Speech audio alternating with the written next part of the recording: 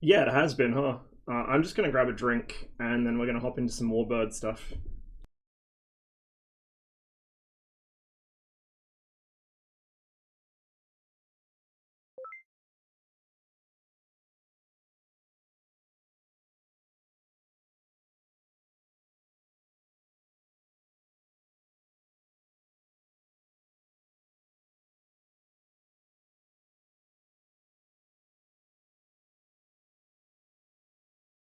I've got about 3 weeks before I actually finally properly start work. So, theoretically, that would be a great time to do a shit ton of streaming. But what's actually probably going to happen is not a whole lot of streaming because I've got a bunch of other things I want to take care of first. So, once I am working, my streaming is probably going to become an irregular weekend thing until I can kind of sort myself out. Um, Once I move closer to where I will be working, it might pick back up. It'll still probably be mostly weekends or weeknights, but it'll probably pick back up because I should not need to spend as much time traveling to and from. You finally go live and im at work. Expect a gigantic bag of cat poop on your door soon. Yeah, if they deliver it to the right place.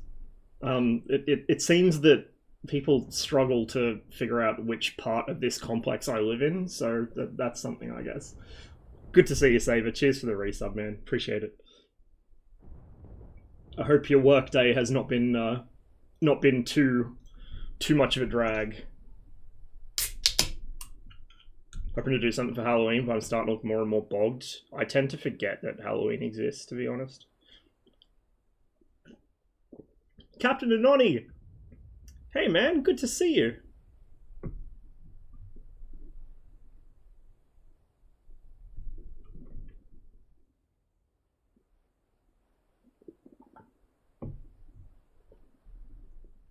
Alright, let me get myself set up some DCS here.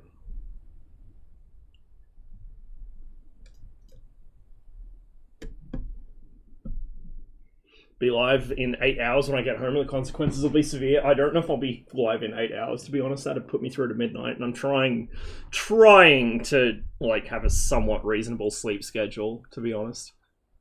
We'll see. You know what I'm like. I'll say, oh, it's going to be a short stream, and then 12 hours later I'm still going.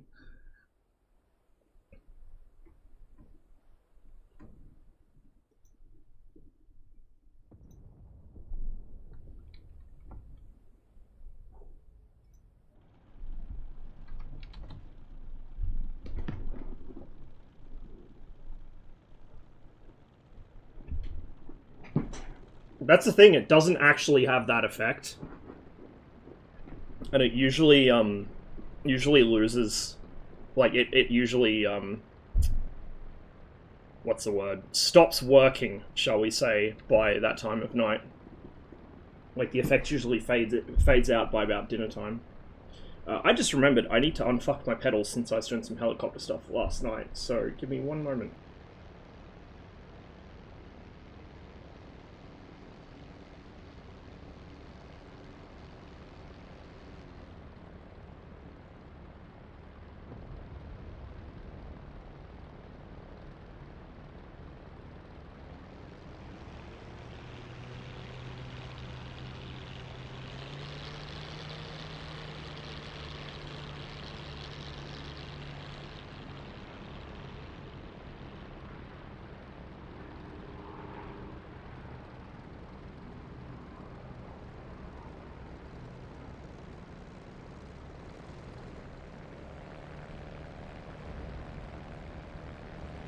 Отказ систем. Смотри экран. WTIIUH. Request rearming. Hey Ink, cheers to the sub, man. Good to see you. Alright, I think we're just about ready here. I hope. So give me a moment. I gotta remember. Oh shit, no, hang on. Fuck. I gotta try and remember how to do this whole streaming thing. I haven't done it for that long. There we go. Kind of want to pause the slideshow while I'm not actually using it so it doesn't fucking eat up my PC resources. Hello. The camera and or track IR are probably going to be a bit fucky because it's afternoon here and the sun bounces off the building behind me and completely trashes everything, so we'll see how that goes. That's why I usually don't stream in the afternoons. I need to actually get DCS open and then make sure OBS hooks it. Nice intro. Yeah, Veritech made it for me a while ago, which is very kind of him. Seems fine. It should be for a while, but as the sun angle changes, it'll probably become a problem. Anyway, right, let's get going. We want fuel on, we want those popped. Props full forward, that comes back. Set up the radio. I'm not going to use the more signaling, but I like to have it set up anyway. Right. 2, 3, that should be about enough. Electric pump. We won't put the pitot heat on yet because I'm going to have to warm the engine up. So you wouldn't usually leave your pitot heat on the ground like that because it's a great way to burn it out. I don't actually think there's much risk of it icing up in this mission anyway, but I'll probably turn it on once we're airborne. Springfield 2, passing waypoint 1 at 11,000. Whatever, runway based. Excellent comms. Fucking excellent comms. I love it. Shizno got permabanned on Twitch. RIP. The occupational hazards of streaming War Thunder, I guess. Alright. The other thing that's going to be a problem all stream is my chair settling out from under me, but you know, it is what it is. Right, throttle cracked, engines primed, electric pumps on, probably don't need to pressurize the fuel. I don't actually know how this system works. It's something I should check the manual for. I know that you need the fuel pressure on at higher altitudes, like above 15,000 feet, or the fuel system won't feed into the engine correctly. But I don't know if there's any issues having it just always on, because the checklists are like, don't have it on at startup, but I don't know if there's actually a problem, or if it's just one of those, you don't need it on, so we're not going to put it in the checklist things. Gotta run now. Catch you later, Anoni. Good to see you, man. I'll have to try and catch one of your streams when I got some time.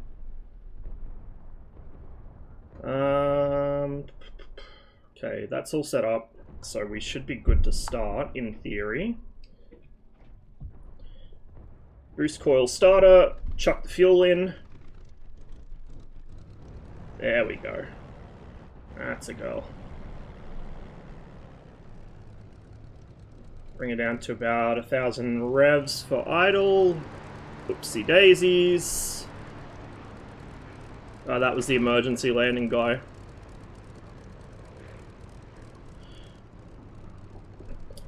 So, I could have chosen a hot start slot and just sent it and not worry about warming the engine up, but I'm trying to get in the habit of actually warming up the engines in the Warbirds so I don't blow them. And I don't really like hot starts, you guys know me, so it gives me some time to keep up with chat anyway if I've got to sit here warming the thing up for 5 or 10 minutes before each sortie. Need to get back to work? Well, catch you around, man, and we'll see if I'm still live by the time you get home. Springfield 2, Tally Bandit at Bulls Close the covers on that. 35 at 9,000. And, although, oops, reset this so it's not looking through my own body. Although they don't do anything in DCS, chuck on the IFF system. So, the Spitfire cockpit, as part of this patch, was reworked. It's got some beautiful textures on it now, like it looks absolutely glorious. Two slight issues. One of them is that the grid on the P8 compass isn't actually attached to the bezel anymore. So when you rotate the compass, the bezel's meant to go with it. Or sorry, the grid's meant to go with the bezel. Because you use the grid to align with the actual compass needle. The crossed end is north, and then you look at what's up the top of the compass to figure out your heading. Because the bezel is not connected to it anymore, this renders the P8 essentially useless, so we can't use it. Directional gyro is set correctly on startup in this server anyway, so it's not a huge deal unless I accidentally bump the directional gyro off course, but slightly annoying. The big issue, I say big, you can work around it, is the boost gauge. When they retextured the cockpit, they used a different style of boost gauge. The original one went up to 20 pounds. Oh, there goes my track IR, like I said. Anyway, the original one went up to 20 pounds boost, which is, I think, pretty much the minimum you'll see in a Mark 9 Spitfire. Because this engine will produce 18 pounds boost at war emergency power. And then you had later Spit Mark 9s that produced 25 pounds boost with high octane fuel. But essentially the problem here is twofold. First of all, the boost gauge doesn't actually go up to your maximum boost. Second of all, the alignment's different. So you see there where it has 8 pounds boost, that's your usual takeoff setting. 8 pounds boost on the old gauge is sitting where 6 pounds is on here. And 12 would be more like where 16 or so was on the old gauge. So the whole scale is completely out of whack, and you've got to try and memorize like what clock positions related to the old boost settings so you don't overcook your engine, which is a bit of an issue. I was planning on doing a quick and dirty fix myself by just opening up the textures and replacing it with the old one until they fix it officially. But then I realized my Photoshop cannot open the DDS version that they used, because they used the new DDS plugin, which isn't backwards compatible. It's a whole ass thing, it's a pain. So I'm just going to have to live with it for a while. Man, that sounds good. Hey, Super. Good to see you.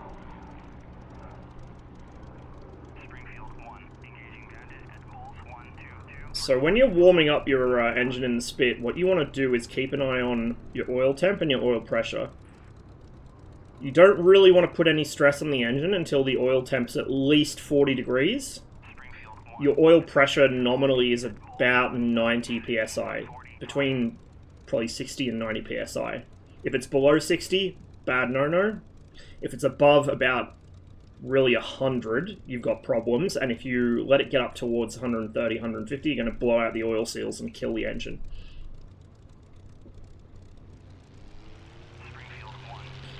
.40, I wouldn't say necessarily is normal. 40 is the minimum before you can start putting any strain on the engine. In actual flight, it's sitting more around 70 or 80, and under combat power, you're more like 90, getting very close to 100. I was in a pretty intense dogfight with this thing yesterday. I was flying with Robbo, and I ended up in a tussle with pretty much half the Luftwaffe, shot down 5 of them, and then had to run home away from the last remaining guy, because first of all, I only had a couple bursts of machine gun left. Second of all, my oil temp was edging 98, 99. I could not keep that engine running, not even combat power, at climb power, for another minute without blowing the engine up, so I just had to run, and thankfully I got away with it. I had a very productive session in this thing yesterday, very, very productive, or destructive, actually, would probably be the more correct way of phrasing it. I only flew a single airframe the whole time, and I shot down 10 and 2 shares.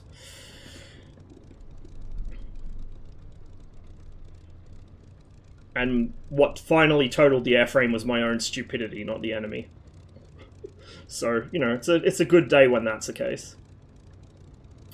For very cold days, most planes can also dilute the oil with fuel. Yes, the button for that is that one. However, that system's usually used before you shut the aircraft down, I read. I'm not sure how correct that is, I'd have to double check it, but apparently you would hit that for a little while before you shut down, and so it'll be diluted, ready to go next time you start it. Like if you're expecting it to be cold weather tomorrow morning, that's what you would do. Okay, temperature's coming up a little, so we can start putting on some more power, more revs, just to warm it faster.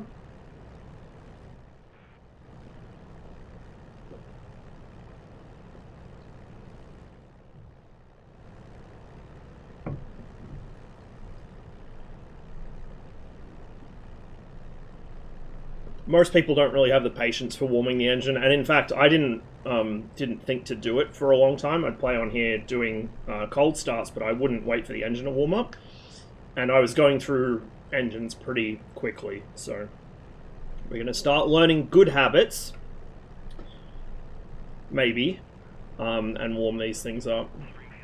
I'm not sure if there's a mission editor flag to check where you can have an engine pre-warmed or something without actually having the engine run and then shut down. Because I think what 4YA does is they have it as a hot start, but there's no fuel. So you spawn in, the engine's running, but then immediately dies. So you've got to fuel it back up, but at that point you've got a warm engine. So it saves you time. If there's not an actual flag for a warm engine in Mission Editor, it might be an idea for ED to add at some point.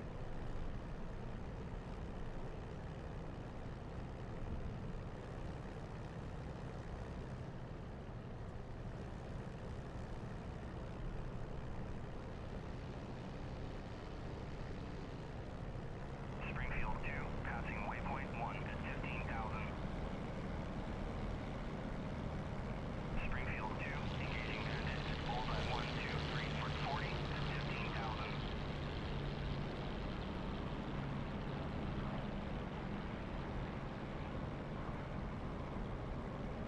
Springfield 2, straight west, engaging bandit. Hold 118 for One thing I'd like to see added in a future patch, and I wouldn't be surprised if ED don't have this on a list somewhere already of things to do, is have prop wash and jet wash affect the grass the same way that helicopter rotors do. That would be quite cool.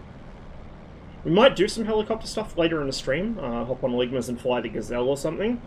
I did hear the Gazelle flight model got some more changes, and it's even better now. I was briefly flying it last night, but to be honest with you, I'm so rusty at just DCS in general, but especially helicopters, that I didn't notice the difference so much.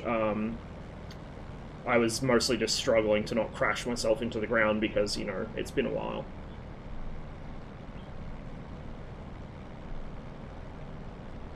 Okay, we're getting there for oil.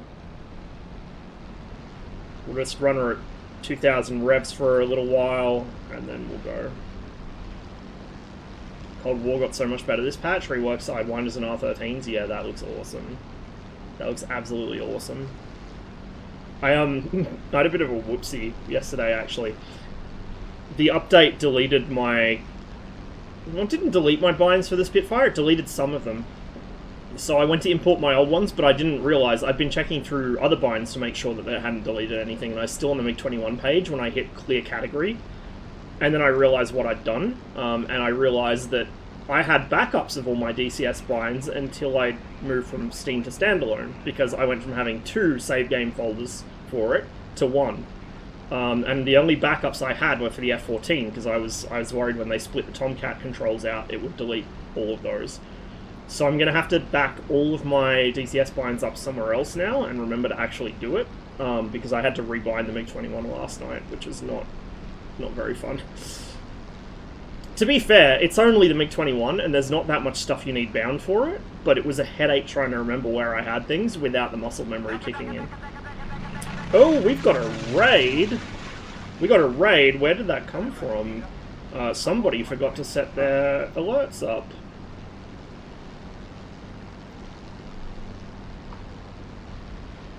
One moment, chat. I'm totally prepared for this, I swear.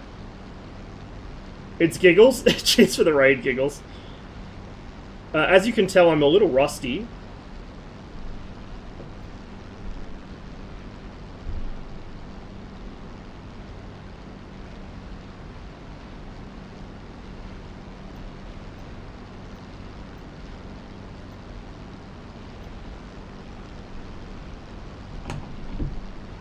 I wouldn't trust the scoreboard at the moment, to be honest. I doubt those pings are accurate.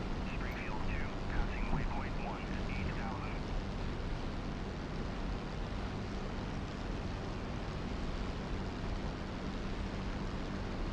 There we go.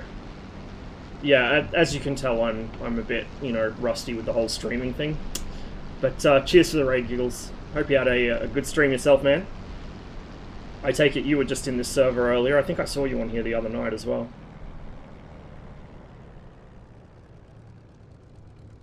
Alright, we should be good to go now. So, nix the brakes and gently taxi out. For anyone that's having issues with ground handling in the Spitfire, first of all, disable takeoff assistance. That is your #1 enemy. Second of all, you barely need to give it any throttle to get rolling on the ground. Just the gentlest little touch of power, and then the rest is just differential braking. You want to generally be holding the stick back into your lap as well. As you're taxiing, it'll help you keep straight. It'll also keep the tail from bouncing around on rough ground. Once you're lined up, just want to make sure there's nobody down the other end about to hit me. I think there might be someone. Oh god. Alright, well, that was an interesting view of a P-51. Okay, for takeoff, trim nose down. The default pitch trim in the Spitfire will kill you. It's trimmed for landing, not takeoff. Default trim is like 3 ticks nose up or 2 ticks nose up. It needs to be either neutral or like between 0 and 1 tick nose down. You will die if it's not set to that. Then I usually set the rudder trim right where you see, so the gap between port and rudder is facing up. I think technically to trim it so you don't have to feed rudder on takeoff is the O in port, but I don't do that, because I prefer it so that when I neutral the pedals as soon as I'm airborne, I don't need to retrim the rudder. So slowly trickle on the power, giving her a bit of right rudder to keep her straight. Might need to give a little left rudder if the tail wheel's not straight, just to get her tracking alright. And then we go up to 8 pounds boost at full revs. 8 pounds boost is about the 3 o'clock position on the gauge, because remember I said the gauge is a bit oopsie-daisy this patch. Off the ground, she lifts herself, gear up. You're going to start to need to trim nose back quite rapidly as the speed builds and the gear comes up. You also want to come back to 2850 RPM. And then depending on how aggressively you want to climb, you've got up to, I think, 12 pounds boost for climb power, which is about where 9 pounds is on the current gauge texture. And up we are. The biggest points with this are setting your pitch trim correctly and knowing that you need to be a little bit gentle on throttle application and on the rudder. You don't want to boot it around like you would in IL-2, or slam the power on and off. That's what's going to cause you problems in the Spit. Once you get used to just kind of gently encouraging it to go where you want it to go, you'll find that the Spitfire is actually really pleasant on the ground.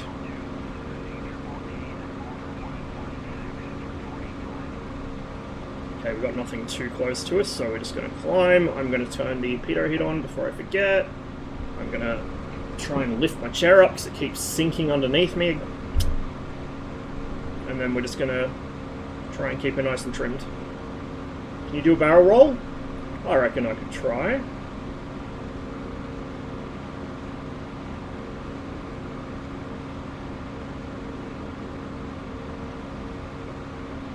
I reckon we could probably do that with external camera too, since the server does have it turned on.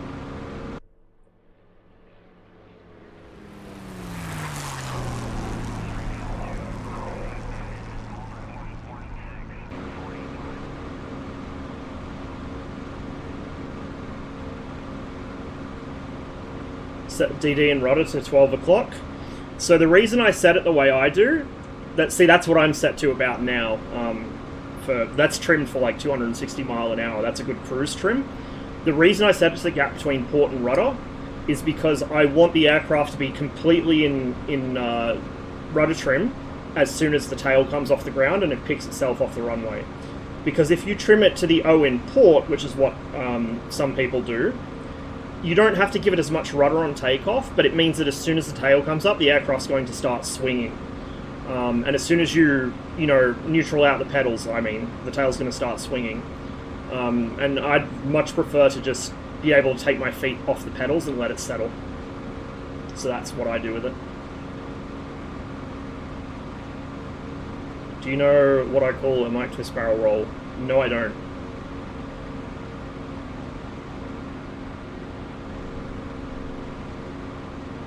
New cockpit looks nice. Yeah, it's really, really, really well done.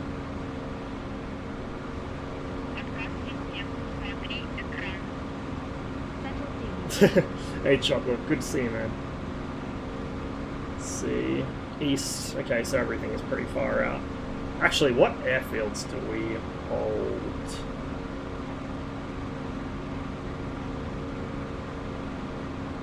Nothing, pretty much. So Saint-Pierre-du-Mont, which is that one over there, that's hostile.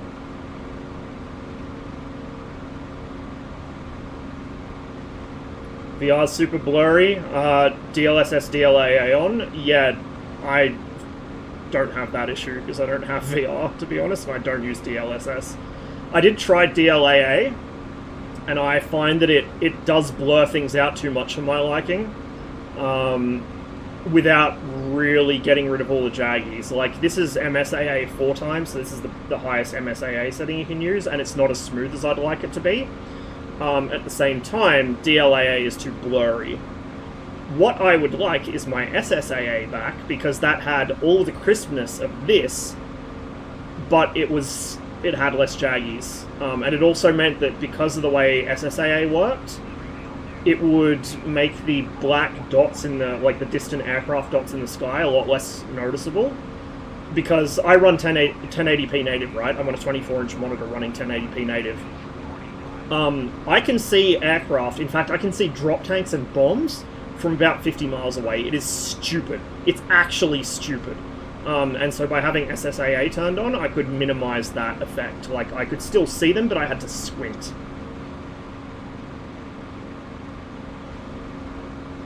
The other thing with DLAA is it fucks up your mirrors. Like, the mirror image is really, really blurry and laggy. It's almost like temporal.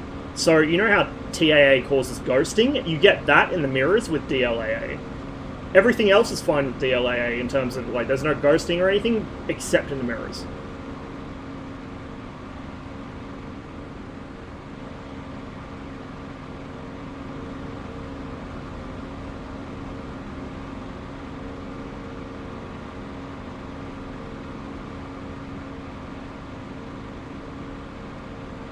Ghosting's horrible with screen space shadows.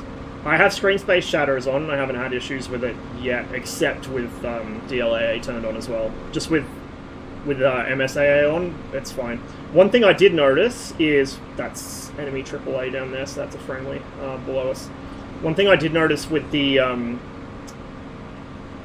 settings I'm currently running, which are similar to the settings I used before, just with the new shadows turned on, is on Normandy and on Syria, at a certain distance and altitude, the trees will start to, like, they'll start to dither.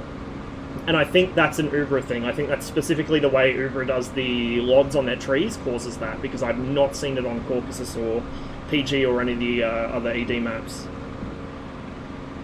And I get my money back if I buy a plane in DCS? I honestly don't know, man. You'd probably have to take it up with...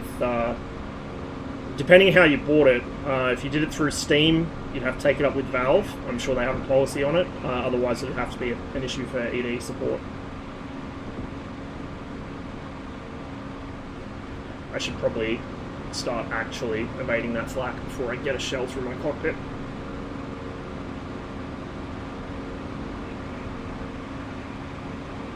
When you're evading flak, you want to do more than just snake around. You want to actually change altitude aggressively. Changing altitude, evading vertically, is going to cause a lot more problems for the gunners.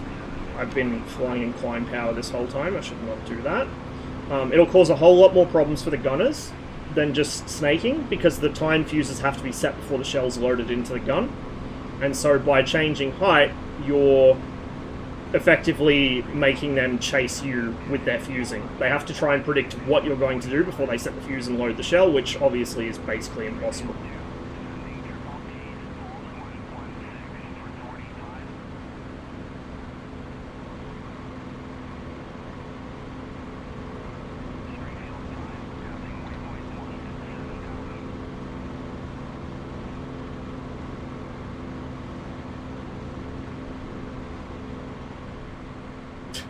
Hey, Max.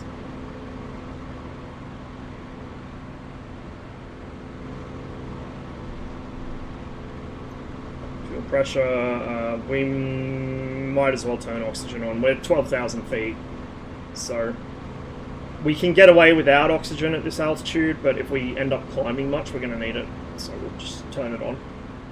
The other thing is the Spitfire's oxygen supply lasts about as long as its fuel supply does. So when you start running low on oxygen, it's a good indicator that you should start checking your fuel gauge.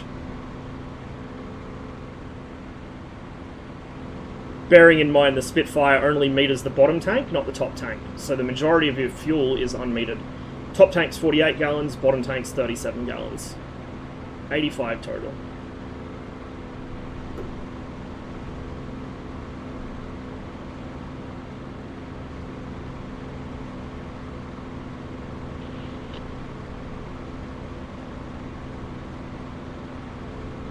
Somebody there, that'll probably be a friend. Yeah, it'll probably be a friendly. The radar's calling a contact to us south, but it's long range, which is relatively short. Actually, the way that the World War II radars are, you know, scripted to work in this. Long range actually means probably about 20-30 miles. Probably no more than that. But it also said they were low altitude. This guy is not low, he would be medium because he's co-out with us. He's actually slightly above us. I might go join up on him. Does KS-19 not have a proximity fuse? I'm not actually sure, but these aren't KS-19s, these are fucking Flak 18s.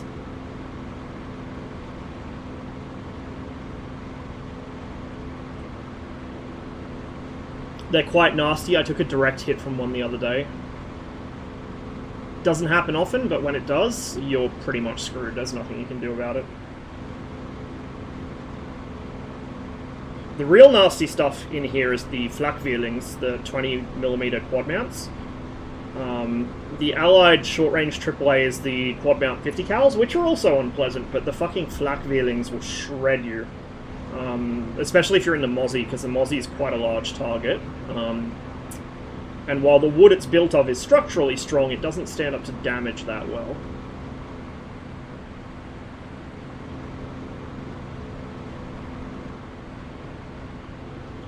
Tell I'm a bit over-reliant on this radar. I'm not checking my 6 as much as I should be.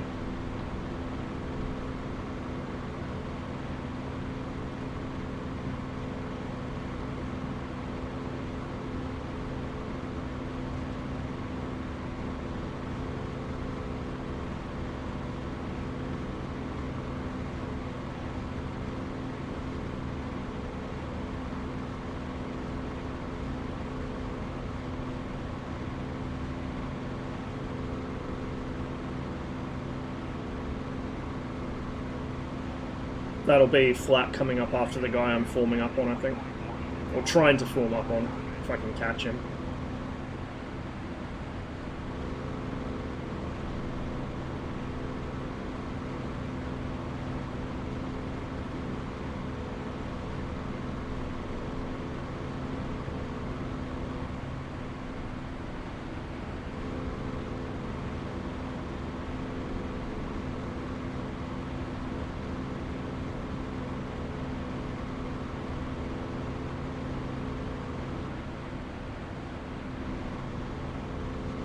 Oil pressure's a little high.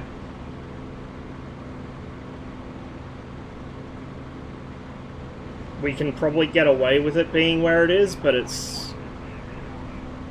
I don't like that. I'm going to have to keep an eye on it. I probably didn't give it quite enough warming up time. Something else up here? Maybe another friendly? Not sure.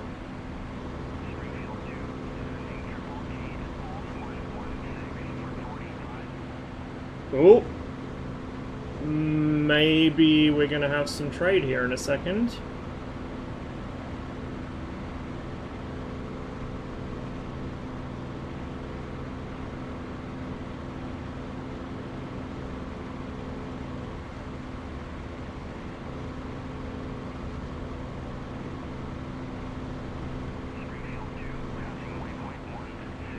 No, I really need to start actually checking my 6.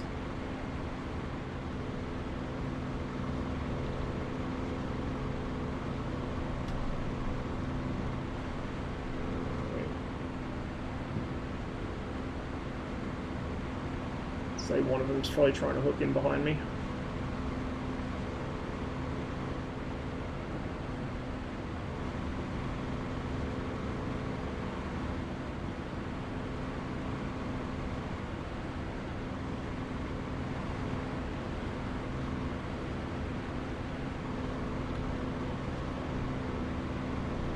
Northwest, near medium, tracking northwest. Might even be one of those guys. Oh yeah, okay, that's probably friendly flag going up. I'm gonna push her through to climb power again, although I am keeping an eye on that oil temp. I'm not real happy about it. Or oil pressure even. The temp's not bad, the pressure is the problem.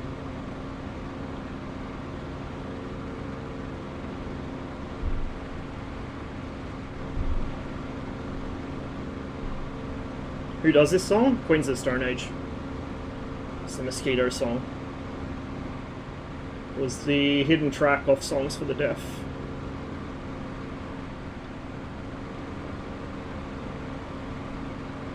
Hello.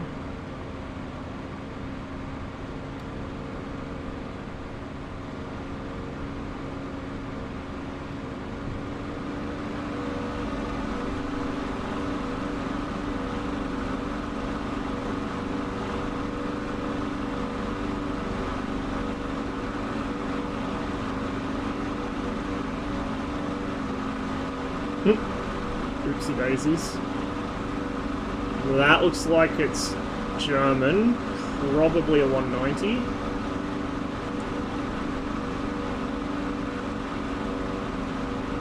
Yep, it's a Dora, I reckon.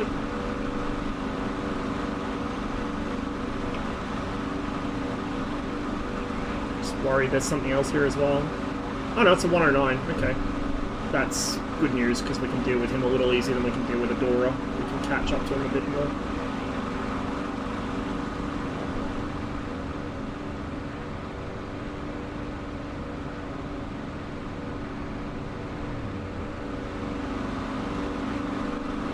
Not real happy I ended up in a cloud.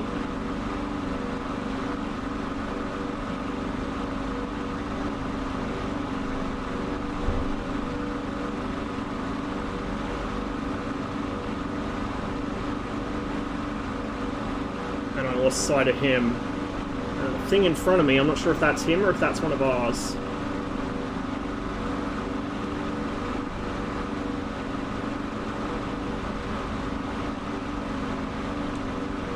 Come off the power just a little, so we're not completely cooking the engine.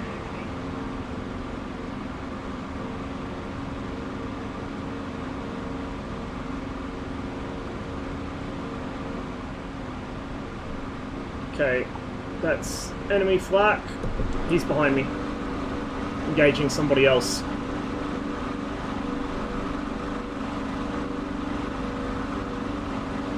Oh no, there's our 109.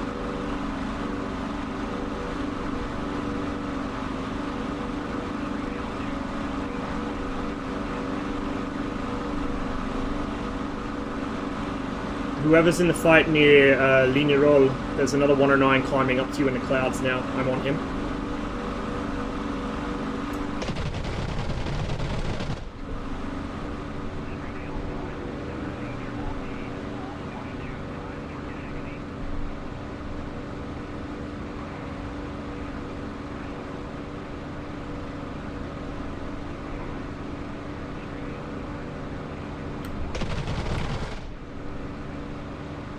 One 109's engine's cooked.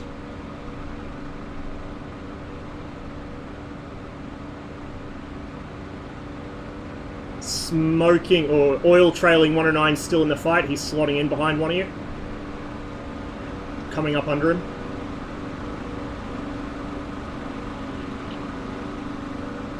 Is that you in that fight, Robert? Okay, yeah, 109's trailing somebody in another spit, I think. Got hits on him. He's in.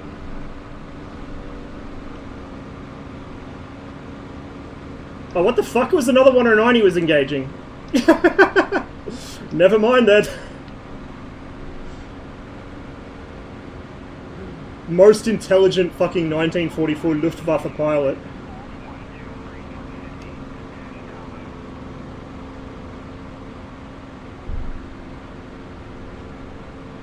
Sounds like he's fucking talking to us from the back of a motorbike.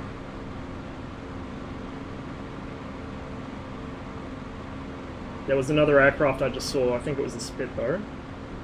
We're going to climb up, get some of that altitude back. There's another aircraft over there. Not sure who. Let's get some quick SA updates from the radar. Northeast near medium. Might be one of the guys we shot out though. Just going to keep an eye out. We don't want to fly straight and level for too long.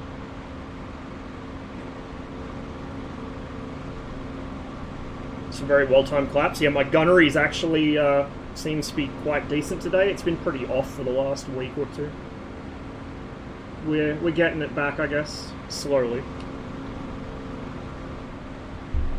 Okay, yeah, I think we're good. We should be clear of enemy for now. Oil's looking a little better. I'm a little happier with that. So yeah, about 80 degrees is the temperature it seems to be happiest at. So I should probably give her a little more warming up time on the ground, to be honest with you. You can also see just how trustworthy the Spitfire's directional gyro ADI is. I don't even think there's a way to cage it, to be honest with you. So flying into clouds in this thing is slightly harrowing, because you don't know which way you're pointed half the time. Okay, we got flat coming up from Lignerolles.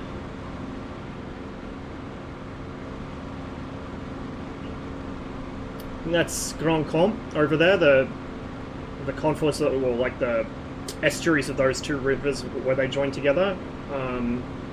Caneton is over there somewhere.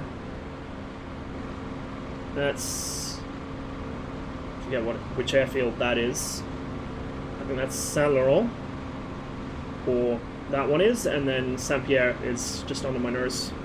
So friendly turf is basically beyond that river there.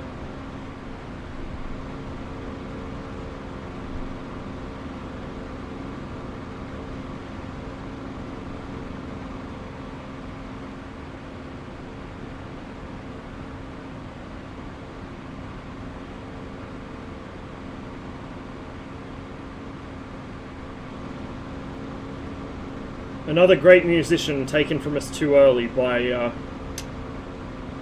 unfortunate aviation whoopsies.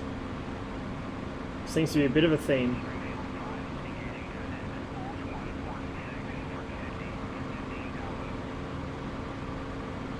So the enemy main airbase, Carpiquet, is over there. That's Caen, the city of Caen, where all that smoke's coming from. That's what people call P-trap. It took me the longest time to figure out what the fuck people meant by P-trap. It's Ouistreham, because Ouistreham, the estuary, has this P shape to the water.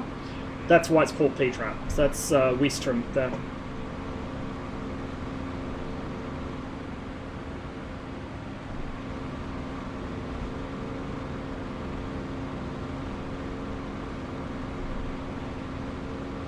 Sitting on climb power and I'm not actually climbing is a bit of a bad habit.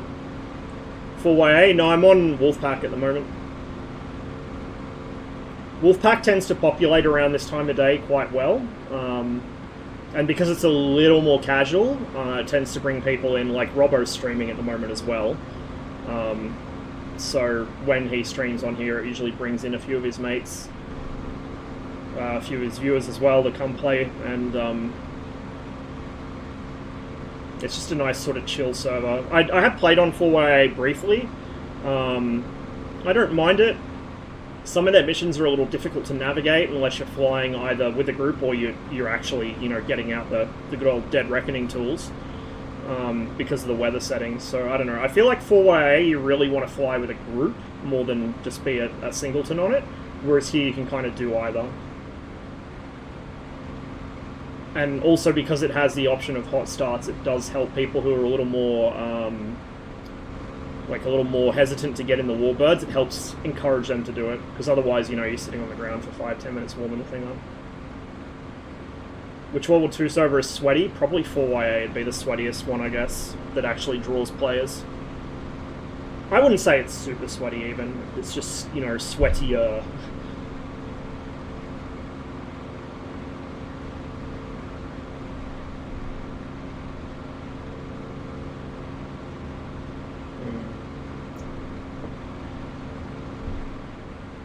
We don't want to get too far from home, because we are going to have to start heading back soon, it looks like. I've been running the engine pretty hard, so she's been going through fuel quickly.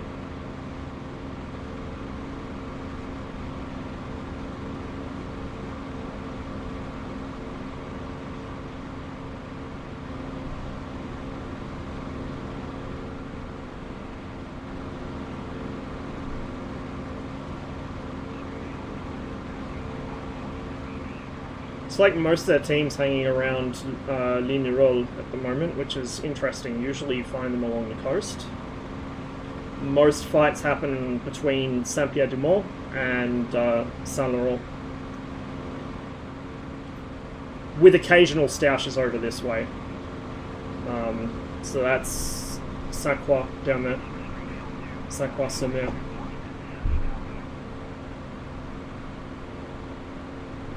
Or if you're speaking to any of the Aussies that play on here, St. Croix.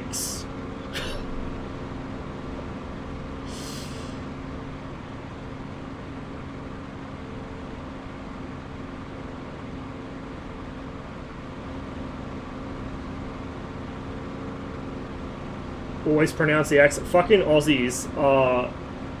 Oh man. Listening to Australians trying to speak French is some of the funniest shit you'll ever hear. Like, because I took French classes in high school and I did a few afterwards to brush up on it, which, you know, ended up not really... It didn't really stick, because there's just basically no opportunities to use French in this country. But listening to Aussies try and pronounce anything in French was fucking hilarious, because they cannot help but pronounce every single letter, and French is notoriously a language where you pronounce maybe half of what's actually written. It's just brilliant. Bonjour, je m'appelle Steve. Comment t'appelles tu? Fucking hell, man.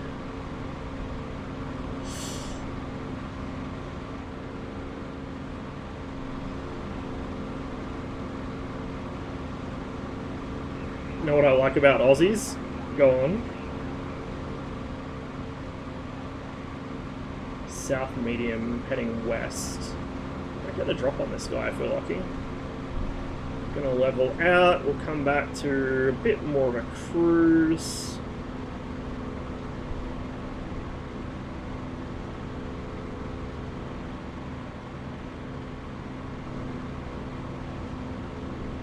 They actually kind of are, yeah. It's less noticeable than in Canada. Like, in Canada it's way more obvious, but you know, Canada's also literally next door. Here there's a lot more, like, it feels at a surface level more like the UK, but beyond the surface level it doesn't.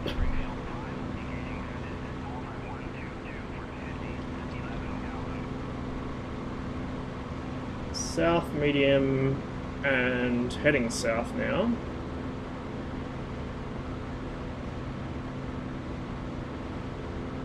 They're going to be below me probably, so they'll be slightly harder to see against the ground. What's our fuel doing? 25 gallons. It's enough for a quick fight. Southeast near medium. Now heading north. Okay, I think they're trying to maneuver to intercept me.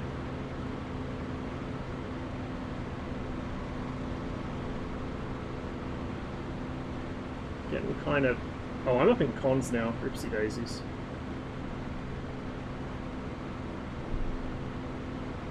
There's probably one gun still at the edge of the airfield. It's usually the 20 mils. I reckon that's probably him down there. Trailing oil? Or coolant, rather? Sorry, not oil.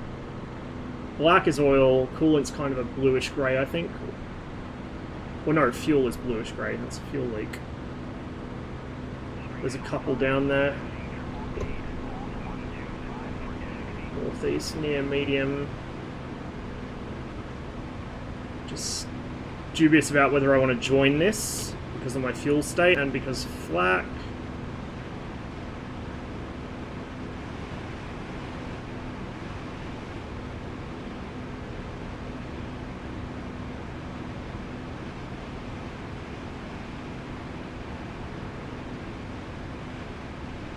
Someone went in.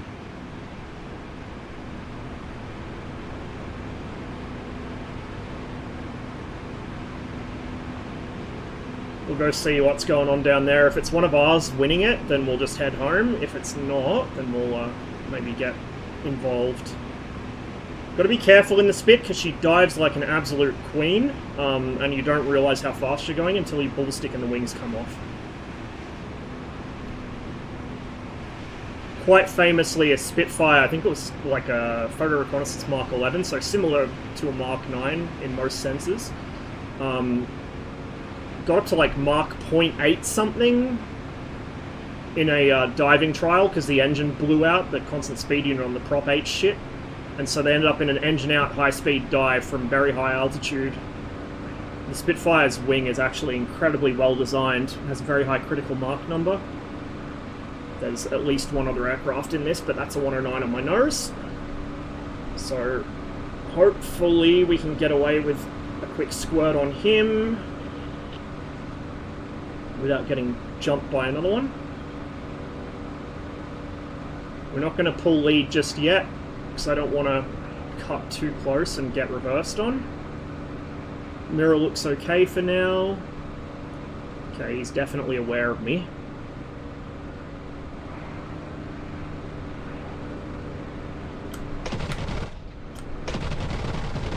Okay, now my gunnery's getting sloppy. Whoa! Fucking red tails over here.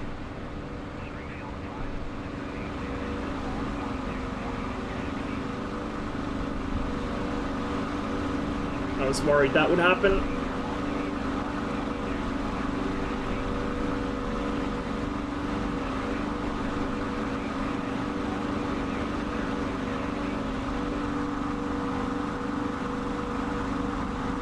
Now we deploy the Spitfire's secret weapon, which is not actually secret at all, because everyone knows it can do this.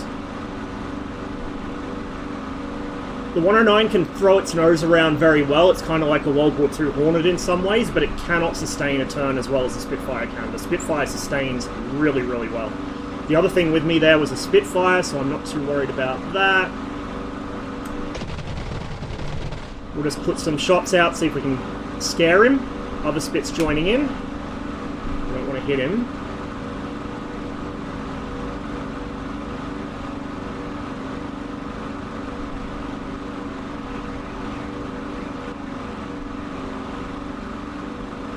Deliberately climbed up there to deconflict with the other Spitfire, but in doing so I lost sight of them both, which is not ideal.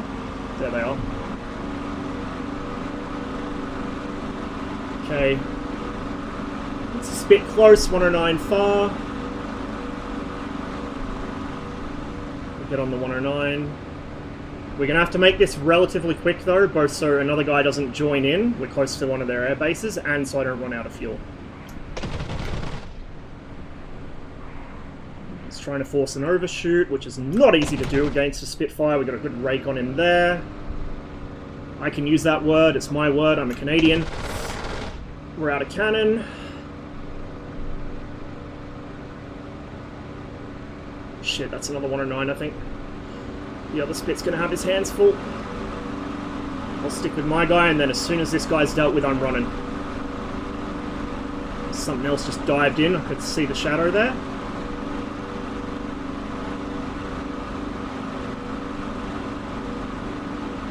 Cutting it a bit close on those turns.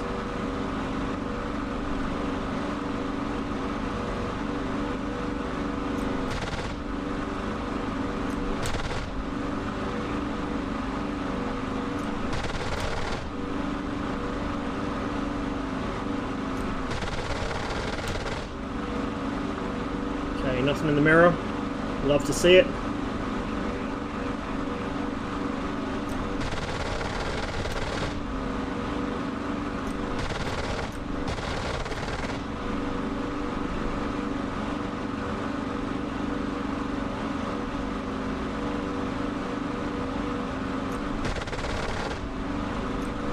These are mostly just harassing shots. I'm not going to kill him with this. We're down to one gun anyway, and I'm out of ammo, and I'm going to be very low on fuel, so I'm going to fucking skate out of here to the northwest.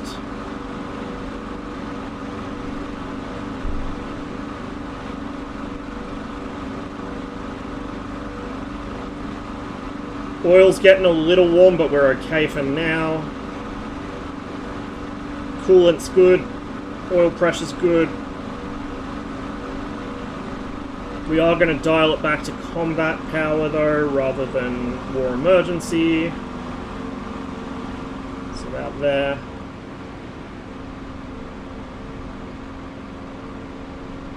I think that guy's running as well. I think we scared him enough that he's going to head for home. So we should hopefully be okay here.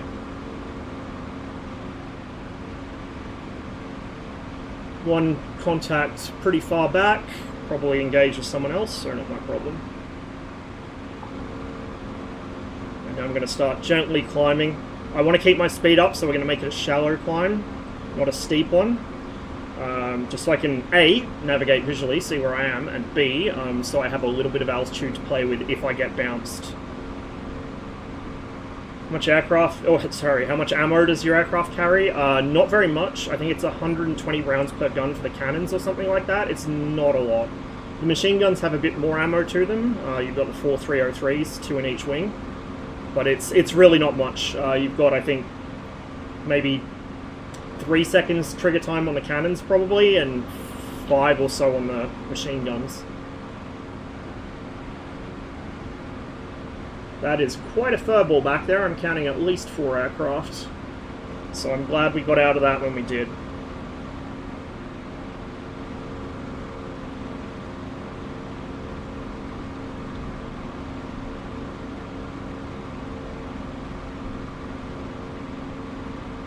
Okay, I can see that estuary, so that's Grand Comp over there.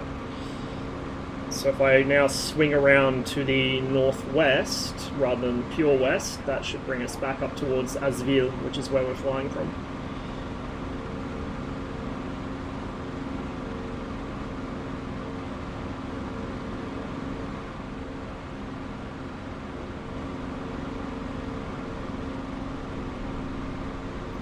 I don't remember if DCS simulates the gun sight bulb burning out just from overuse, but I tend to turn the gun sight off when I'm not using it, like when I'm cruising back home.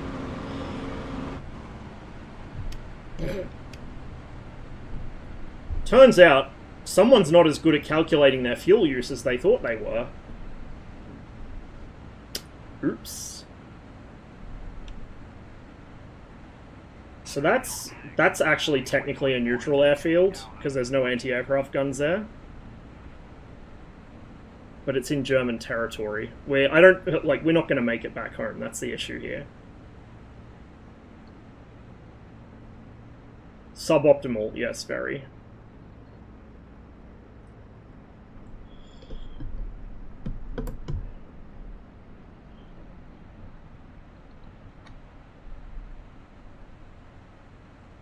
And I waited too long to pull the RPM back there, so the prop was just acting as a giant air brake, because I'm stupid.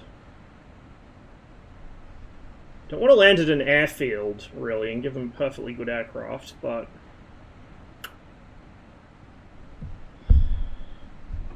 Okay. Before we belly land this thing somewhere in German territory, we're going to blow the IFF. I don't think that actually does anything in DCS, but that's what you would do in real life. There's a reasonable amount of open fields here that we could set down in, so that's something at least. Go ahead and cut that even though there's no fuel in the system anyway. Keep the canopy closed for now, just to avoid too much parasite drag coming off of it. I want to get us as close to Allied territory as I can, really.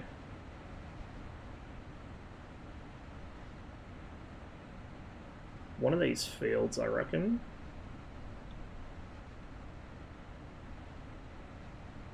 She'll dig in as soon as she hits the ground, so we don't need a huge amount of stopping distance. We just need an approach without too many trees. And then we can glide in on that. That one to the right looks good. Right, now we open the lid. Yep, I picked my field. We're actually a little fast for flaps, but we're also a little high, so I'm going to drop those now. Nose is going to pitch down abruptly as the flaps come out, because the flaps on the Spit drop 85 degrees. They're more like air brakes than flaps in a lot of ways. We're going to aim to approach just around the left of these trees and then bring a right. Slip between those hedgerows.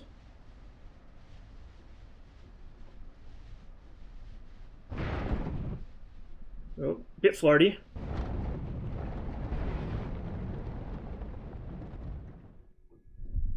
Well, it could have gone a lot worse than it did.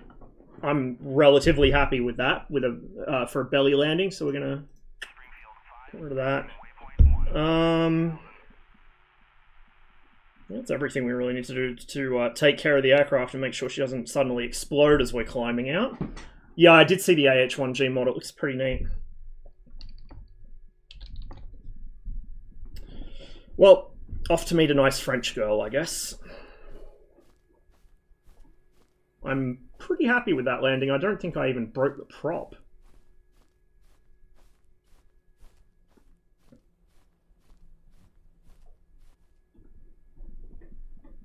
Yeah, we can survey the damage.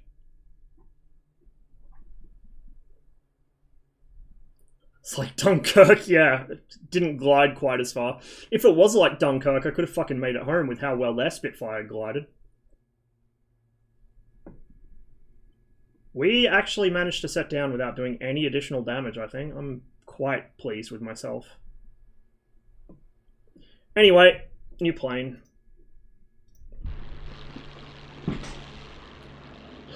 Way less, because this is an early war mod.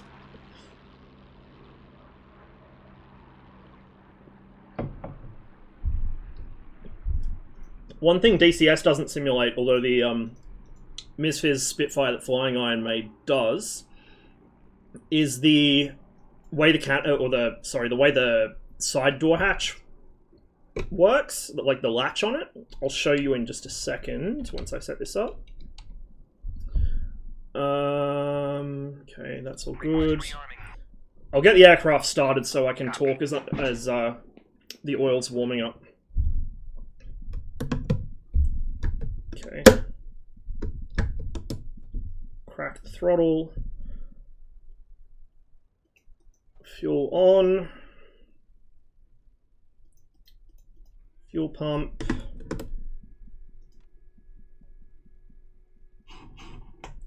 One, two, three. Pumps to that. Make sure the brakes are on. Rearming complete.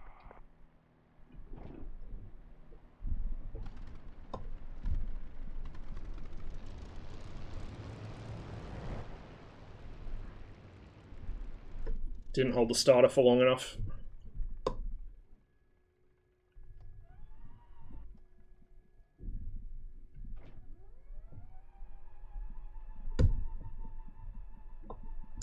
Come on. There we go. No? Oh, mags! No wonder. I knew I forgot something. And I gave it a bit too much throttle, so you see the way the tail came up there? Alright.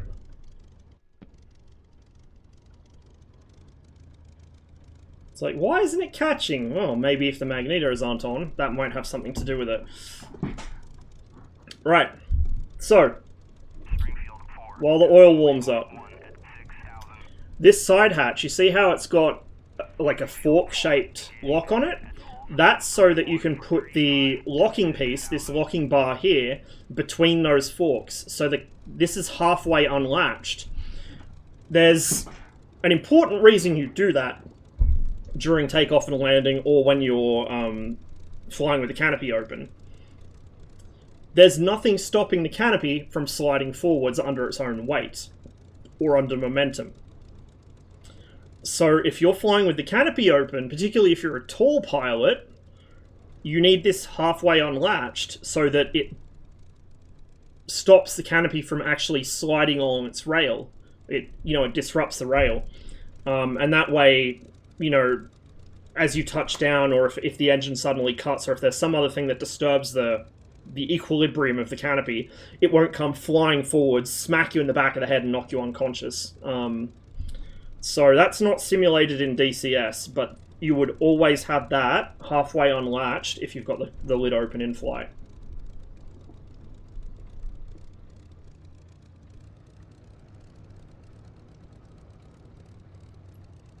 Hopefully I didn't break anything with my very fucked up startup there.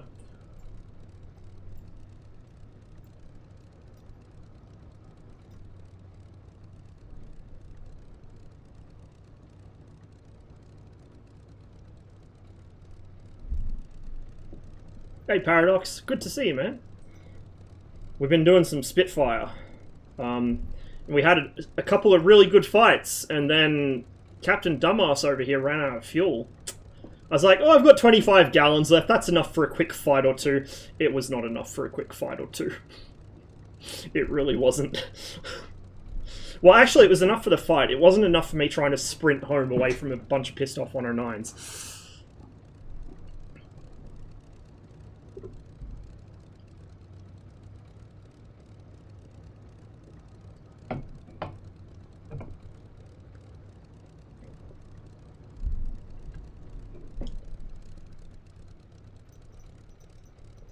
Switches there for the IFF. Got to ask though, what does the IFF do with this? So, there were a couple of different systems in use throughout the war. Technology on IFF progressed pretty quickly. One of the systems called HFDUF, High Frequency Direction Finding. It was like basically a secondary system that would... If you think of it as a forerunner of a modern air traffic control transponder, it's basically what it is. In fact, this transponder and IFF technology kind of grew up alongside each other. One of the specific types of it that was a very early thing and didn't stick around long because of the way it worked was called Pipsqueak. And what Pipsqueak would do is, the Spitfire only had, a single comms radio in it, right? This thing here. Pipsqueak would actually hijack your radio's comms frequency. Briefly, it was like a short pulse every X amount of seconds. I forget what the numbers were. But it would hijack your comms radio to transmit a quick pulse at a certain frequency. And that was your, here I am, here I am, here I am, I'm RAF, please don't shoot me, here I am. And the ground stations would pick that up. This became a problem because it was interrupting communications. Pilots would sometimes get annoyed at it and turn their radio off because they could hear it pinging in their fucking headset, right? So they'd get annoyed at it and turn it off. And as the war went on, they moved more towards what we'd recognize as a modern IFF system, a modern transponder system, where it's sending out a signal on a completely independent thing, and there's a ground station picking that up. I don't remember when they got the brainwave of having the radar interrogate, and then the transponder only answers when it's interrogated. I think that was quite a late development, though. Usually on RAF stuff, like from World War II, you'll see your main radio aerial mast, which is this thing up here. This would have a cable running to the tail. I'm actually not sure why it doesn't in DCS, because I think Mark 9 still had the cables. So you'd have a cable running from the top of this mast to the tail. That's your radio. Then you'd have a second antenna cable running from behind the pilot's seat to the stabilizer, one on each side. That was your IFF cable, or your IFF antenna. I think the Mosquito has that in DCS.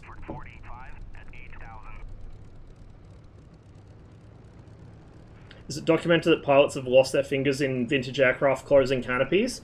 I don't know, to be honest, but I would not be surprised if a few pilots have, at the very least, broken fingers, if not lost them, with canopies. Because these things, like, this is not really as light as you might think, and it comes forwards with a lot of force sometimes. Like, if you nose down suddenly, or if you have to crash land, and you hit a rut, that'll come forwards with a lot of force. And you don't want to be putting any appendages in the way when it does that.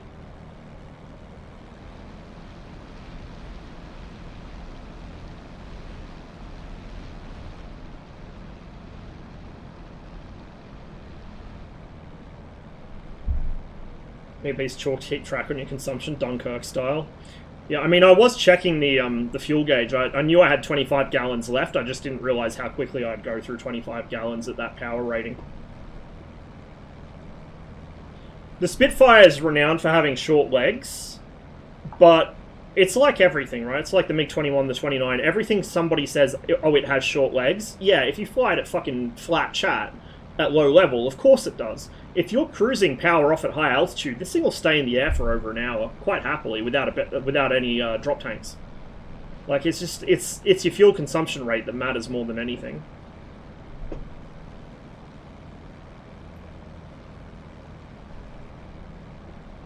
Are you a member of the DCS discussion page on Steam? I don't think so. I don't usually use Steam discussion pages, to be honest. The Steam discussion forums for any game tend to be a bit...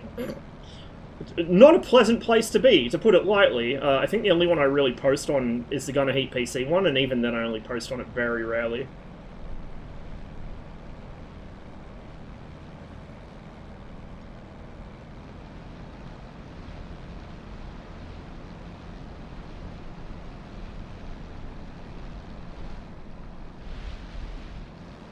We're just about warm enough to go.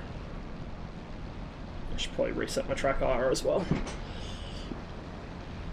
The pilot's got this very fashionable fleecy turtleneck. The problem is, because it's a turtleneck, it gets in your way. I like having the pilot models turned on, but sometimes they can be a little awkwardly close to the camera. Especially because I tend to pull the camera back, like the default camera position, I bring it back and upwards. Because I like to be able to see over the nose a little better. And usually still see some of my primary flight instruments. Alright. Give her a little more power. Just to get the oil to about 50 degrees, I reckon we'll call it. 50 degrees is probably a good temperature to start taxiing out. That's a server population. Oh, it's thinned out quite a bit. Yeah, there's about twice as many people in here before as Robbo. So the scoreboard's broken at the moment because of the patch, but you can roughly guess how many kills someone's got by their score. I think it's... Is DCS 20 points per aircraft kill? Or is it 10 per aircraft kill? I think it's... I want to say it's 20. So that would kind of tally, because I think we got 3 109s in that last sortie. But looks like Robbo has probably been doing a bit of ground attack as well.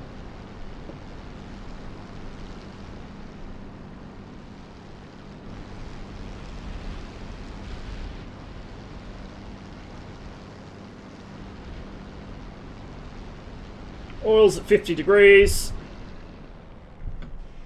I'm going to get rid of the brakes and off we go. Another important point for anyone new to the Spitfire, the flaps are only for landing. Like I said, they drop 85 degrees, they're more air brake than flap. Do not use them for takeoff, you will die. Do not use them in combat. I mean, theoretically you could.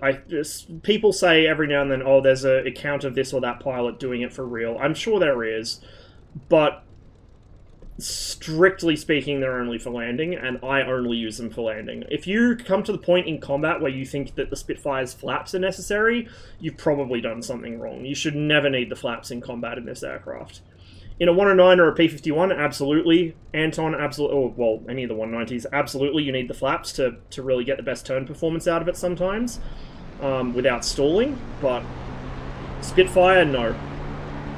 You're more likely to cause yourself woes if you use the flaps in this than anything.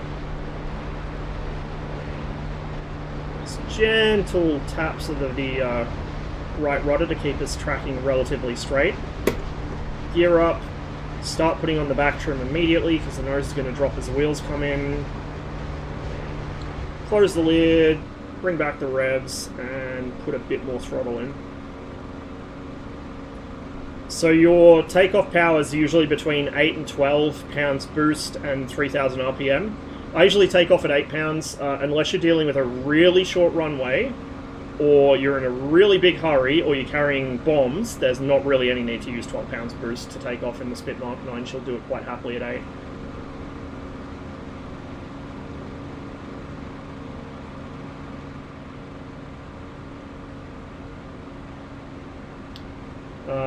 Put it when kill for one kill any aircraft. I'm not sure how it works, to be honest. Like profile stuff I don't really pay much attention to. I just check the scoreboard every now and see what's going on. That's why I don't actually know how many points it is to kill an aircraft. I think it's 10. I think it's 10, but I'm not sure. It's very hard to keep track of what you did in a sortie, even like right after you've flown it. So you can really see how a lot of, you know, shall we say, creative reporting of World War II kill counts happened, because probably half the guys that were flying couldn't remember what they'd done by the time they landed from the mission.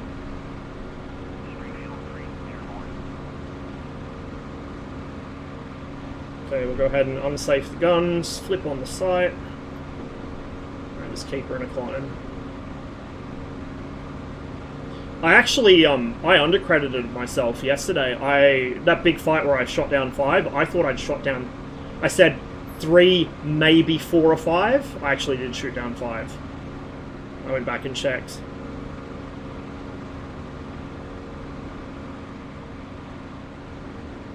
And there was no cruise time involved in that sortie. It was literally off the ground, immediately intercepting somebody right outside the airfield. So like it was still very fresh in my mind, and even then I couldn't actually remember what I'd done.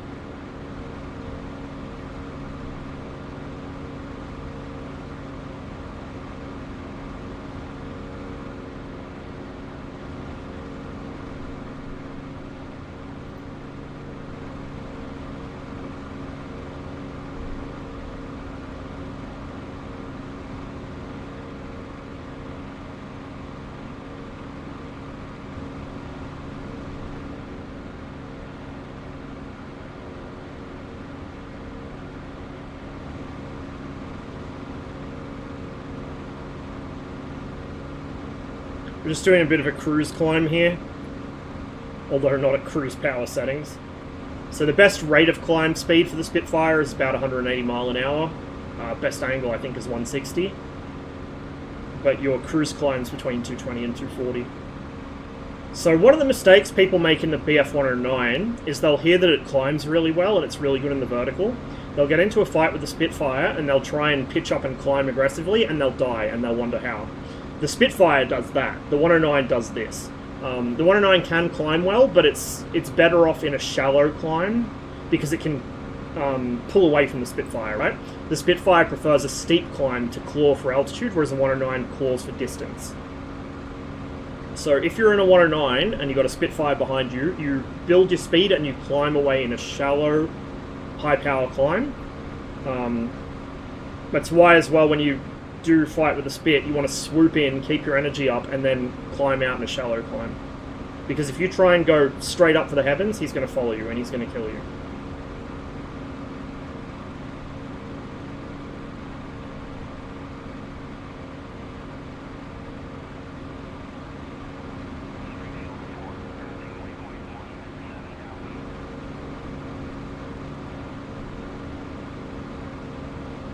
Northeast.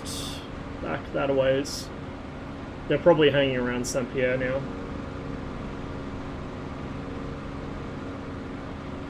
Another consideration in the Spitfire during a climb is your radiators aren't very effective at low speed.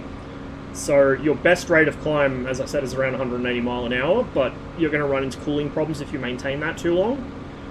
So unless you absolutely have to claw for altitude, you're better off in a cruise climb like this around 220, 240. That'll keep the engine a lot happier. It's also why climbing really steeply for extended periods is not a good idea. That's how you blow up this bit. It's more tolerant of it than it used to be, but it's still a very, very big risk.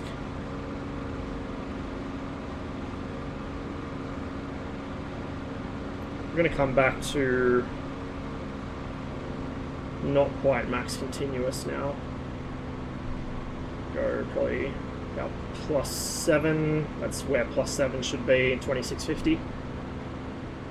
So not quite max continuous power, but pretty close to it. And we'll just gently climb up.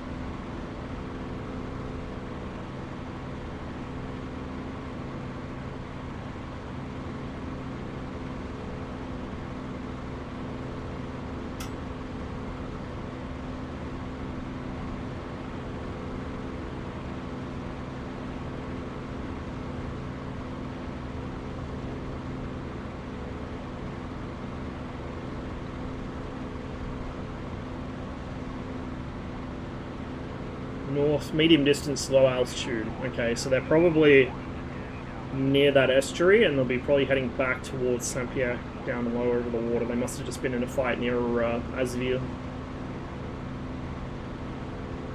So I have to keep an eye open. Oh, someone went in. Interesting. It might have been a friendly that went in. I wonder.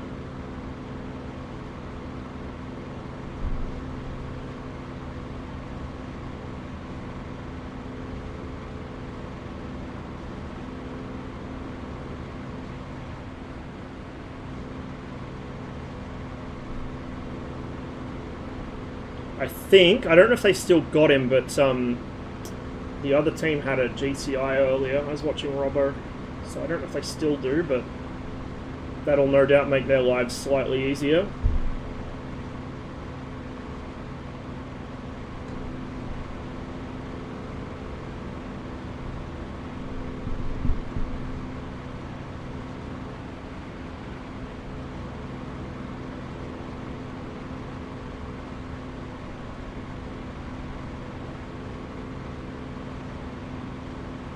Guy's dropped off the radar picture, which means he's either gone in or he's landed, or the most likely is that he's dived down really, really low to the ground and he's below the radar's ground ray.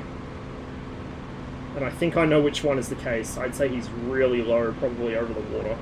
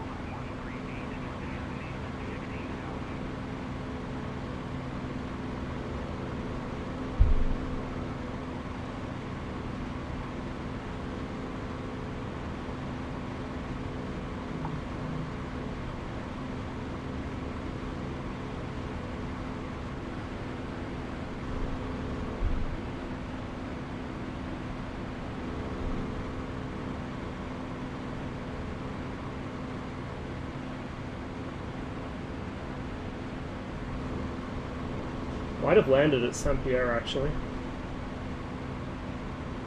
That was the general direction he was headed in.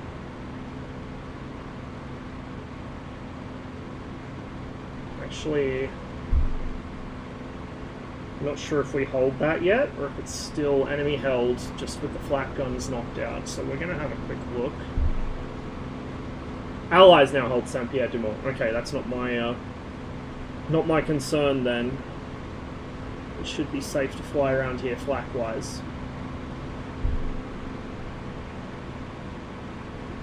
I think with what's going on in the US, that's when my files and maps and bonus item and aircraft and helicopters are taken back.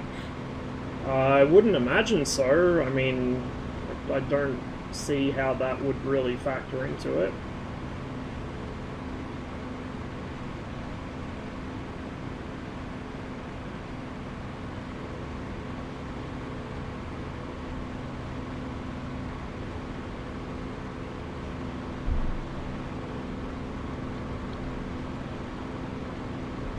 Things are relatively normal. Nothing in that country is fucking normal at any point.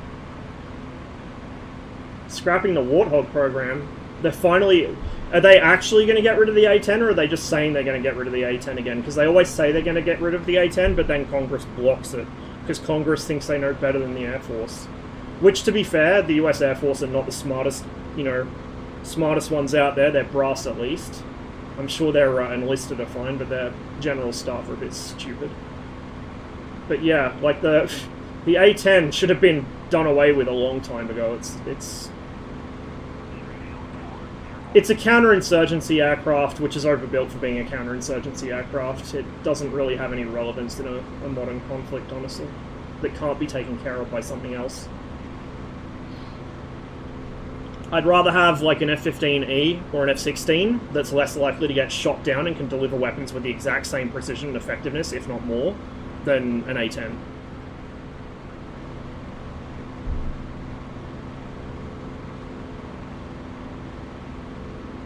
Don't know what that is. I want to say it's a Spitfire, but I'm not close enough to tell. Southwest. I mean, it might not be. That might be enemy. Because that about corresponds to that radar call out. Go back to Klein Power.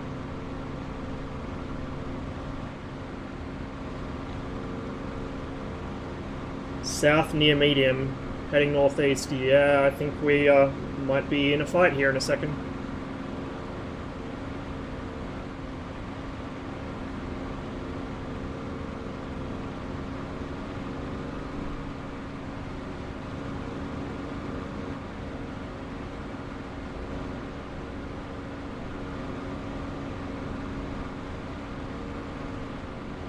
East near low, tracking east.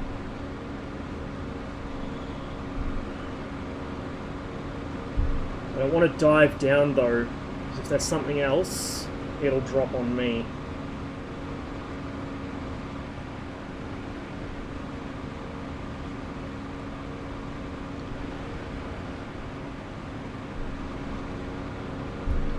What I'd like is from the... Aha, there you are! Okay, now we drop on him. I want him to get out over the water where I can actually see him.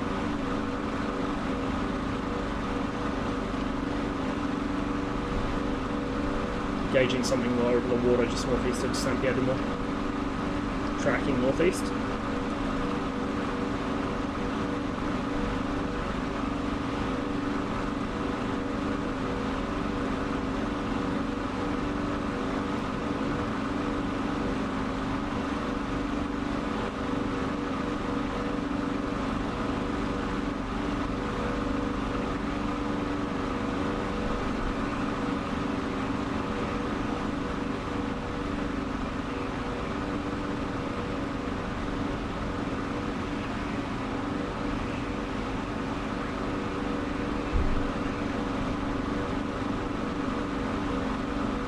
.190, I think.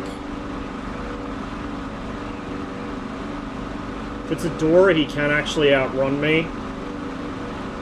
So I'm hoping he hasn't seen me yet, or that it's not a Dora.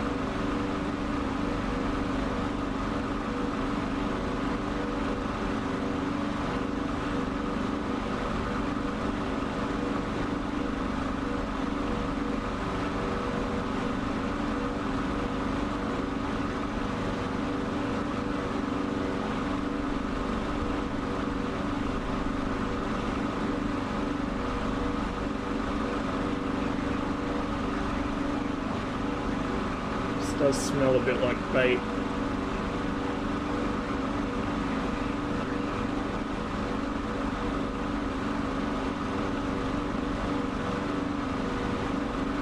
Yeah, I'm just going to climb away. I don't really have the speed to catch him.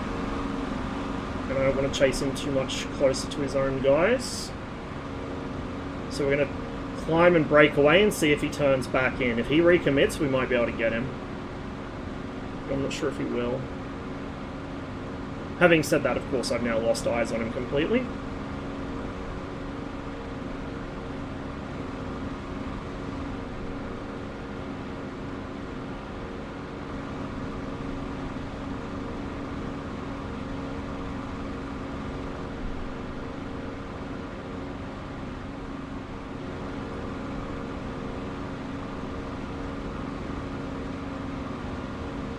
West, yeah, okay.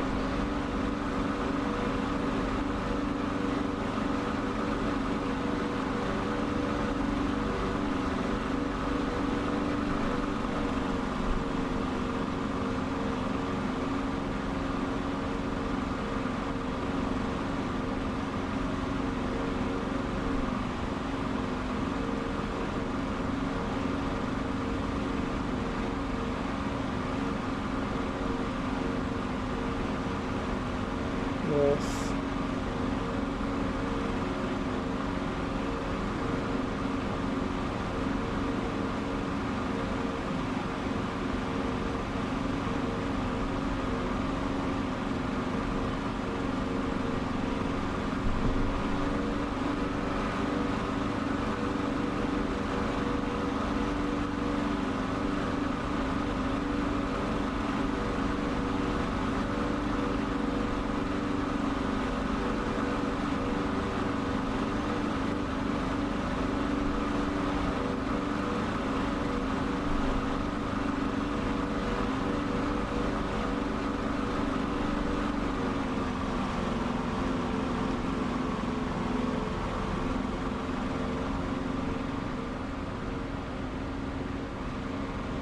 Right now I'm gonna get bounced. Can't see this guy. It says medium altitude, so he should be slightly above me. There he is, hello. Alright, let's dance. It's a 190, I reckon. Yep. Door up.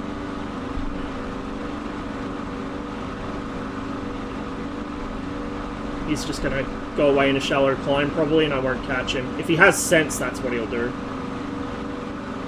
He might not have sense though, or he might have a mate lining me up.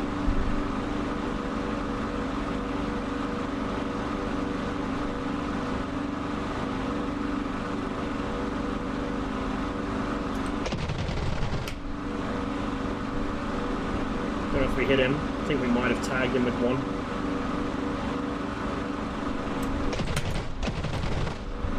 Definitely tagged him. Good, good. This is probably AI, actually, from the way it's flying. I think everything else we fought so far was probably players, but this looks like AI to me.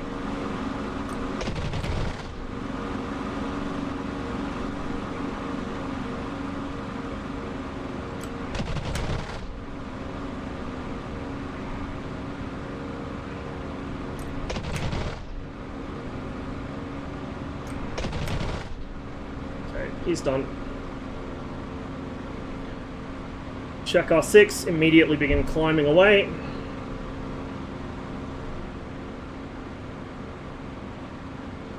Because there's some other stuff near us as well. There's one right there. That looks like it might be a 109.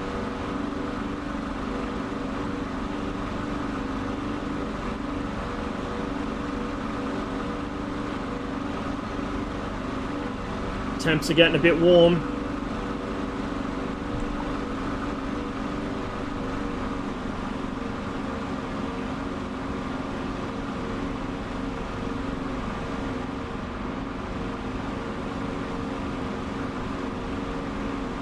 That's a spit.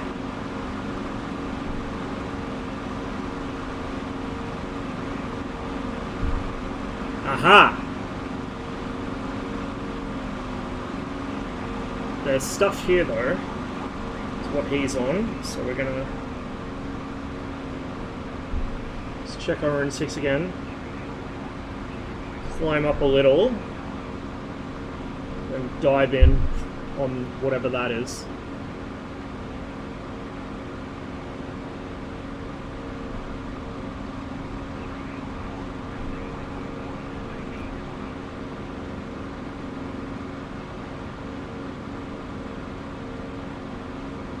Looks like it might be a couple friendlies chasing somebody back to their airfields.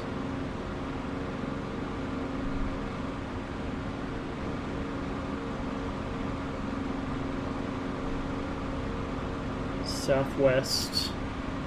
Okay, so there's something back that a ways.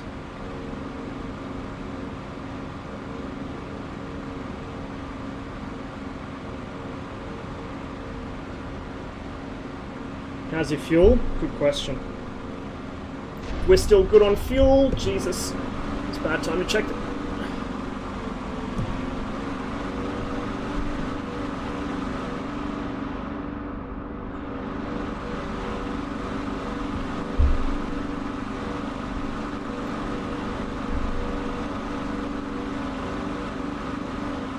I think. Nope. Another 190.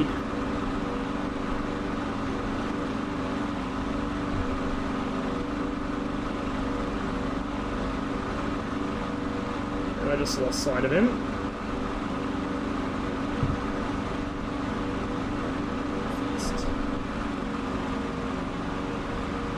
Aircraft is very unhappy.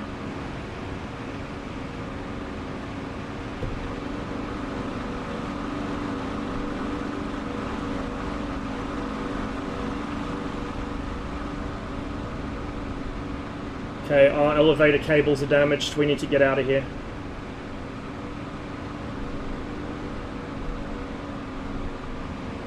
We can't fight like this.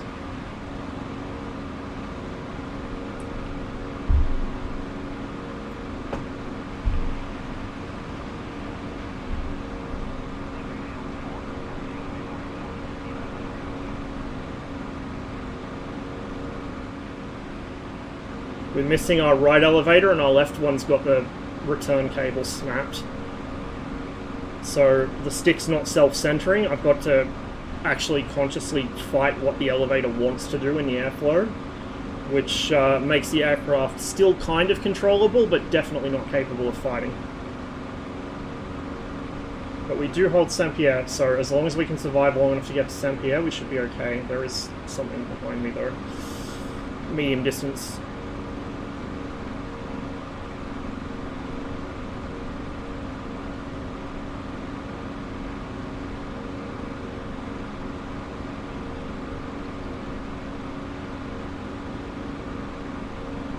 Oh yeah, I'm being chased.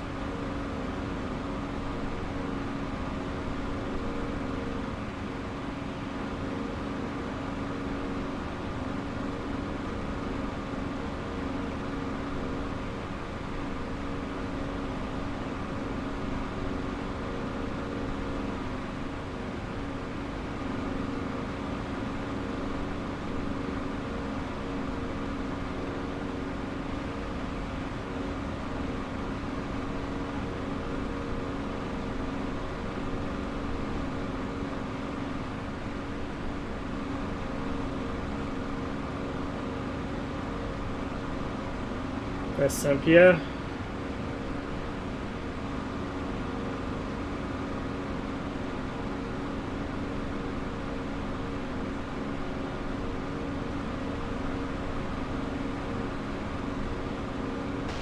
Fuck!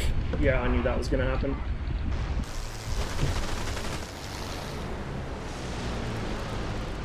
That's a problem with trying to fight Doras, especially the juiced up Doras with the fucking MW50. You can't outrun them.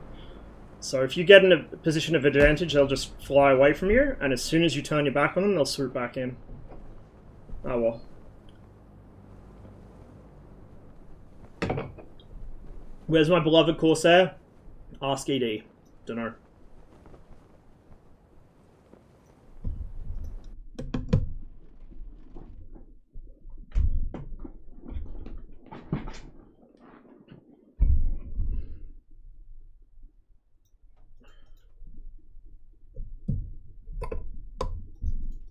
We'll actually remember the magnetos this time.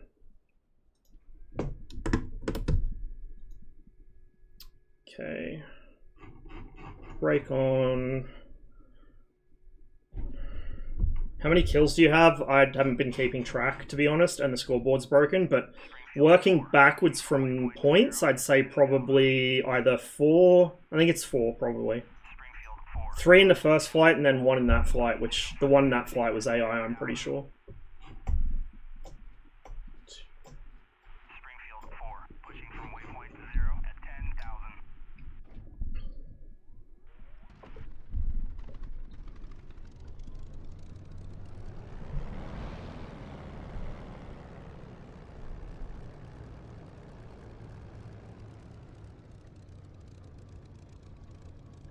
Mixture, Spitfire's got auto mix. You just set it to auto rich, you don't have to worry about it.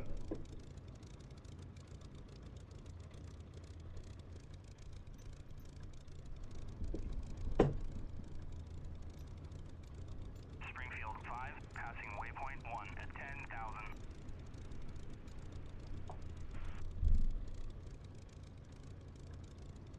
Springfield 4, passing waypoint 1 at 7,000.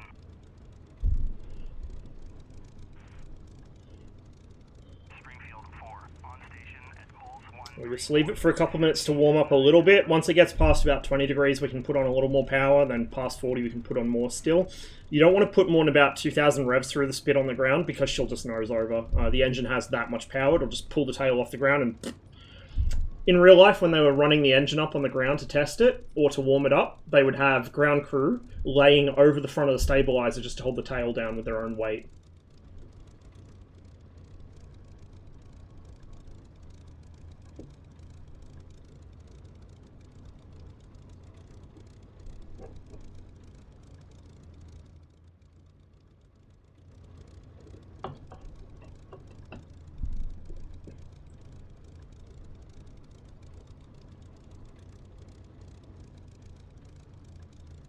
Springfield 4, passing waypoint 1 at 11,000.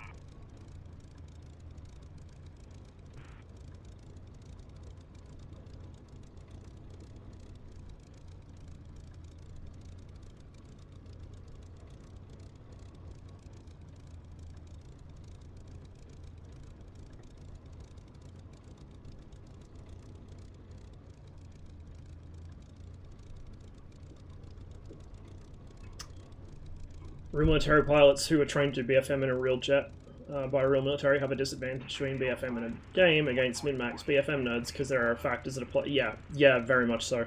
There's a lot of stuff. Like, you don't have the physical strain of being actually in the aircraft when you're playing on DCS. You know, some people have those fancy rumble chairs to simulate the aircraft, you know, like shuddering near a stall or whatever. But the fact of the matter is, even if you're wearing VR, even if you've got a rumble chair, even if you've got a full-on sim pit setup, you're still not dealing with high G-forces. You're still in probably a better climate-controlled environment in the cockpit of the aircraft. You're still only fighting whatever springs or cams or force feedback or whatever you have in your joystick. You're not fighting the actual weight of the aircraft's controls or it's the strength of its flight control system. It's a very different thing. So, having flown, for example, like the aircraft that I learned to fly on, having flown a version of that in Microsoft Flight Sim after flying the real thing, it's broadly similar in a lot of ways, but there are certain things that don't apply. In real life, that aircraft is exhausting to fly because it's got very heavy controls and it's not very responsive. In Microsoft Flight Sim, you still get sore if you fly it for a while, but it's like your wrist gets sore instead of your everything gets sore. In real life, especially lighter aircraft get thrown around a lot by thermals and turbulence of all sorts. In a flight sim, you might see the screen shake, but you're not going to get physically exhausted from dealing with being thrown around the aircraft. The other thing is military pilots also have to be conscious that they're not giving away any particularly spicy training. That's why you often will see them just refuse to do any BVR stuff on YouTube, because they're like, we're not touching this, because if we accidentally give away what a timeline is, you can infer a whole bunch of missile capabilities or aircraft capabilities off of their timeline. BFM stuff's a bit simpler because you can't really give away much from that, but you don't have that like actual us in seat feedback that you do in real life. It makes it very different. Have to go. No worries, Liam. Thanks for hanging out with us, man. But yeah, like, the thing is, a simulator can get you a lot of experience in certain ways, and it can give you completely the wrong experience in another way. So, for example, something that I catch myself doing all the time is I'll say, oh, this or that aircraft has shit visibility. In DCS, it might be true. Like the F1, for example, has shit visibility in DCS. In real life, it's probably not fantastic, but I doubt it's as bad as it is in the game. Because, you know, the way things work on a flat screen and the way things work with your human eyes is very, very different. You don't have proprioception, and even with VR, it's still limited. Whereas in the real aircraft, you do. There's a lot of stuff like that. You see, I actually had this discussion just recently. I made some diagrams from it, because I was talking about it in Robbo's chat as well. When people say, like, oh, the MiG-21 cockpit is scary, oh, the ergonomics are so bad, it's so terrible. No, it's not. The MiG-21's cockpit ergonomics are actually really fucking good. Like, the problem is, you're looking at it from the perspective of a DCS player who either has to look down and reach for their mouse and click stuff, which is hard to do, or who has to bind everything on their HOTAS. In real life, the MiG-21's cockpit is great. All your emergency controls and stuff that you need to adjust regularly in flight are here, near the throttle. You don't have to move your hand very far off the throttle to use any of those controls. Anything you set on the ground and then forget for the rest of the flight is on the right side, where you don't need to reach it. Things that you don't change often, but might need to change from time to time, are up the front right here, or they're in the middle. Like, everything in that cockpit is positioned where if you need it regularly, it's somewhere you can reach it, and if you need to see what you're doing when you adjust it, it's near the eye line, it's near the top of the cockpit. Same with putting like the angle of attack or accelerometer near the gun sight. It's so that you don't have to move your head. You can see what it says without moving your head. So as you're staring straight ahead through the sight at the enemy, you can see everything you need to see. That's why the Soviets put their sensor displays on the HUD. That's the whole reason for that. So you don't have to look down into the cockpit. You can stare ahead at your target as you're locking him up. It's completely different. Like, you can't make any real inferences about ergonomics based on how it is to use it in DCS, unless you run it through that filter of, yes, but if this was real life, can I reach that easily? You know, like, you'll see people say, oh, you know, it's technically cheating to bind the weapon selector on the MiG-21 to your HOTAS, because in real life, it's not on the HOTAS. No, in real life, it's right here, on the top left front of the instrument panel. All I'd have to do is take my hand off the throttle and adjust it. Just reach forwards and adjust it. It's a very simple thing to reach forwards and adjust. It's in my eye line. I don't have to move my head to look at it.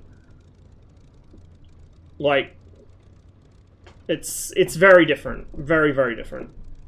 And until you actually sit in an aircraft, you don't realize that a lot of the time.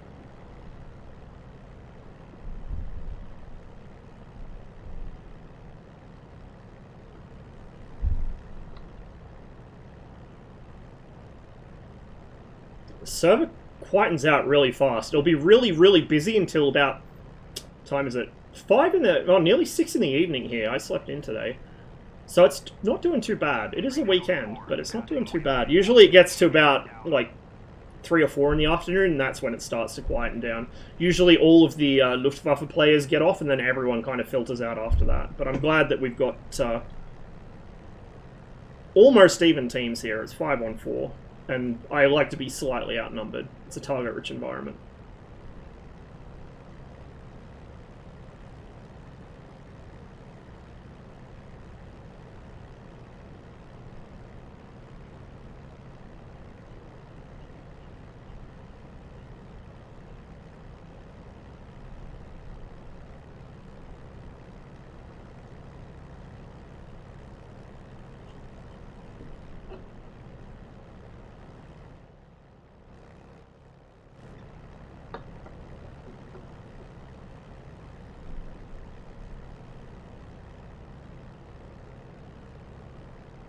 $30 degrees. We'll get it to 50 and then we'll take off.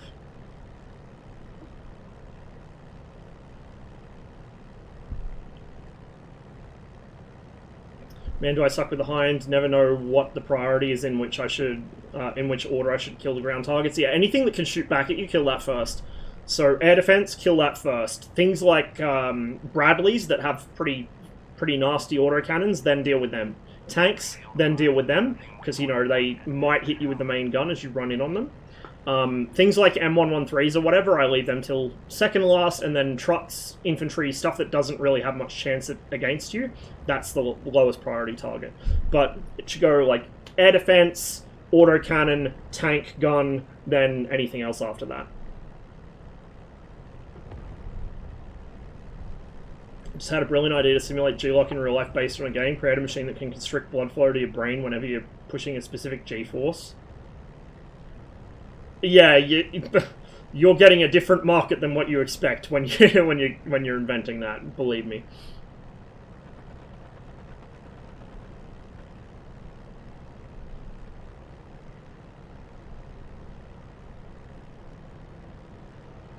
How's Ligmas these days? Haven't been on there for a while. Hello, that's a 109. I'm lucky I didn't just get strafed. I'm probably about to, though. Alright, you know what? We're gonna say fuck it and risk blowing the engine. We're probably gonna get shot down as we take off anyway.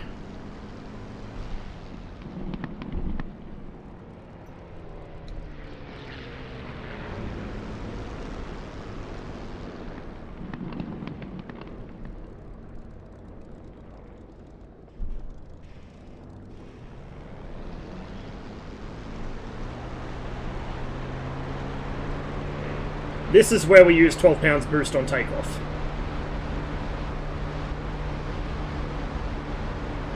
You also want to use a little bit of right stick in the Spitfire. I forgot to mention that before, but you need to hold a little bit of right stick to counteract the torque off the prop, because the prop has a shit ton of torque on it.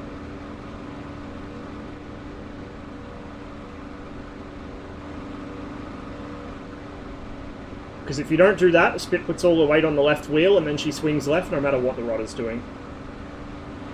Okay, where do you go? Just gonna go flat chat. There he is. Hello. Spoil his shot. Get him into a scissors if we can. He might be smart enough to just use his energy to climb away.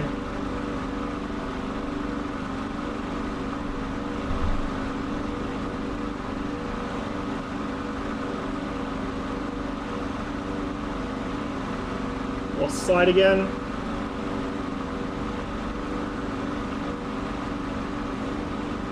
There he is.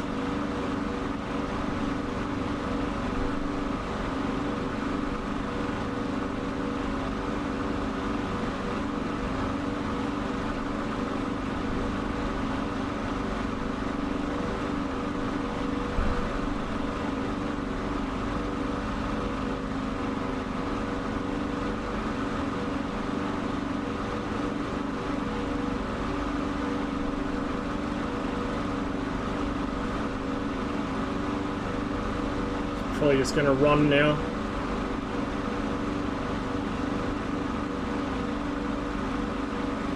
On the deck, a 109K will outrun us. I think at altitude it'll definitely outrun us.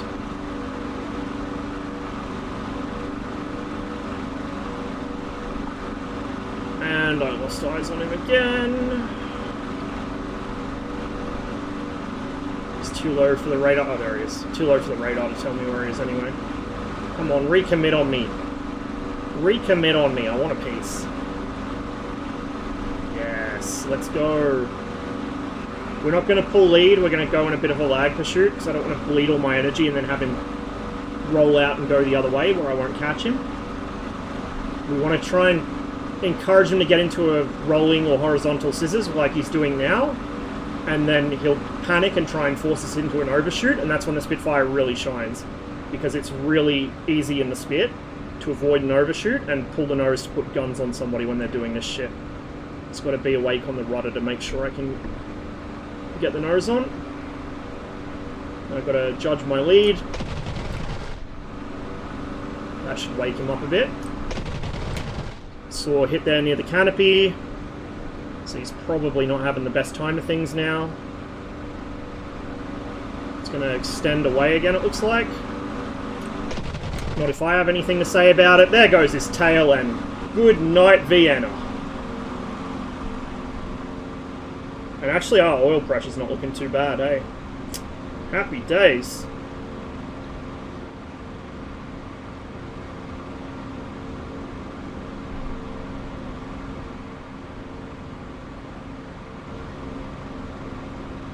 Bet he wish he'd strafe me now.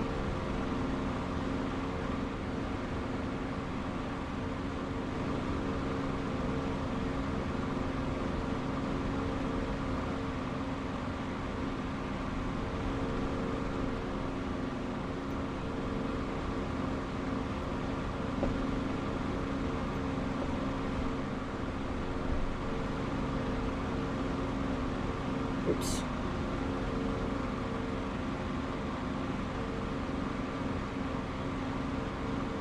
Yeah, I haven't played on Aligma as much. I honestly have not been playing much DCS lately except for Warbirds, because I've just been hopping on when I've seen Robbo has been streaming. I did do a little bit of Gazelle last night, but I had my connection drop, or the server's connection drop, I'm not sure which, right as I was about to land and drop off all the pilots I picked up, so a little frustrating. And yeah, I definitely still miss Alpens as well. Remember, the Dogs of War server is still running a lot of Alpens missions. We just got to make sure that people actually start populating it, right?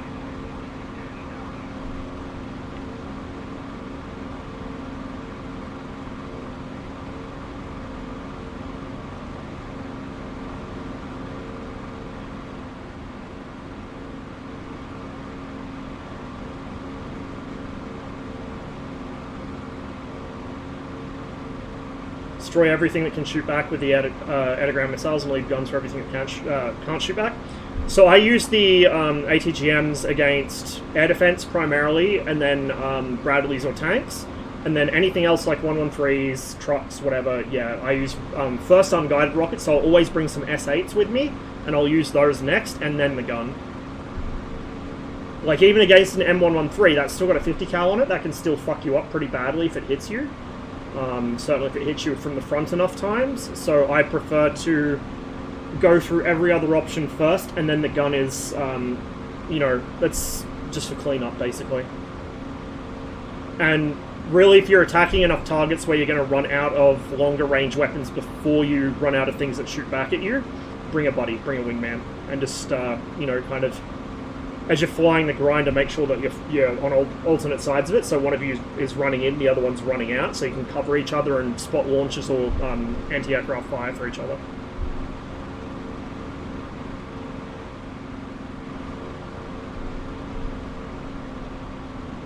Okay, now she's getting a bit warm, so we're going to pull back the power and just kind of cruise climb it.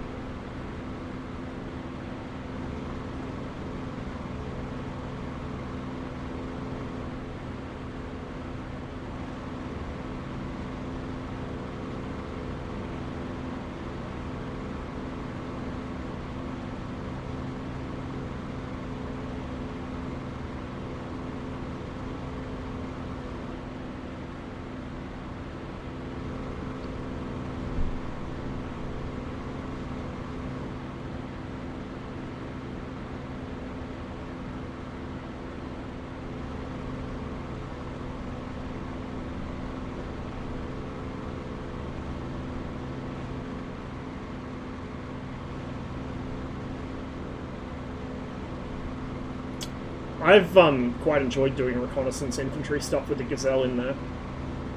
I tried it in the Mi-8 a little bit, with an earlier implementation of infantry, to be fair. It's kind of a little more difficult than the Mi-8, because you're a giant, like, you're faster, but you're a giant target. So you can't weave around and avoid the ground fire as much. I feel like it's better when you're doing it as part of a group with the Mi-8 or the Huey, because then you've got other people to draw fire, and there's strength in numbers essentially, and also that way you can coordinate so you all land at a certain interval, and you can basically chart an entire length of one hex at the same time. Whereas like gazelles and stuff like that are really, really good for kind of little peek and poke bits here and there. Oh, I forgot to set my fucking livery. Probably forgot my letter code as well. Oh no, I did! That's what happens when you get strafed on the... Well, you're worried you're going to get strafed on the ground, I guess. Nice to have a smaller Soviet helicopter. Yes, I've been saying that for the longest time, man. We need like a Me-2 or something.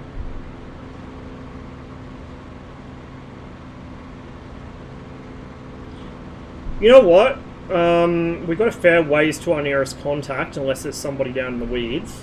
So we're going to go divert to Saint-Pierre-du-Mont. We're going to land there, and we're going to quickly top up the fuel, top up the guns, and I'm going to fix my livery up. Spitfire livery do you typically run? I've got my own one I made. It's not finished yet, I've got to add invasion stripes to it.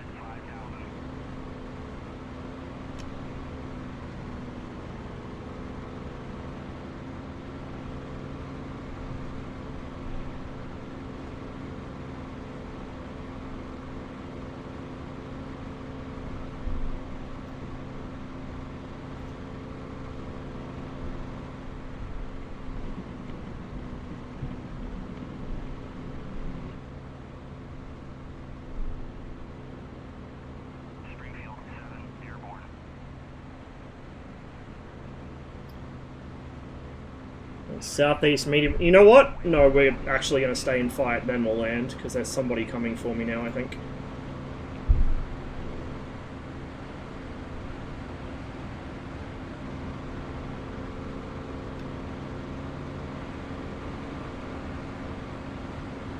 Right there.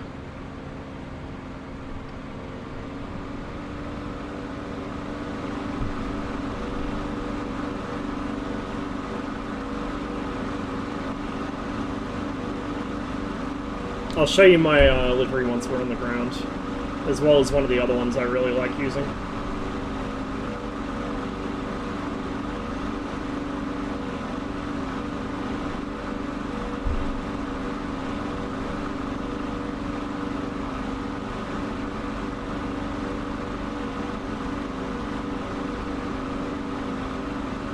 Don't like coming into a fight like this with an altitude disadvantage.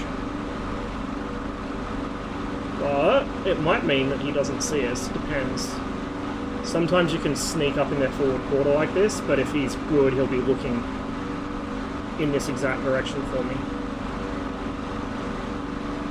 One thing, if you notice, like, if you guys watch videos of Envy flying the German stuff in particular, but even the Allied stuff, he'll position so that he's got someone in a certain part of his canopy frame, and he'll just kind of rotate around them and keep them in that part of the canopy, so he doesn't lose sight of them, and then swoop in.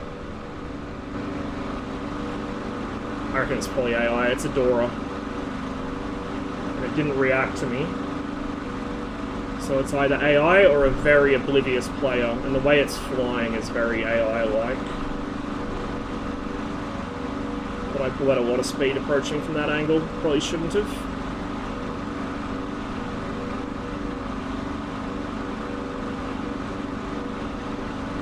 And then I lose sight of it.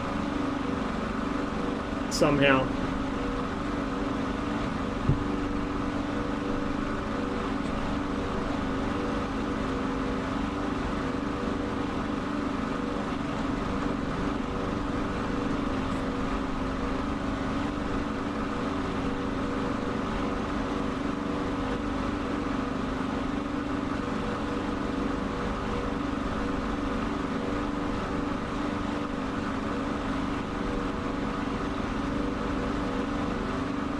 Southwest.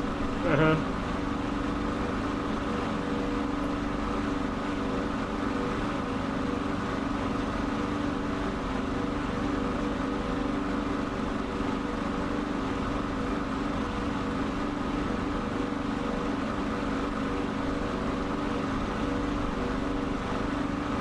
Northeast.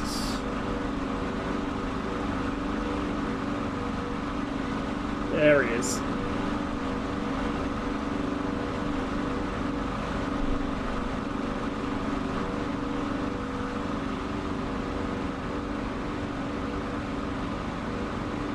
That's a 109. I think? Yeah, it's a 109.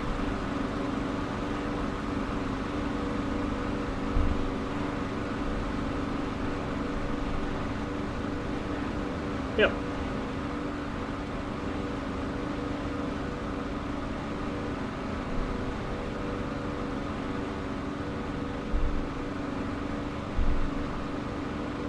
He's just gonna spiral climb away from me, probably.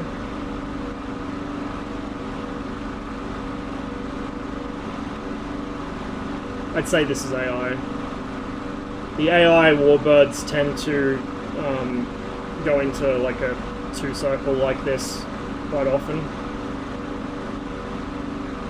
Just very annoying because it's something that the German ones won't win against a Spit, yet it's their default reaction to one getting near them. So it makes it kind of a bit easy mode compared to what it should be.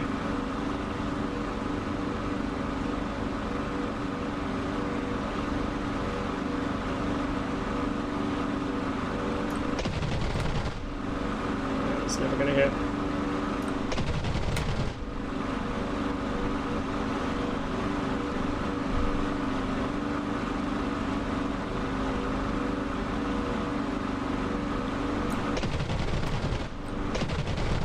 Come on, man. What happened to that marksmanship from earlier in the stream?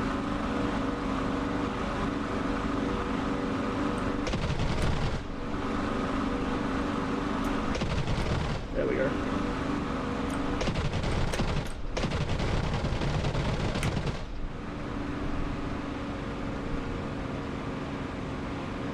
Krapinski would hit any shot.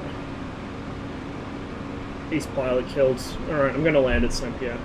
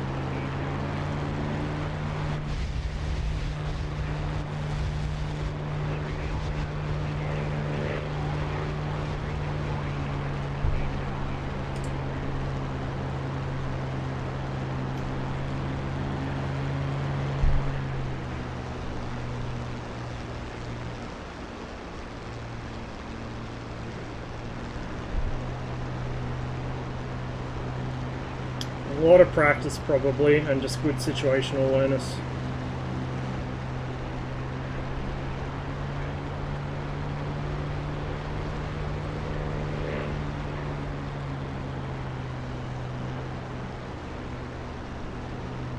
I used to be a lot better at hitting shots like that when I was flying a lot of BFM stuff in the Mirage, because that was like the standard kind of shot I try and take, is bury something under the nose and shoot them across the circle. But haven't done so much dogfighting, especially not in things that can pull those kinds of shots, for a couple of years now, and you can tell because I'm nowhere near as good at it as I used to be. Like nowhere anywhere near. Came in a little fast there. Oh, bumps a daisy.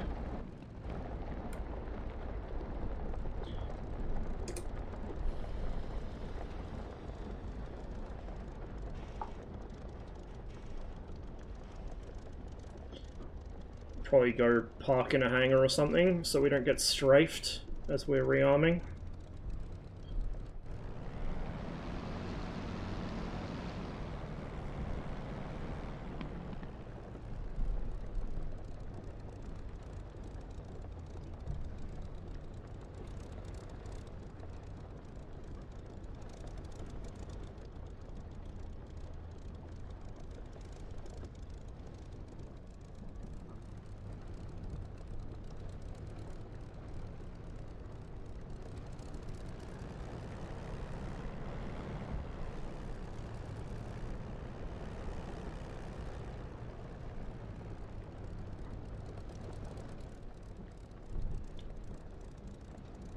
Spit.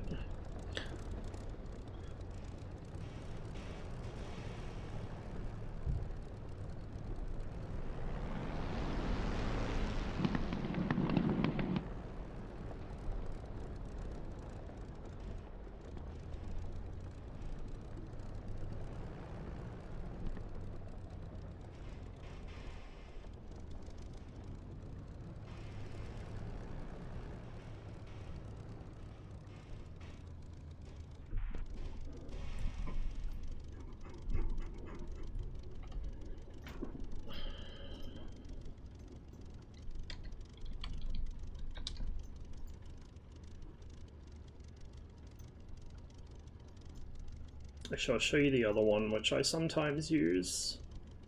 Request refueling. So I need to redo my livery. I want to use a slightly different, like, base template. Copy. I want to see if I can find the one that this uses. I'm not sure if it's publicly available, though, because this is a really good one. Like, the paint colors are really good, the camo pattern's really well done. So this is a good one. This is the RAF 1944 Late Invasion. I think Megalax made this one, from memory. But my one is... Refueling complete. Request rearming. this one. Copy.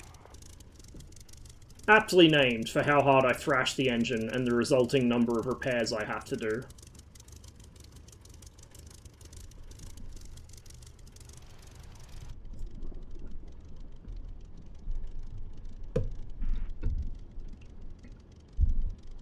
And yeah, like, IL-2 1946 multiplayer was full of guys like Crook. You would not even see them coming, you would just die. You just get deleted and you would never even know how it happened. It was definitely a different time and a different place. Alright. How are the teams looking now? Oh shit, now we're really outnumbered properly. Good. Good, good. More stuff to shoot at. However, I'm going to take a quick break because I am absolutely boiling. I'm going to have myself something to cool down. So I'll be back in a few minutes. I'm just going to let the thing tick over on the ground. We should be okay. She shouldn't overheat. It'll be fine. It'll be fine. So I'll be back in a few minutes, guys.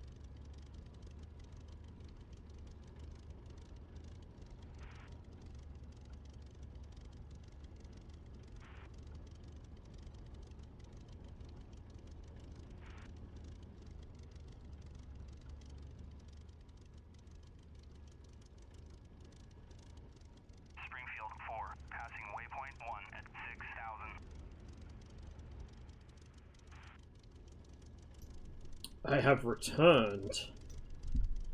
Hello.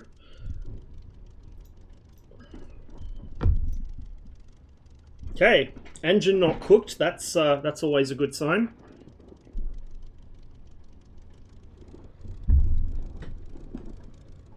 Hey, Prey. Good to see you. Let me just set my track IR back up. And let's get ourselves back in the air. I'm going to have to remember to retrim as well, so we don't have an incident on takeoff.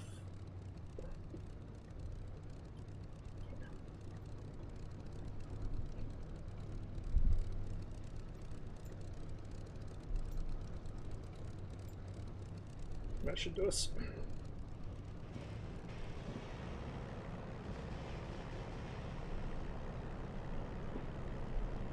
Oh, this chair.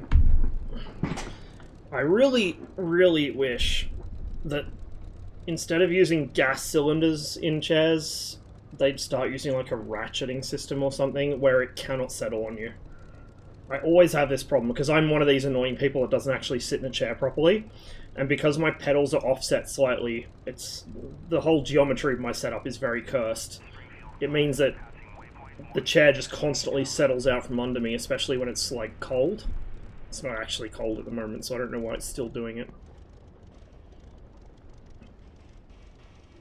Gotta lose some weight. That's the thing, I don't even weigh that much. I mean, I'm heavier now than I used to be, but not by much.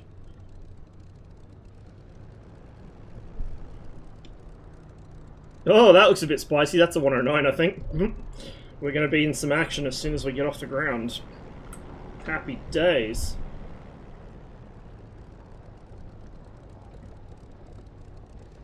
Someone left some pieces behind on the runway too.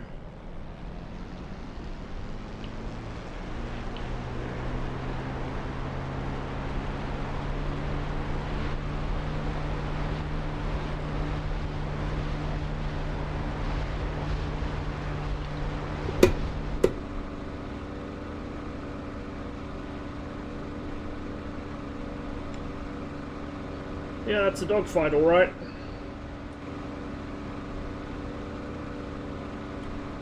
Three aircraft. Okay, that's a Spit that just got hit. 109 chasing him. Don't know what the third is. Another Spit. And then something else just joined as well. Excellent. DLSS? No, I don't use DLSS. My monitor's small and my resolution, my native res is 1080p, so I get absolutely zero benefit out of shit like that, so I don't bother. Oh, you look German. It's a 109. We'll stay on this guy.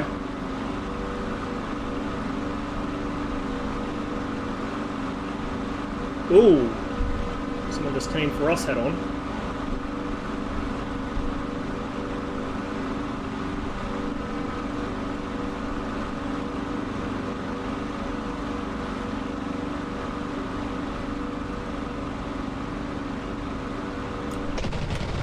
Oh, good hits. Even if I do say so myself.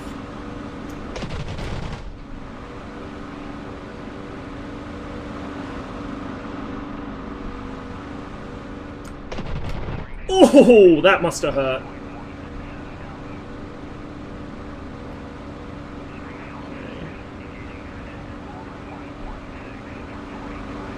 Yeah, he's in. It's a Spit. Spit. Another 109.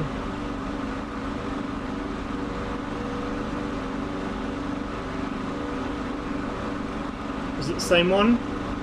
Not sure. Another one, I think.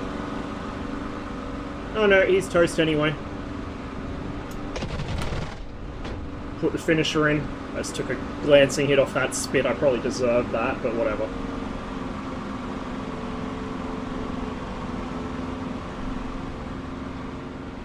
Climb up. I also don't really need a performance boost in DCS. It runs really well at this res. I've actually got the frame rate limited at 75, which is my monitor's refresh rate anyway. Because if I let it like if I leave the frame rate uncapped, it chokes OBS because it's rendering so many frames that actually chokes OBS. So any sort of performance boost stuff I turn off because there's absolutely no need for it on my machine. In fact, I turn on stuff that deliberately chokes the performance just if it makes the game look better. I tried the DLAA because I know that's usually a performance killer, but it supposedly also looks good. It kind of doesn't. It blurs the shit out of everything for me, so I'm back to MSAA.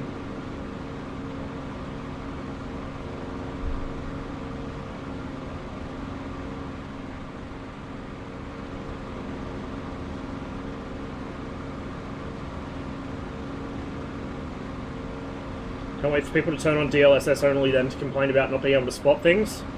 Yeah, I don't know. I mean, from watching people that were playing with it turned on, it looked fine. Didn't look like it was hampering spotting at all. What I will say is from watching Robbo's stream yesterday, spotting for him on his 4K resolution, it now looks even more obnoxious than for 1080. Like, the dots on my screen are a single pixel, but they're black. On his screen, there's several pixels in there, but like I wasn't watching him full screen, and I could see them really clearly. Like it looked. The main reason I'm actually annoyed that SSAA, Super Sampling Anti-Aliasing, doesn't work on multi-core is because it was in like the way it operates. I think it averages the color of the pixels surrounding a pixel, and it uses that to figure out what color it should be. And so using SSAA meant that it would actually make the distant aircraft dots less obnoxiously distracting. Because as it is, if there's bombers like 50 kilometers away, I can see individual bombs falling out of them at 1080p. It's stupid. It is so stupid. And that's not even from the new dot system. That's the old, like that's how it's always been at 1080p with SSAA turned off. I haven't really had enough experience with the new system to figure out if I like it or not, but the perpetual problem, which DCS has always had, is that it is far too easy to spot things from way too far away. There is no situation where you should see something the size of Spitfire or 109 from, 20, 30, 40 kilometers out. I might be, Steve, in fact. I might be. Thanks for the resub. Good to see you.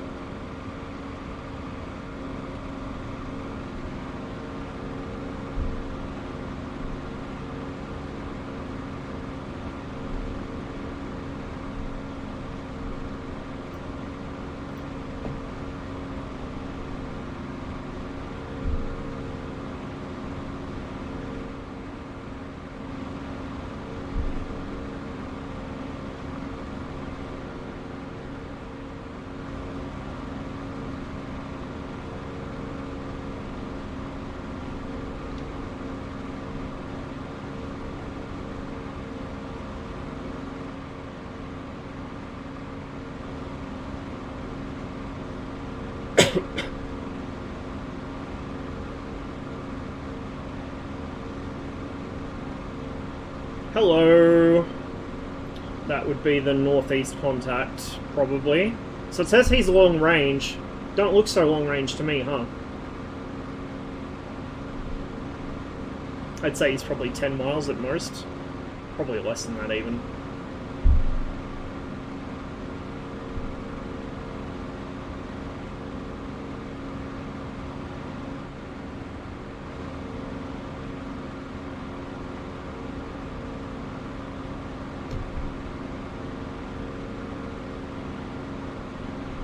One thing I will say for the new spotting system is it's less of a problem where I look at somebody, I see them, I look away for a moment to check something else, and then I can't see them ever again. That's less of an issue. It still happens from certain angles, but it's not as bad.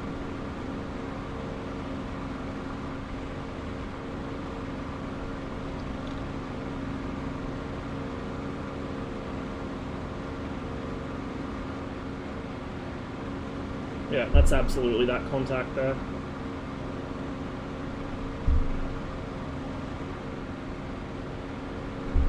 There's a fight down there?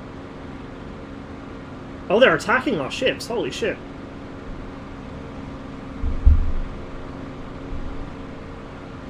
Got a contact north of Saint-Pierre-du-Mont. Looks like he's heading for the ships. About 15,000 feet altitude. Tracking west-northwest.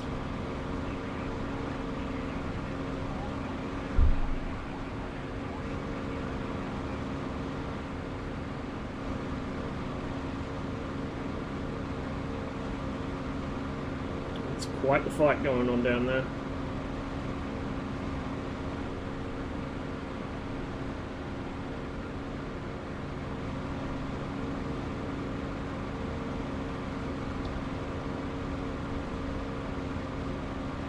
Hey Seraphim, good to see ya.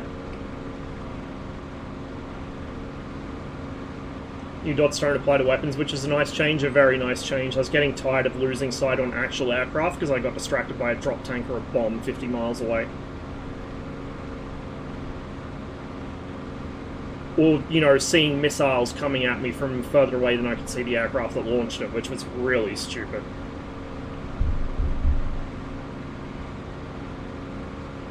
See, now he's getting slightly more difficult to see as I get closer to him, but it's nowhere near as bad as it used to be.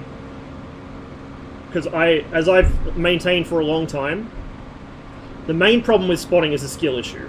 The secondary problem with spotting is an actual genuine problem, and it's the transition between the imposter dot and the actual 3D asset. That transition's a little smoother now, so you don't lose sight as your brain's clutter filter trips and goes, oh, that thing that's suddenly, you know, changed color, that's not what I was looking for. So the thing I was looking for is gone, obviously. Contact's diving down now towards the ships.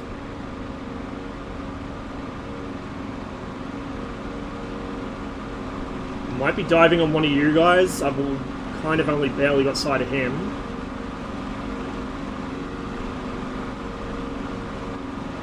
There's a Spitfire below.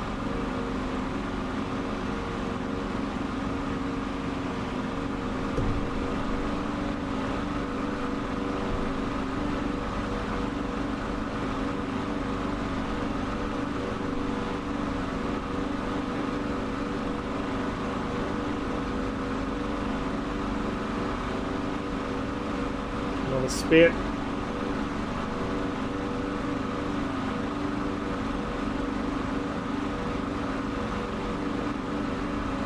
Sweeping right-hand turn. Looks like a 109 maybe. Definitely enemy, definitely German.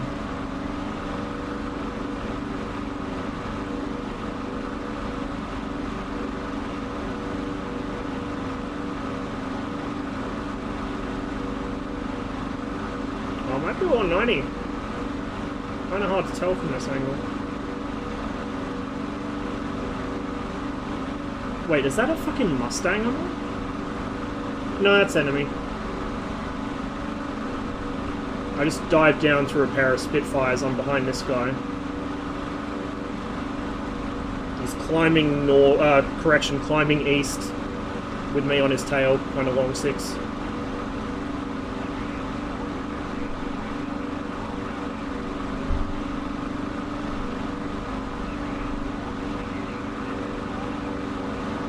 I don't want to waste some time.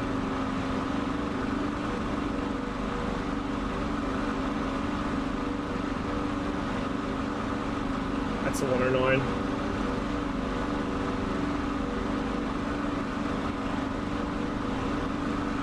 Auto start Andy.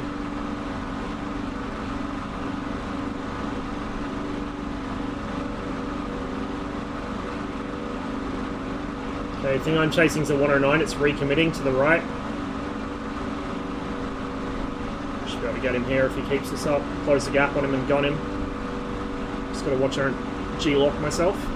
Okay, he's spotted something. I think he might be coming for one of you guys. I'm gonna give him a squirt. Got some hits. Yeah, he's on one of you. Still with him.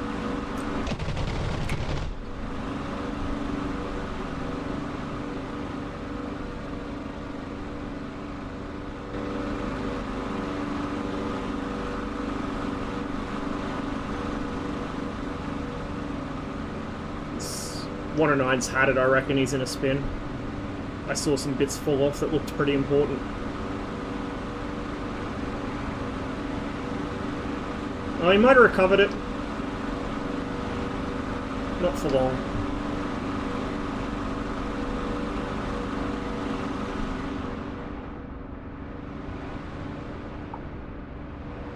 Nah, he's in. I think he lost part of his tail.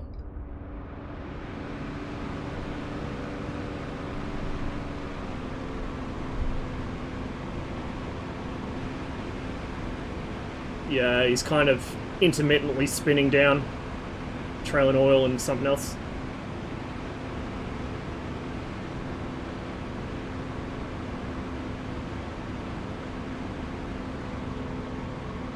Hey Redsy, things have been alright. Hope you've been keeping well. Little spit.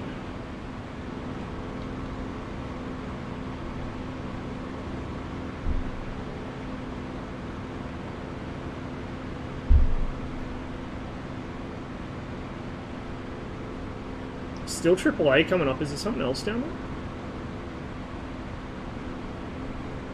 Okay.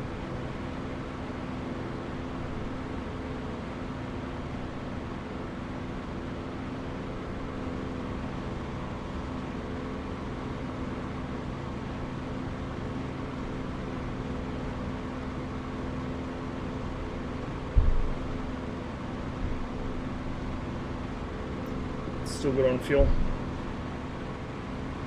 Yeah, the spit's wonderful now. I just need them to fix that boost gauge and fix my grid compass, then I'm happy.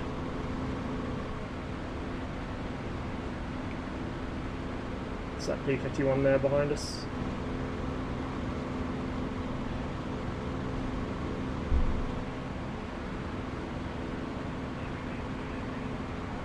I could go form up with these guys, I reckon.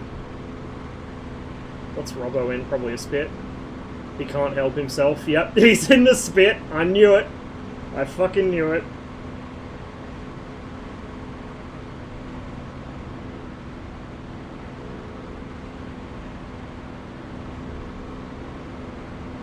The Mozzie's a lot of fun. I really like it. I just wish I had more occasion to fly it.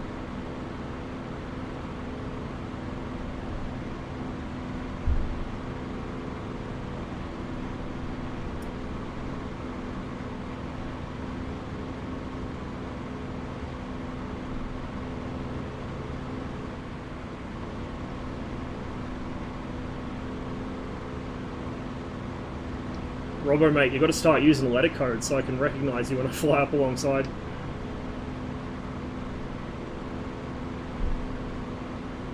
I think this might be you I'm rolling in behind now.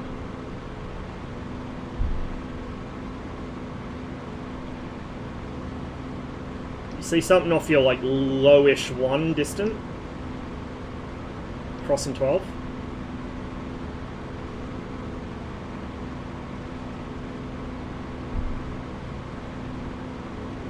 Robbo in front.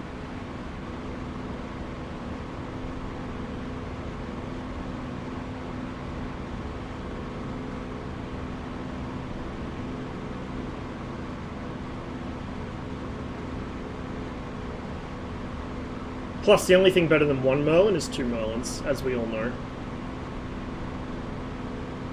He's turned into us. He's bombed up. Yep, sure is. Yeah, you got a few tickles on me, but I think I'm okay. Not trailing anything.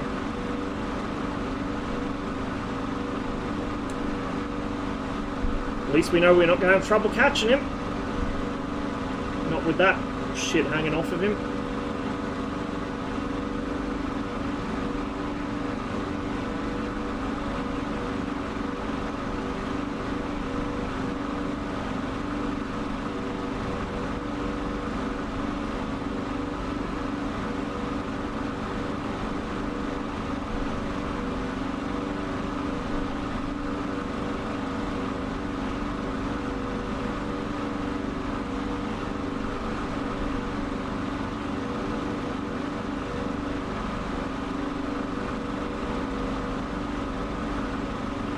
Like taking long shots like this, even though the guns are harmonized for this kind of distance, but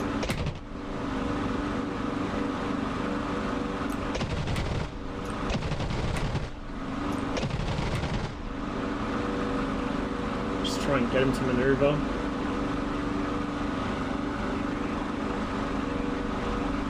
Yep, I'm still on old mate. Can't really catch up to him yet, he's in a bit of a dive. The Anton's quite heavy, so it can outdive the Spit a little.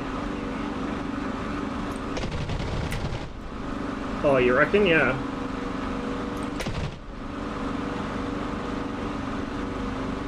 Should probably not run myself out of 20 mil here, hey?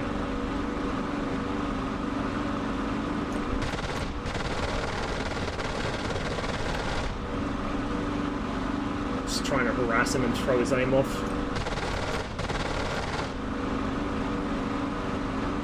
Hopefully not fly into our own flak.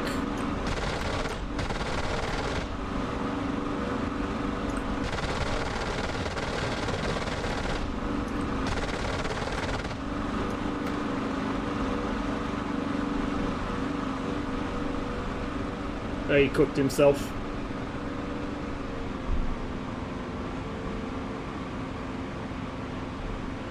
I'm gonna climb back up, he's dead. It's Robbo down there, probably. Well, I'm not surprised he fucking did. He held it until he was about to tangle himself up in the masts. That's what killed him. I think his own bomb fucked him up. Yeah. IJN exchange pilot.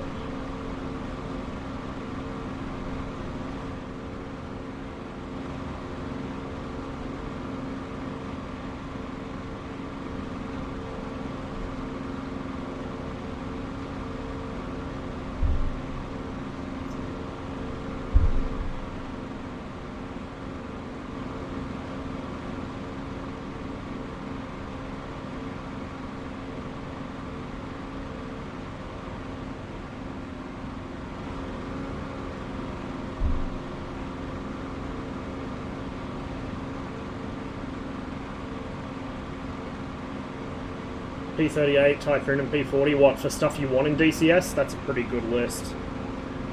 P38's definitely way up there for me. Tiffy would be pretty good too, actually. Tiffy would be a good solution to the fucking deck running late war German things.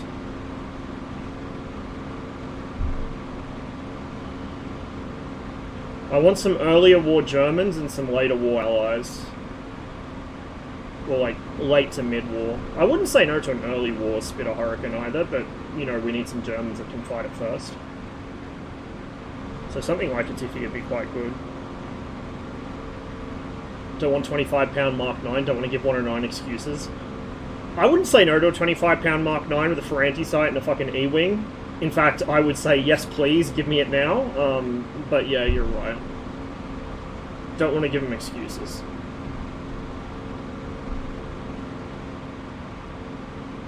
Yak 3? Yeah, Yak 3 would be nice. Or a 9, like 9M, 9U, 9P, one of the late Yak 9s with a metal wing.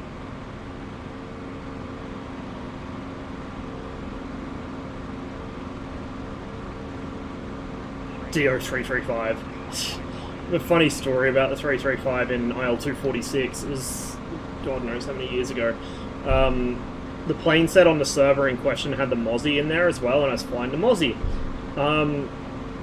There was this one guy in a 335 who was just being an absolute fuckwit, and he was, you know, bad-mouthing everyone in chat. He was flying in orbit around our airfield, waiting to kill us, because they had a no-vulturing rule and a no-strafing rule, but, you know, once you got a certain distance from the airfield and had your wheels up, you were fair game. So he's just fucking circling, waiting for me to take off. I'm sitting on the ground, I've got the thing idling, I'm like, I'm not going to take off until he goes away, but he's not going away. So I'll just sit here and wait. And then I realised his circuits were getting slightly lower and lower each lap around the airfield, and the next one is going to bring him directly through the centre of my gun sight. So I waited, and as he flew through my gun sight, I pulled the trigger on everything, and he flew right through all of it and just dissolved. He was so fucking mad. He rage quit the server, like, just immediately fucking blew up in chat and rage quit the server. It was so fucking satisfying. South, near, medium.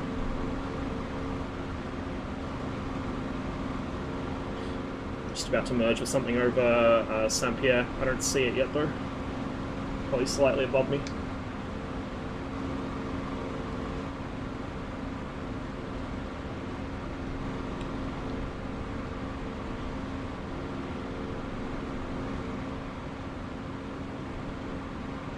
Really?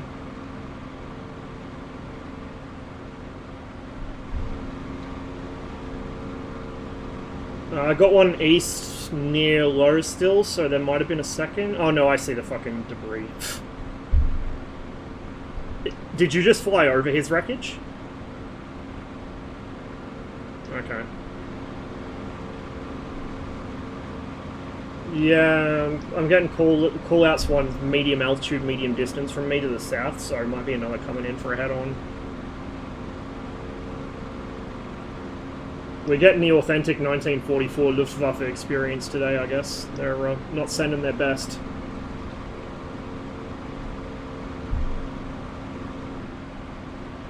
Yeah, that'll... I just got a call out for him. Heading northwest. I'm going to turn back towards him because the guy off my nose has turned south, it looks like.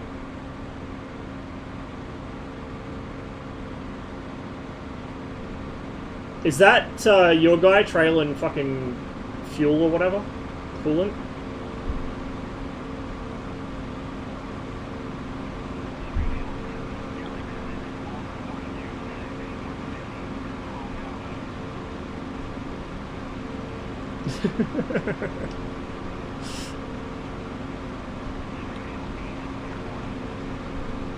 I guess they'd rather do that than fight Spitz, hey?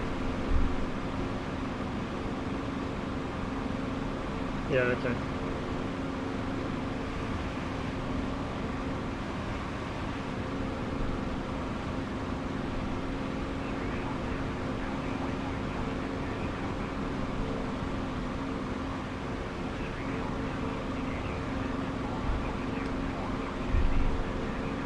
Loud and clear. Yeah, I gotta call out for something northwest, medium distance, and low, tracking west. I don't see him though.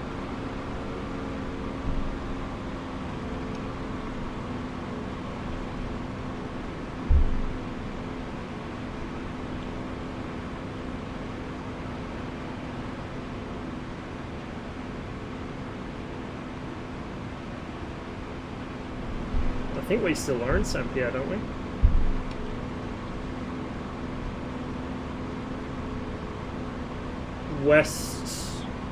West medium low now. So you should be somewhere near the estuary or just the other side of it. I do see something on the runway. Whatever the fuck airfield that is. I wonder if that might be...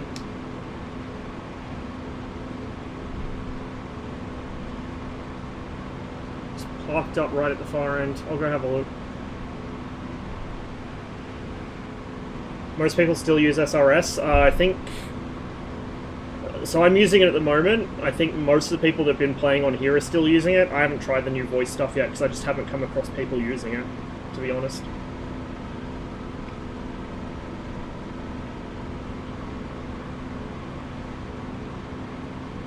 $110 would be quite nice, yeah.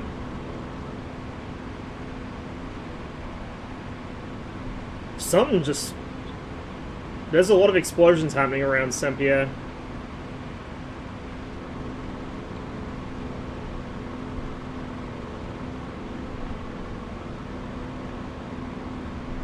Yeah, I'm turning back. I think at the airfield here is a wreck on the runway.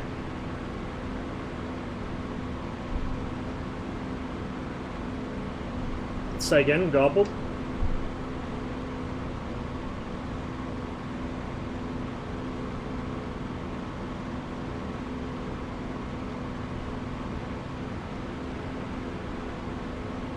Oh, yeah, I see traces coming out of that. Yeah, there's something over there with the ships again.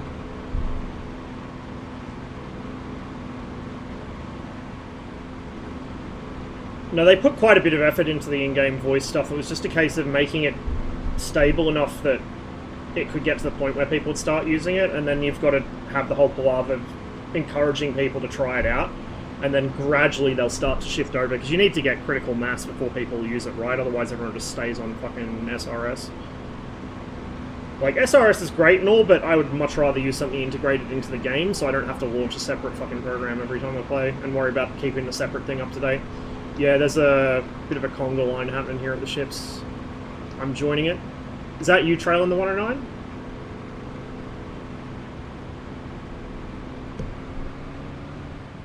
Alright, I'm dropping in behind you.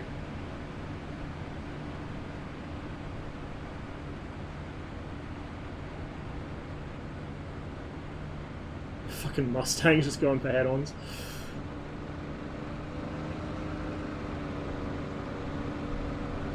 Springfield 8, passing waypoint 1, 11 Talon.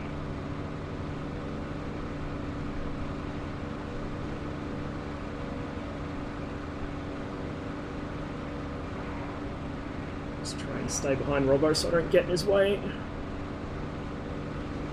I'm gonna cut in for a shot here.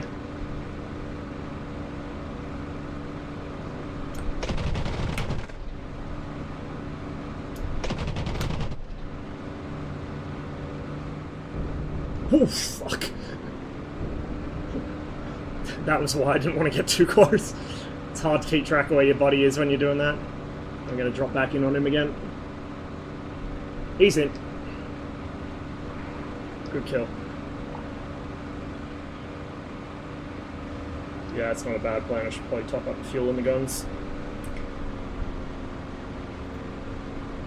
Saint-Pierre? Yeah, we do.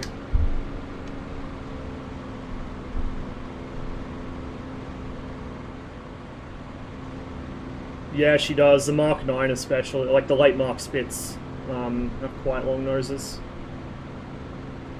I like that look. It just makes the proportions that much better.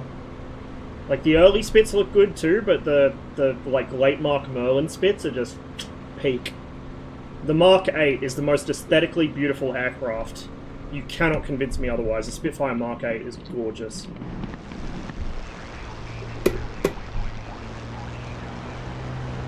MFG crosswinds are what I use. I haven't tried the Verpal Aces, so you'd have to ask someone else for an opinion on them. What I can tell you about the crosswinds is they are sturdily built. They're very like simple in terms of construction. You can easily get spare parts or mod them. The sensors are very, very well, like they're very good sensors. You don't get much noise or anything through them, even before you calibrate them properly. The centering spring is external, so you can simply reach down, unhook the spring to fly helicopters, which is what I do. And then I've got a buffer for it as well, so I just unhook the spring, crank the buffer up a couple of clicks, and it's helicopter pedals. So... oh shit. So yeah, I can't recommend them highly enough.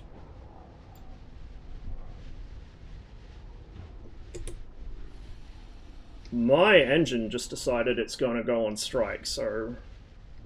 this might be an interesting one. Still got fuel in the tanks. I'm not quite sure what happened there.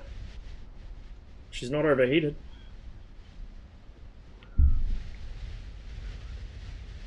I don't know if I'm going to clear the fence.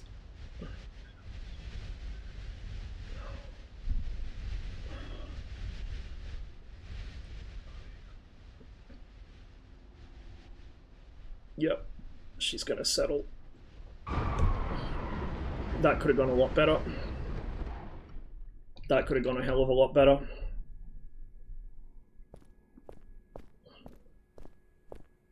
Don't know what happened there. I should have probably been watching my gauges. Oh well. This is my main problem on this server. I die more to my own stupidity and incompetence than to the enemy. And I'm not trying to brag or anything, but like literally that's what happens. I'm just bad at the game. I get so in the zone, I forget to actually make sure I'm not thrashing the aircraft. Briefly glimpse at your own face. Yeah, when you bail out the aircraft, the pilot model gets his head back, and so you can accidentally look through your own head. It's great. Okay, fuel, ammo, livery. Yep, all that's good. So we'll chuck on the brakes, chuck on the mags, radio. Pump, get our trim set.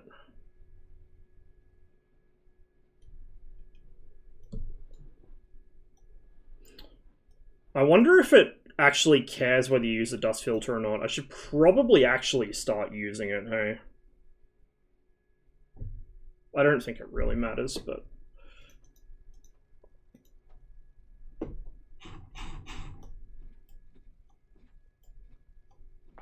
Rearming complete. Okay.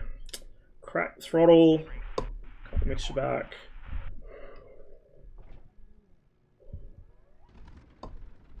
Fuel on.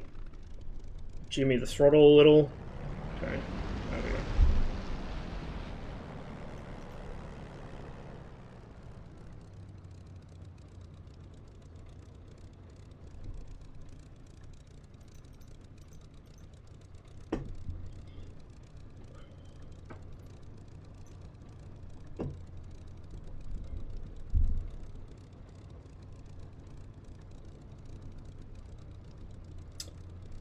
Can't remember when I bought my MFGs, but I had 0 issues with them. I think I got mine... It was before I moved here. Oops, I was just playing with the brake, which I shouldn't have been doing. Yeah, it was before I moved here, so it would have been probably Pontiac 5. mid-2020 at the latest. So I've had them for, what, 3 years, 4 years, something like that. They've been really good. No issues. The only thing I could call a problem with them is my own fault. When I put the buffer on, I didn't tighten one of the axis screws tightly enough, so there's a little tiny bit of play around the center detent. But other than that, no issues. And that one I could easily fix. I just need the patience to take them apart and tighten that screw down. Or bolt, tighten it down.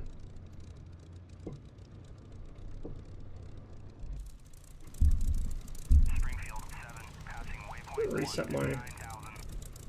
field of view. There we go. So yeah, this is my Spitfire livery I usually fly. What I'm going to do is I'm going to probably try and change over to a different base livery, just to get the colours on the paint, you know, to pop a bit more, get it to look a little nicer. And then put the late invasion stripes on. So there'll be stripes under the wings and under the tail, but nothing on the top surfaces.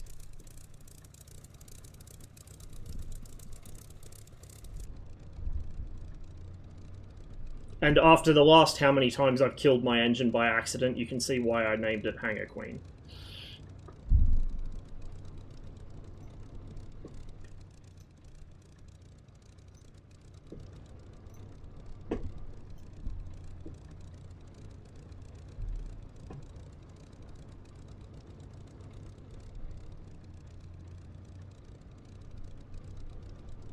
About 7 years for my first MFG issues, and it was just the wiring for the brakes that went bad. He sells spares for those, but it was an easy swap with that. Yeah, I noticed he has a ton of spares on the side, including the buffers.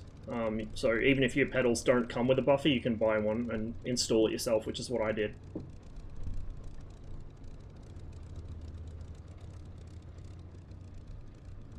I think as well, for the quality you're getting with the crosswinds, they're very well priced. Like, they are towards the more expensive end. What the fuck?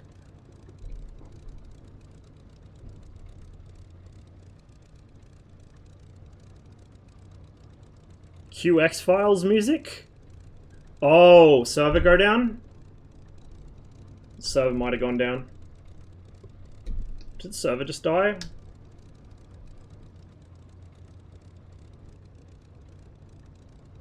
We'll find out shortly enough.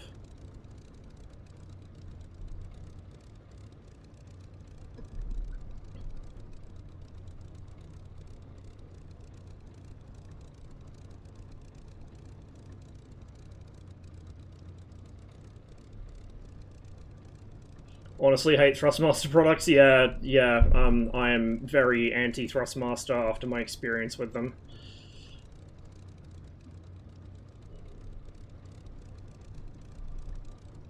I've mostly heard good things from people with the Pendulars, but, like, I've also, you know, I also heard good things about the Warthog from people that had it, or from the TFRPs, from people that had them. And, I mean, anyone that's a regular here will know what my experiences with those are like. Yeah, I'm still in here.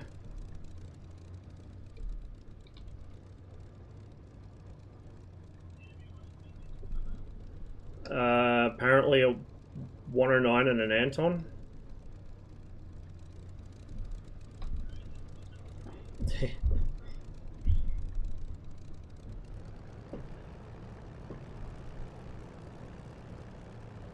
Yeah, like, their price point is just nowhere near what it needs to be to justify their quality control or lack thereof.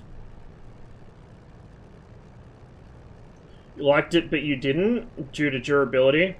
The TFRPs I just don't like flat out. They're not a good design in any respect. The Warthog is... There are some things about it that I did like, mostly down to like the style of particular buttons or switches. But the sensors on it for the buttons wear out very quickly. What finally killed mine and made me buy the Virpil stick was the trim hat started ghosting. And to get a replacement would have cost, you know, so much money. It would have been cheaper to just get a new stick and never have to replace parts on it. Like, that's the problem with Thrustmaster stuff, is the replacement parts are expensive in themselves. So even if you just want to replace a hat or a button or something, it's still a ridiculous amount of money for what it is. The design of the Warthog stick is quite poor in a number of ways. With use, it eggs out at the bottom, like the tailpiece gets loose and you have to take it apart constantly to tighten it back down, and it will just... There's nothing you can do to stop that process. It just gets worse and worse. The springs, cams, whatever it uses, just... The stick doesn't feel that good. It's very heavy through its whole range of motion. It's completely... I wouldn't even say linear. The resistance on the stick is consistent everywhere. So, like, it takes as much force to move it slightly to make a small adjustment as it takes to slam the thing hard over against the stops. Ergonomically, like, I would have preferred the stick to be twisted slightly off, you know, off axis, but that's just because how my setup works. It'd be more convenient that way. But yeah, like, Thrustmaster stuff, it's... The throttles were okay, and that's about as far as I'd go praising them. So my left throttle sensor died after about a year of heavy use, I think it was. But I hadn't been flying flight sims much in the first year or two that I owned it, so by the time I did put the heavy use in, the warranty was expired. So the left throttle sensor died. I never figured out why or how to fix it. It just randomly fixed itself one day, and then it broke again a week later. It wasn't a calibration problem, it was an electrical problem somewhere in the stick, I think. The detents that came with it weren't great. I modified them to be a push-through, and it was okay for that, but yeah, like, my default advice now is Virpil stuff's way better, just get Virpil stuff. Or, you know, you could get VKB or Winwing. I have no experience with them, so I don't know what they're like, but given the choice between anything Thrustmaster and anything Virpil, I'd go Virpil every time. Anyone seen the HPG H160 for Misfizz? No, I haven't. I haven't been keeping up that much with Misfizz. I only recently started flying again in it. I hadn't played it since probably June or July. I just hadn't had time. Had no failures on my Warthog. It's just old though. Some of the switch bases are rusty and the paint wore off pretty quickly. But nothing mechanical. Virpil throttle seems a bit too plasticky. The Virpil throttle, like, the throttle itself is plastic. The base is metal. I think the way I'd put it is the plastic is in places on the Virpil stuff where it doesn't actually really matter, and it's metal where it needs to be. Whereas Thrustmaster is almost the opposite. They'll have metal on the parts that you can touch to make you think, oh, this is really high-grade military fucking standard shit. And then the innards are made of either Zamac or plastic. Like the tailpiece, the way the tailpiece on the Warthog stick eggs out over time, that's because they used shitty metal for it. And the way it's attached is really stupid. It's just not engineered well. So the Virpil stuff might feel cheaper in a way because they just use plastic casings on stuff, but where it actually matters, it's metal, and it's proper metal. Like, it does not wear out very easily. Thrustmaster's the best marketing shit. Yeah, Thrustmaster have got a very, very good marketing department. That's about as good as anything I'll say about them. Like, they seem to think it's still the 2000s, and they're the only ones doing all this boutique fucking flight sim Kuma peripheral shit. It's not. They can't get away with that kind of pricing anymore without actually justifying it with quality. Complaints about Winwing software rating frames. Yeah, I heard those too. I don't know if that's still an issue.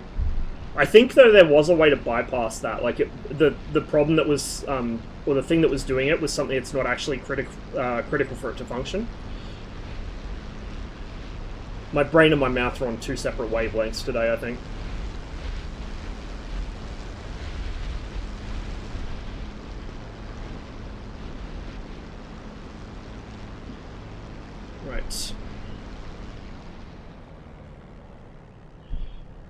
Probably should get it up another 10 degrees before we roll.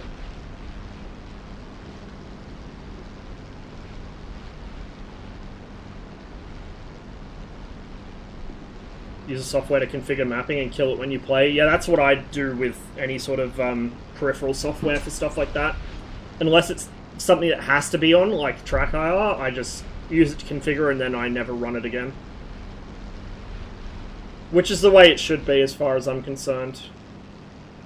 The less shit I have to run, the happier I am. And the less fucking separate apps and bullshit I have to install, the less accounts I have to make on things, the happier I am. Like, it's bad enough that fucking God knows how many places have all my data. I don't want to add to that list.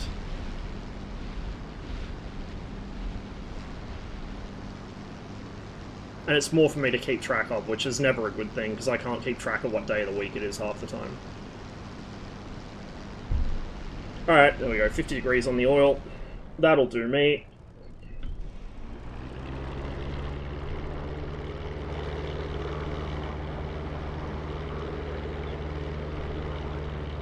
What do you use for zoom?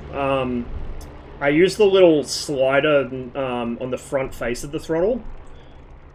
That's the only noisy sensor on any of the Virpil stuff I have, and it's not that noisy. It's like if it's in its 75% or 25% positions, it bounces like just enough for DCS to want to zoom in and out a little. But yeah, that's what I use. The big slider that, you know, the flap lever thing I use for various things in various aircraft. In most Warbirds and things in Mispheres, it's my mixture lever. In the MiG-15, it's the fuel shutoff. In the Tomcat, it's the flaps. In the MiG-23, it'll be the wing sweep, most likely. Although it might not be, I might end up using my second... Oh no, it will be, because I want to use my two throttles locked together for the 23, so I get the all the buttons lined up.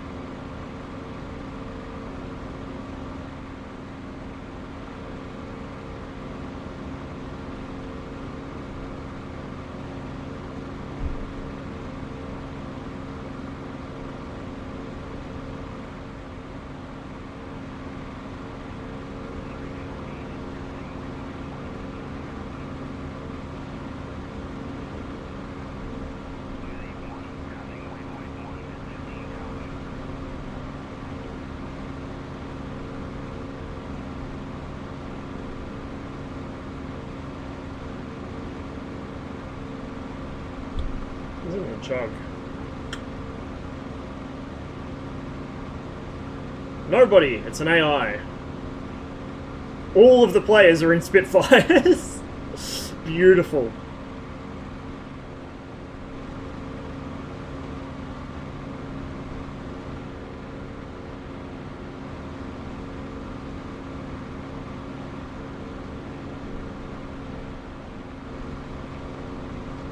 The reason engines die without damage.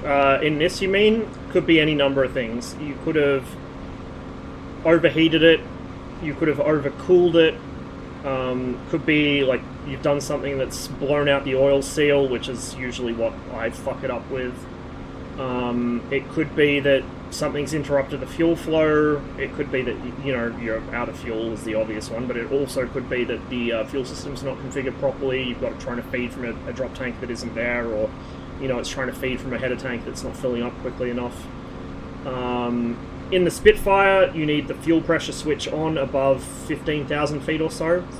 That's something that'll kill the engine if it's not on at the right altitude. There's any number of reasons it could be. I think the last time I killed the engine as I was going into land there, it was probably because I had just not been paying attention to my temps and pressures, and it was probably running a bit hot, or I was probably running a bit iffy on oil.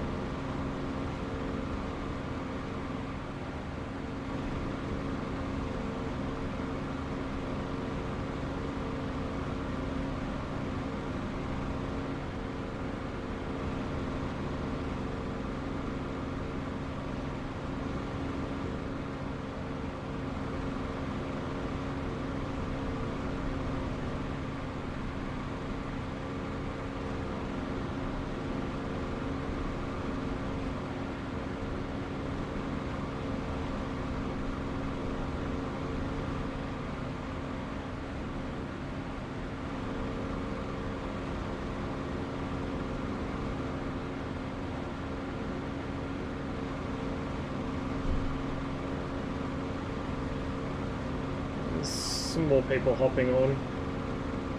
I think, depending how the teams are next sortie, we might load up some presents. Go drop some eggs on one of their airfields. You'll be able to see just how badly the Spitfire's performance is degraded when she's carrying a 500-pounder on the centerline, a pair of 250s, one on each wing. It's like a whole other aircraft. It's kind of like the MiG-21. You've got phenomenal performance when you're clean or you're carrying only air-to-air weapons, but as soon as you start putting air-to-ground stores on, it's a pig. The aircraft is not happy about it.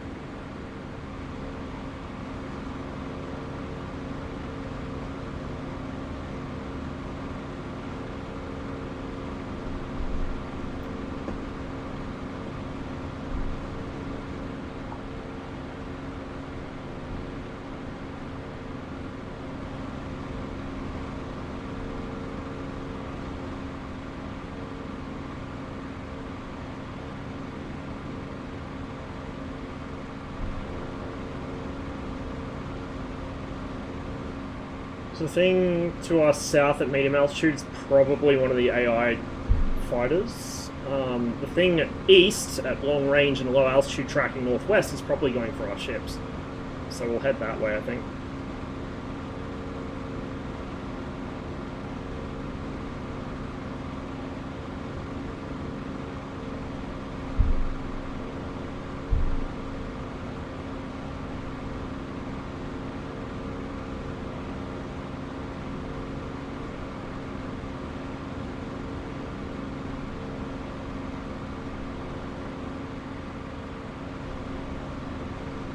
Yes.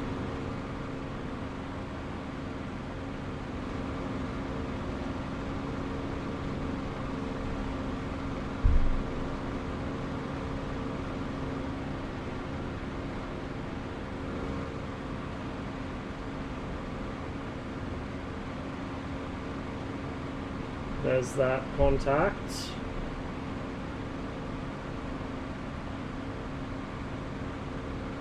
I'd say is probably AI, but we'll just keep an eye in that direction.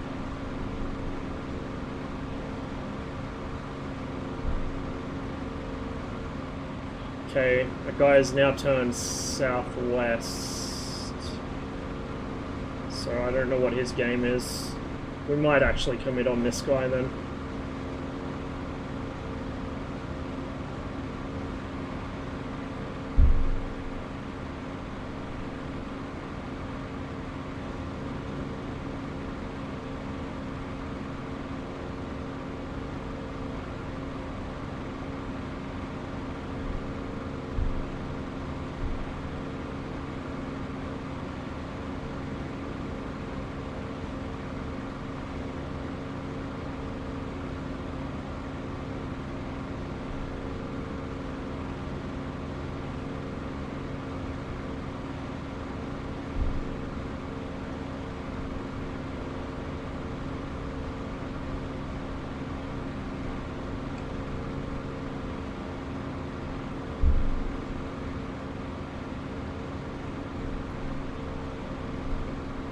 I've turned onto something at medium altitude. It's probably enemy.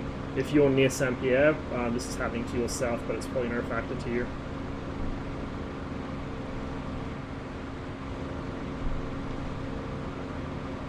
It's probably another AI. It's flying like an AI.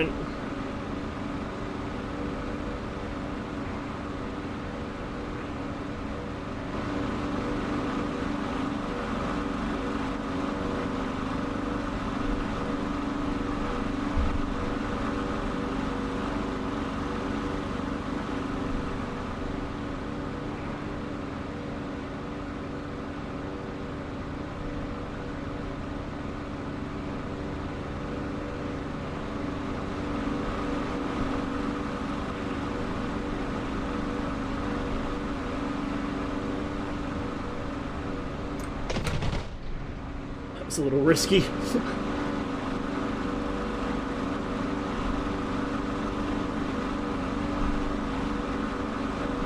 Tickled his belly a bit. Oi oi.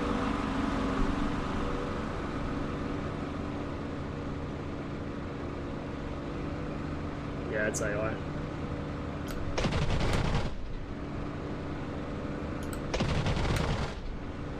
Dead AI now.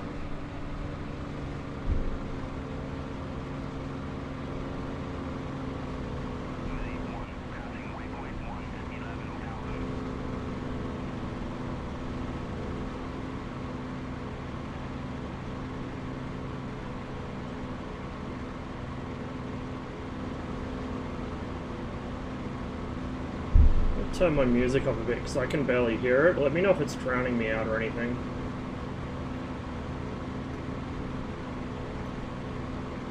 Probably need to adjust my audio levels a bit because I'm really struggling to hear it.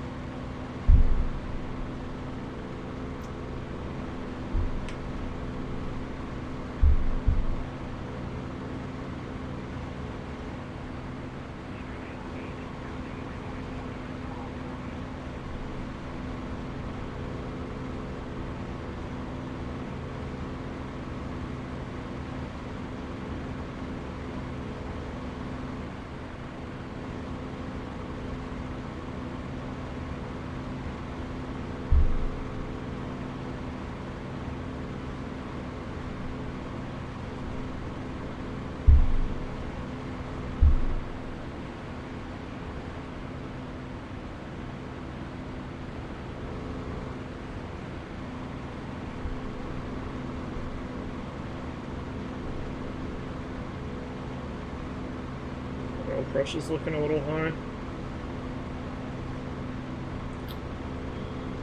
Might be overcooling slightly.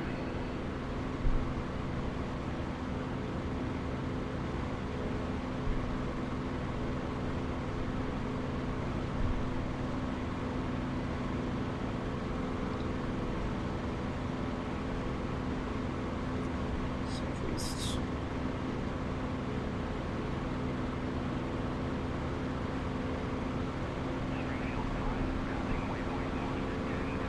Something nearby, probably slightly below me.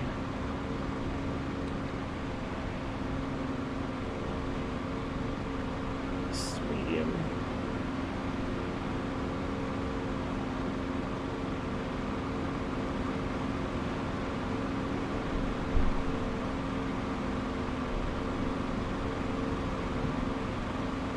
Catch you later, Burstix. Thanks for stopping by, man. Good to see you. Have to catch up with you and fight sim again one of these days. Alright. Where is this guy? North now. So he knows I'm here.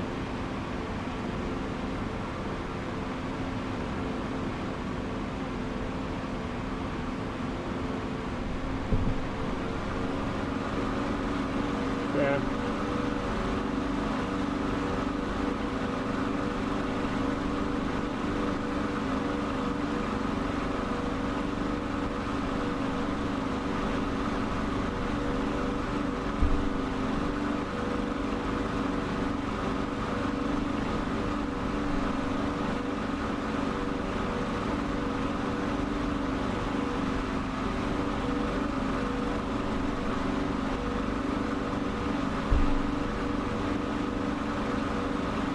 recently in partnership with National Stall to bring their series into the sim. We had a hell of an event October 7th. Nice! It's awesome, man.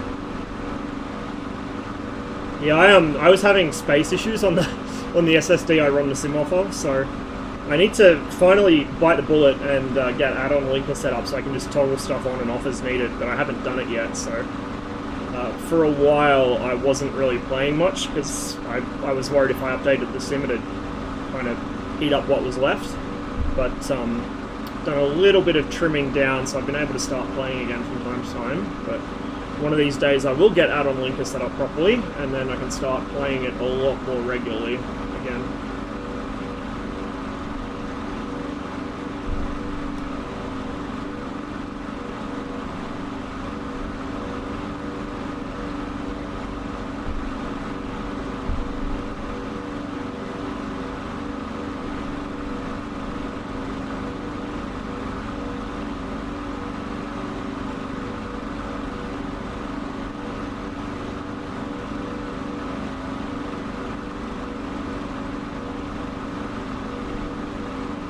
Cheers, man.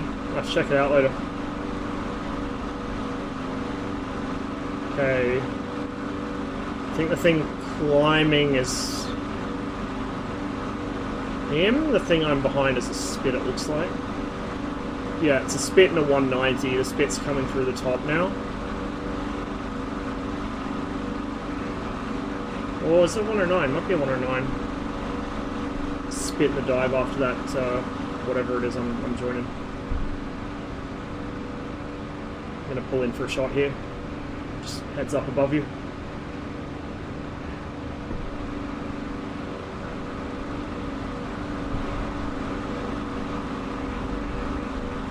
Never mind.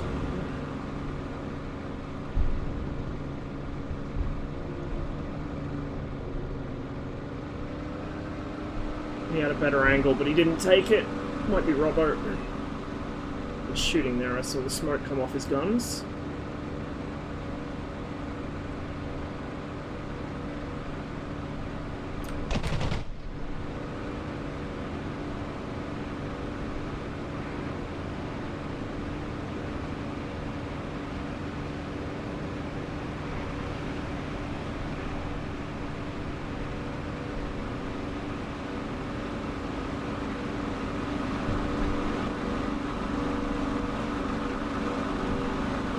Yep.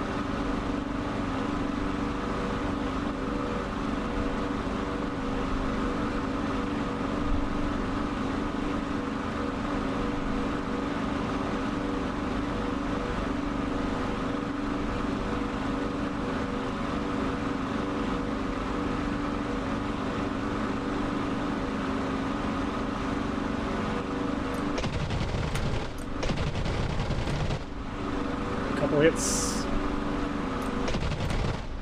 His engine stopped. He'll be in.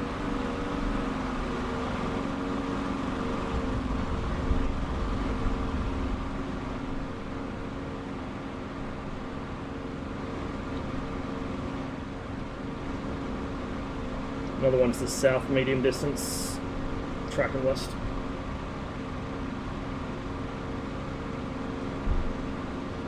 That was a play up, I reckon.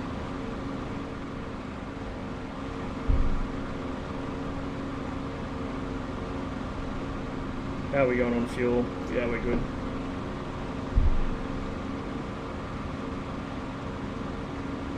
Somebody down there.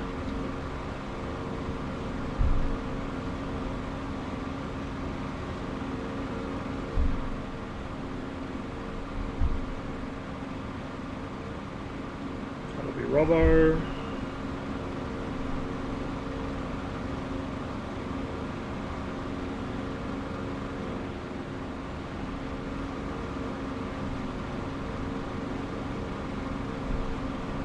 West, near medium altitude, he's heading west. Oh, it's one of these.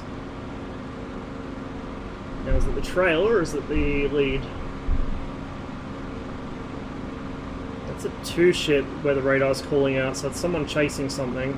Don't know if lead or trail is friendly. Another diving in.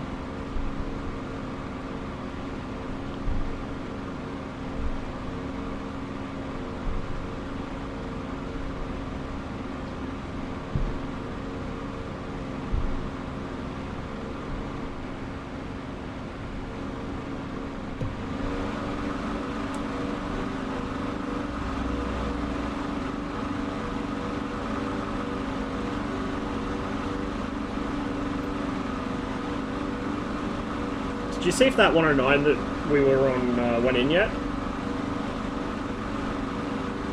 He should have, he had no engine, but... Okay. Yeah, radar's calling something trailing me down low. I doubt it's him, though.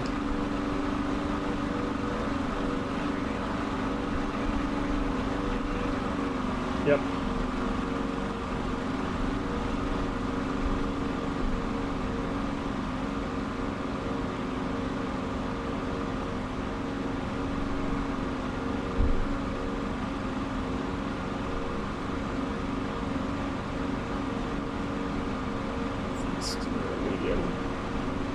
Oh yeah, I see a fight going on, 4 aircraft, 2 pair.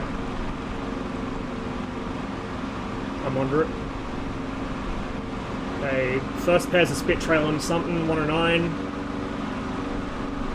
Okay, the other pair, and that was the Spit, just got shot down by a 109, looks like. I'm on the 109. Just keep an eye out, he'll come after you.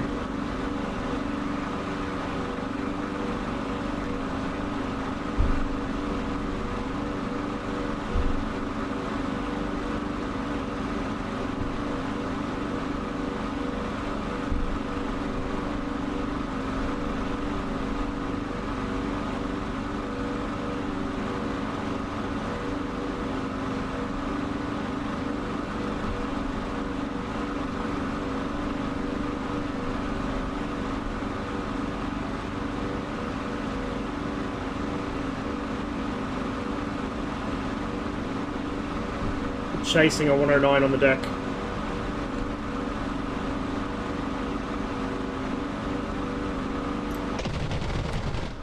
Couple hits.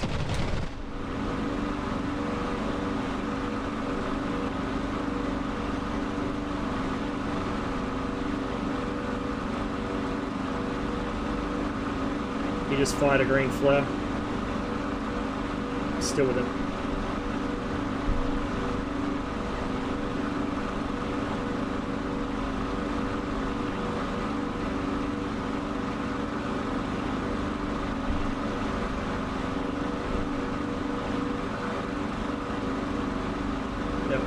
With this 109. I'm having trouble catching him though. He might get himself killed here. I love when they do this. This is... Remember how I said earlier you'd never climb steeply against a Spit in a 109? This is why. If I pulled just a little harder on that turn, I'd be inside him. Oi oi. Spit getting chased by something else just looped over the top of me, so there's definitely something else here. I'm still on my 109.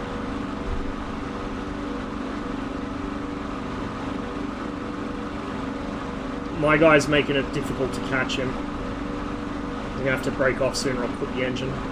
He's doing vertical loops though. Fuck. Nose blocked him.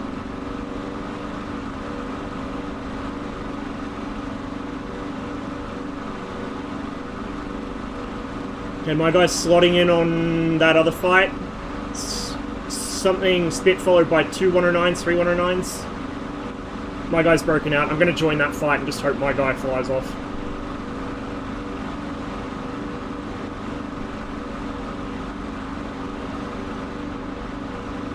Cutting in on one of the 109s. With your guy, I think, Robbo. Actually, one just crossed my nose. I'm going to stick with him. Up high.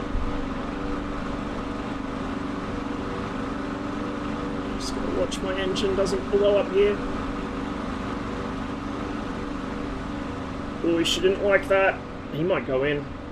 Okay, one went in that I was on. Another one with red wings going on him now.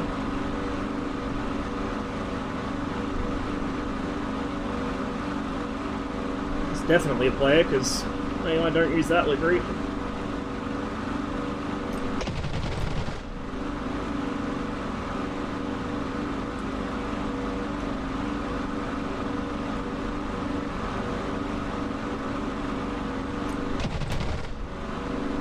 Hit near the nose, that'll probably mess with his engine a bit.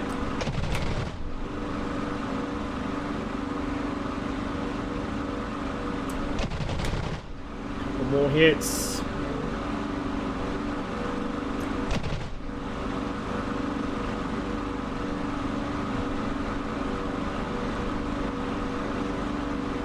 Oh, there it is. There's the mistake.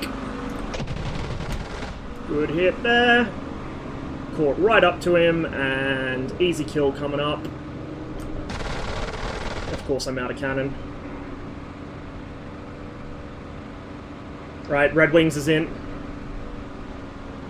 I'm out of cannon, and my engine's getting pretty warm. I'm going to break out of this fight and land at Cynthia.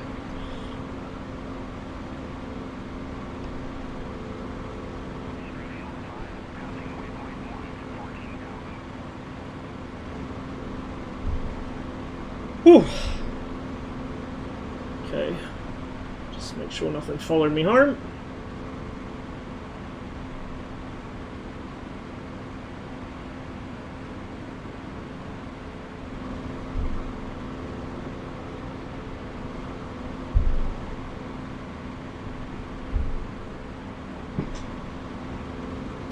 A lot of rudder work in the Spitfire when you get into these nice slow speed fights. My legs are fucking killing me.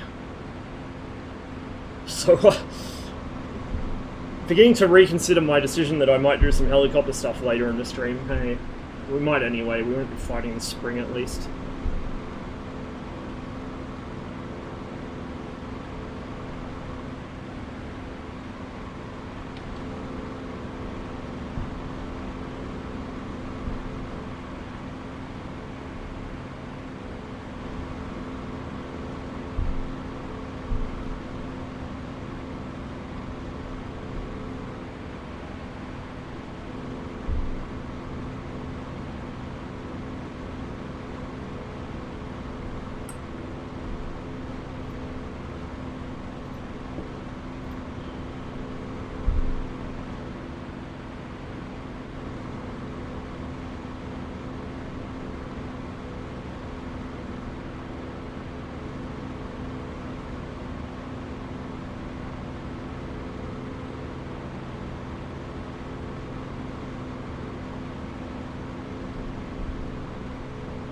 Aha, good time to break off because we're down to 15 gallons of fuel.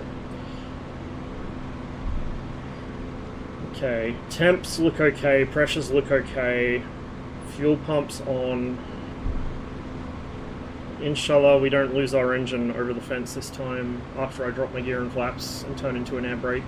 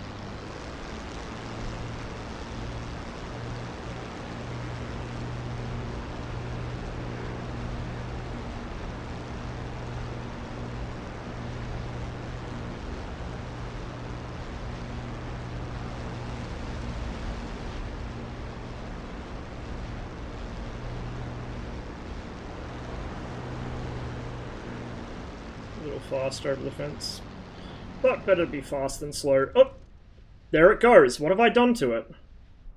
Oh, whoops-a-daisy. Oof. Oh, she didn't like that. Come on. I have no idea what's causing that, to be honest with you.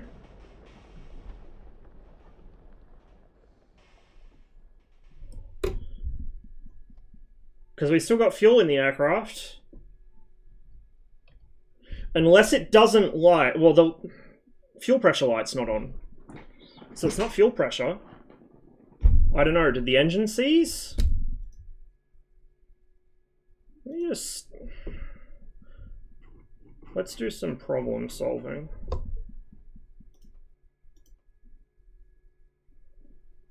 Right, those are on.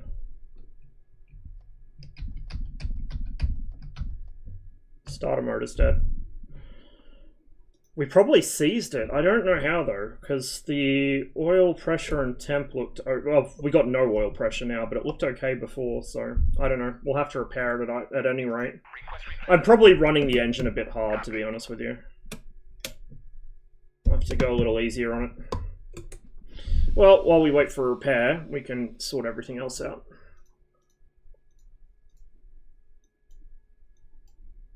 Request refueling. Request rearming. Copy.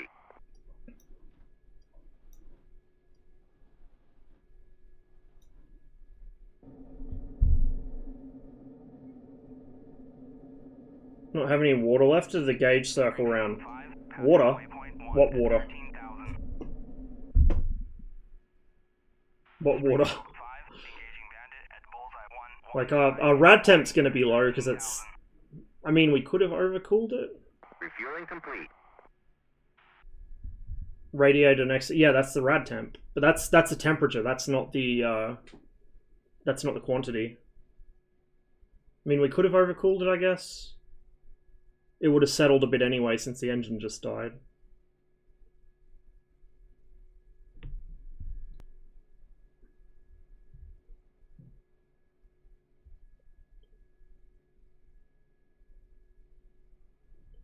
I'm just trying to think, because I don't usually have issues with this. This is the first time I've had the problem of the engine repeatedly dying on approach. So I wonder if it's just because... Like, am I not running the engine at high enough power for long enough that it overcools it and then kills it? I really don't know. No, it wouldn't have boiled off. There's no way it would have boiled off. It didn't get that hot. Like, I don't think I've ever had my coolant boil off in the Spitfire unless it was from combat damage or I did something really stupid like try and climb vertically for like a minute. The oil temp was fine. The oil pressure was fine last time I checked it.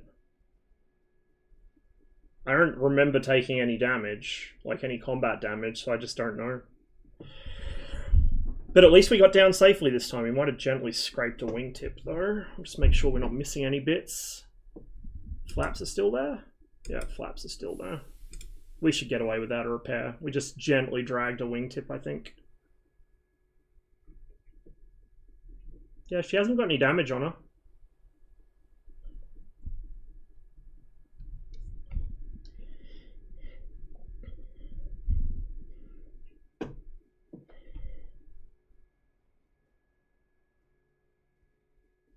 Must be sabotage. I don't know. As long as the track file doesn't completely corrupt, which I'm sure it will have, I could probably figure it out through looking at that and then what it says in the little after action report table. In single player, you can do that really easily, but in multiplayer, you have to check the track file, and the track files are incredibly unreliable, so... Don't know.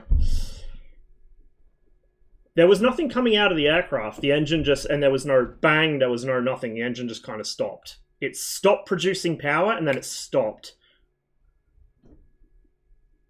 Plug fouling? Question mark? Does the Spit model plug fouling? I know it was a problem with 109s, but that was also because the Germans fed 109s dog shit fuel, and their engines weren't very well built. Yeah, it could be plug fouling then, I guess. I don't know. Are you meant to lean it out for landing? I thought you might come in from the I don't remember. Or like to slow it down. Marksy, cheers for the raid. Hope you had a good stream. Welcome everybody to I try and figure out how I just broke my Spitz engine. Been having a relatively successful day besides the multiple times I've done that, but you know. Take quite a while, just run max power briefer to clear them. Yeah, I mean that could have been it. It could be plug fouling. So next time we'll just gun the engine a bit before we come in for final.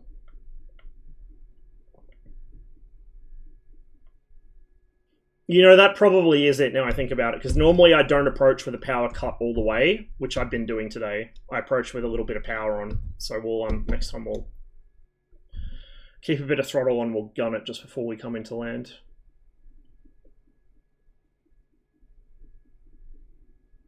Bring it down to use error. Don't think I did anything right at all tonight. That's the way. You know, you're playing a flight sim when. Springfield 6, passing waypoint 1 at 50. Yeah, the stream's been pretty good. Aside from the mishaps, it's been quite good. At bullseye 1, 2. The scoreboard's broken at the moment, but I think it's 20 points per shot down aircraft, so we've dunked 9 of them so far. Probably about a third of that's been AI, to be fair. So it's been a pretty good run. Not quite as good as the one I did yesterday off stream, but you know, can't win them all. Oh, that's right. I said I was going to do some bombing, didn't I? We might do that. We'll fit her up with a 500-pounder and a pair of 250s. Now, she's going to be a bitch to start because when you repair the aircraft, it leaves the engine in a very overprimed state for some reason, so...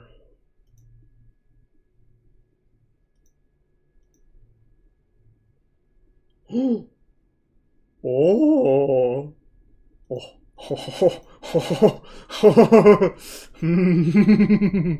Yes. Oh boy. Okay. I know what I'm doing. I know what I'm doing. I'm gonna be an absolute piece of shit. Just double check. This one is also plug nose. There we go. There we go, half-hour delay. Oh man.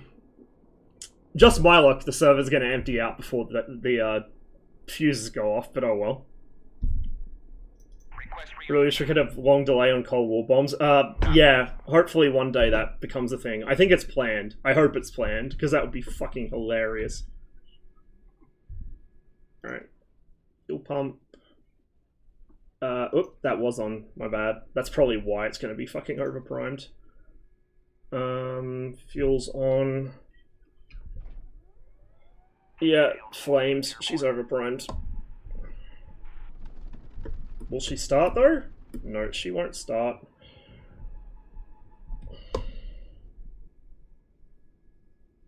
This could take me like a minute or two at this rate. No? Good girl. Second time.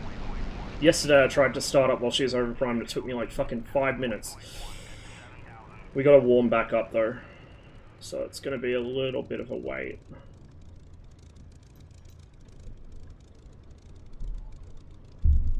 Right. We'll turn the pitot heat off as well while we're on the ground. And our trim should be reset. Yes it is. Awesome.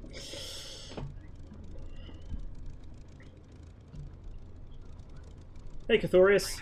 Yep, I do still exist, much to the detriment of all of us.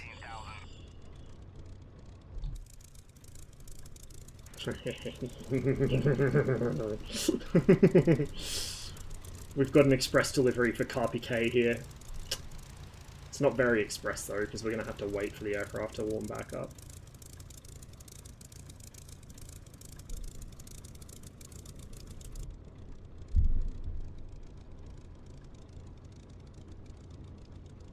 Seen modern optical cruise missiles. I was taxiing and minding my own business with my flight of 4 when the airfield got struck with missiles. Watched my wingman get vaporized before I did a few seconds later.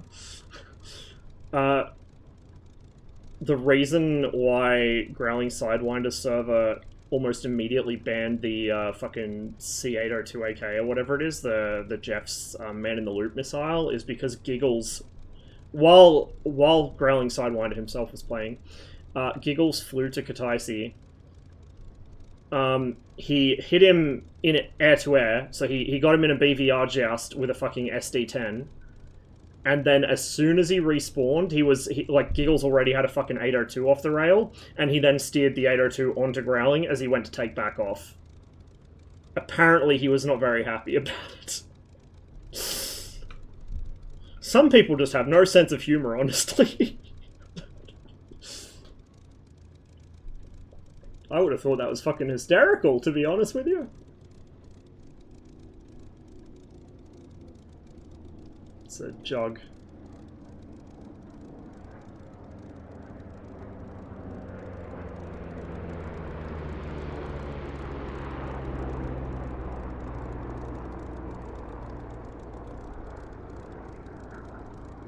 Man, that sounds good.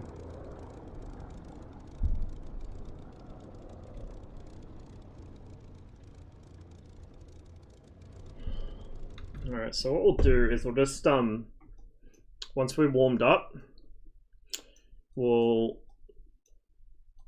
take off and we will head, I reckon, probably out over the water, I reckon. I reckon that's what we might do. We'll head out over the water and then we'll hook in past Weistrom and come in that way, because if we just cut the corner, it's probably the quickest way of getting there, but there's a higher chance of getting intercepted, I reckon. The way you want to set up for a dive bomb in the Spitfire is you fly basically past your target in a way, you put the target under the roundel, and then you roll into it and establish in the dive. So we'll see how we go with it.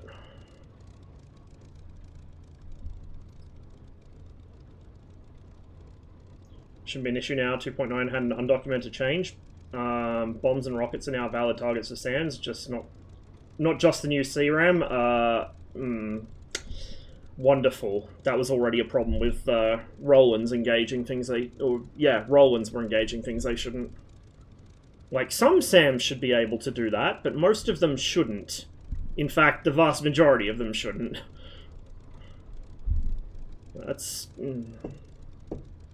It was probably not even intentional, to be honest. It seems like a lot of stuff like that's not.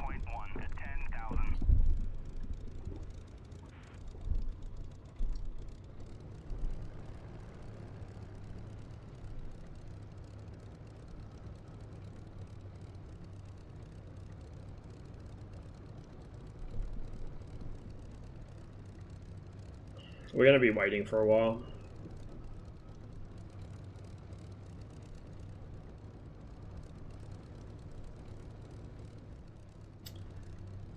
Where's the... I'm surprised that they haven't recaptured this. I wonder if it's bugged out or something, because once you destroy all the AA guns, it flips ownership. I reckon probably the only thing stopping the Germans from getting this back is there's probably a 50 cal emplacement they haven't destroyed. In fact, I reckon that's it there. It looks like that one's alive. Because that'll be the only thing stopping it. The 88s are all dead. Looks like those 50 cals are all dead. So I'd say there's one down the other end they haven't killed yet.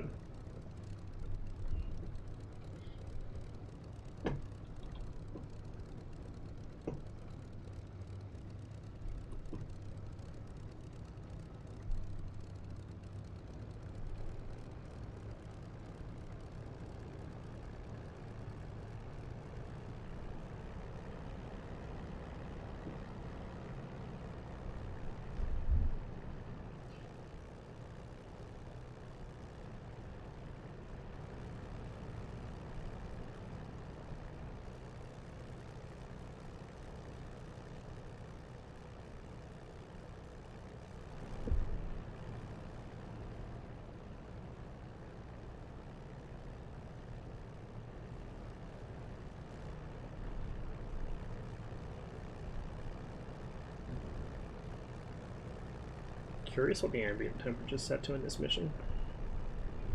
It's probably like 20 degrees or something, 15 or 20. I think DCS defaults 20.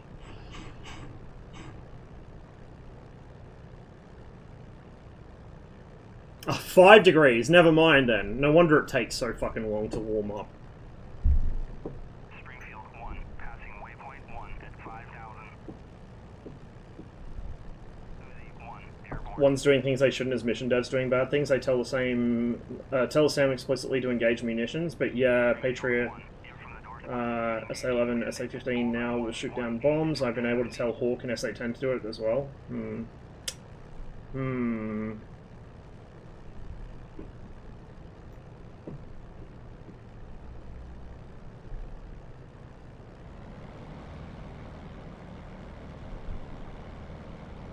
I mean, yeah, that's fair, and I guess there are situations where you want a Sam to be able to do it for, like, plot armor reasons, but I don't know, like, giving capabilities to things that they don't actually have feels a bit slippery slope to me, but I'm a horrible elitist, so, you know, that's going to be my default response to anything like that. Can we warm up a bit faster, please?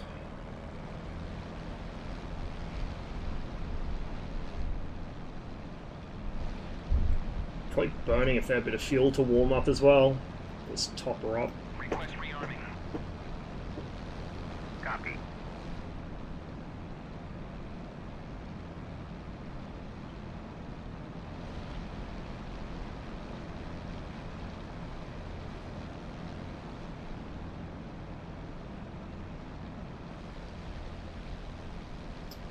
Oh, I'm gonna have to add another thing to the bot now as well, aren't I?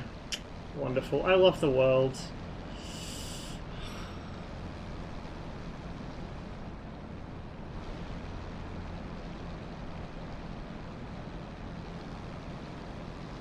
Rearming complete.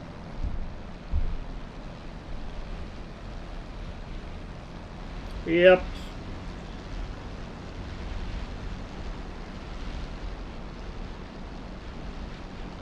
Please help stop my idiot cousins killing our other cousins. Springfield 1, engaging bandit at Bullseye 116 for 45 to 2,300. Give her another 10 degrees and then we'll go.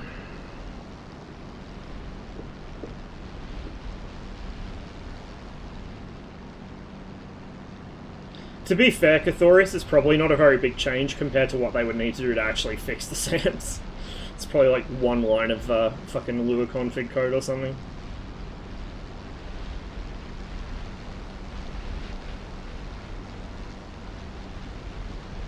Yeah.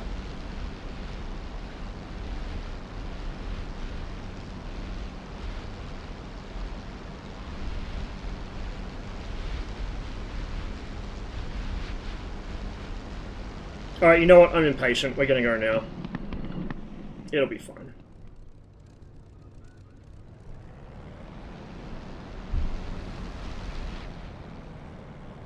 Thread the needle between these racks. Whoop, whoop, whoop, whoop, whoop. We didn't quite thread the needle. There was a crater there I didn't see. Nothing fell off. Don't think anything fell off. We're good. Okay.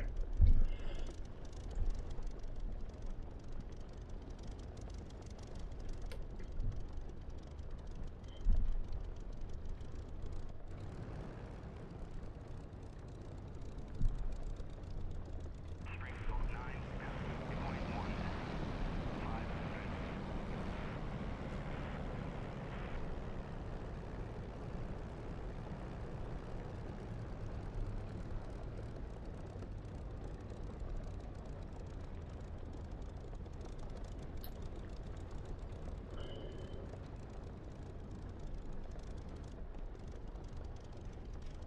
Might actually change my bomb release bind as well to more closely match where it is in the real aircraft, because that should help stop me disturbing my aim when I press it. In the real spit, it's a thumb button on the throttle.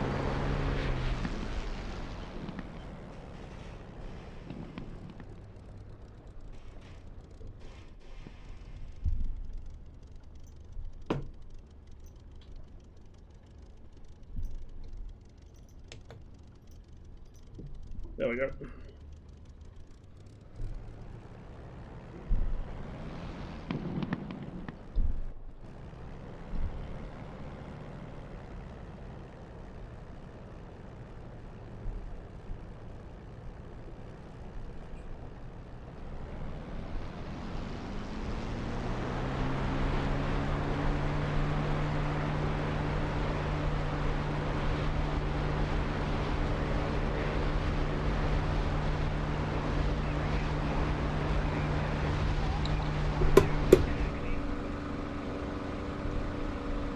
Now, watch how much of a massive performance hit this is going to be.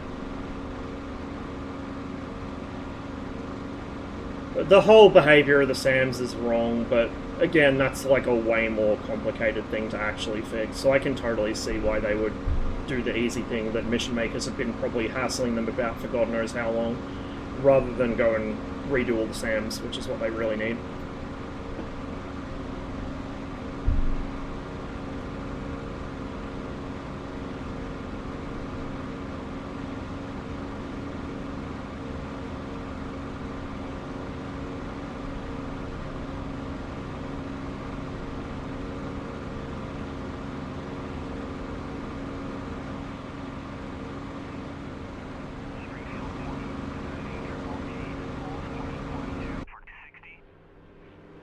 Royal Mail with an express delivery for Carpi K Airfield.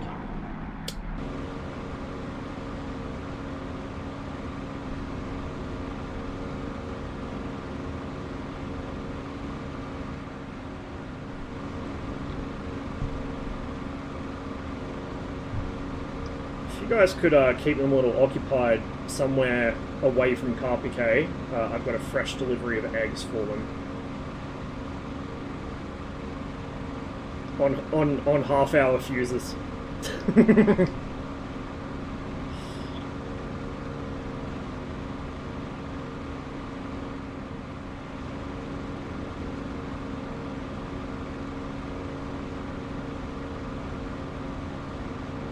She is struggling to climb with these things.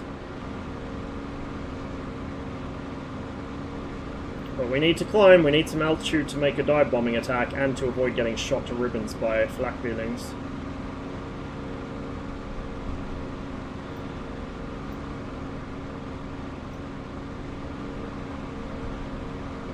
And this is 5-degree ambient temperature. You can imagine what it'd be like in summer over Italy or somewhere like that. Or the Balkans. It would be not pleasant carrying this much under your spit.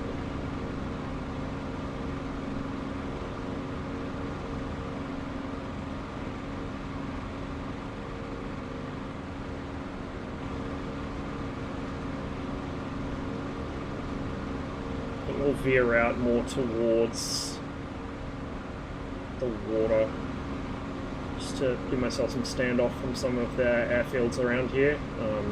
St. Croix is going to fire at me as soon as I go near it, so I'll swing out a bit.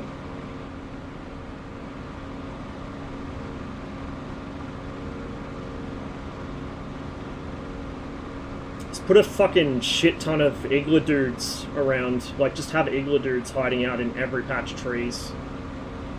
Traumatize them enough that they know not to fly low in your missions.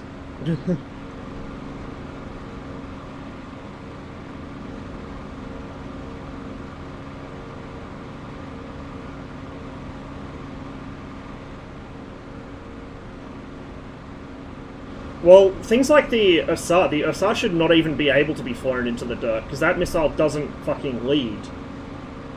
It's 3-point tracking, so it should not be fucking leading the target in a way that allows them to fucking steer it into the dirt. That's the one that really frustrates me, because the thing that primarily is shooting at is A-10s. An A-10 should not be able to defend against that missile unless it gets incredibly lucky, or literally just line of sights it behind a building or terrain. But in DCS it can, because the missile's pulling lead when it shouldn't be.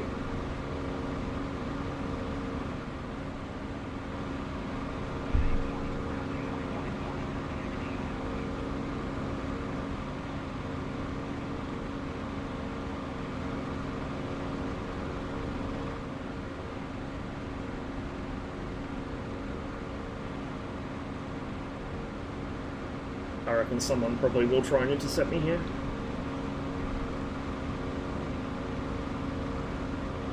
Or maybe not. Maybe we'll get away with it.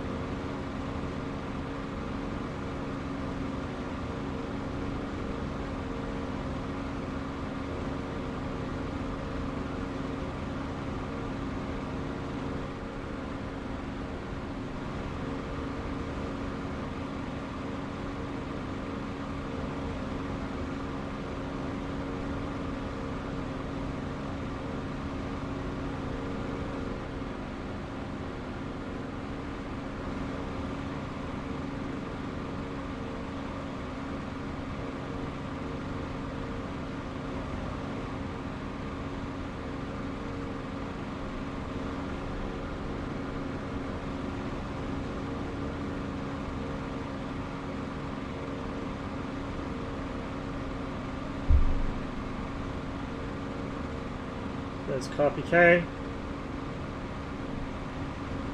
That's camp there. That has air defences around, I think, the railway station docks. So we don't want to get too low over the city either. And there's Wistrom, or as the normies apparently call it, P-Trap.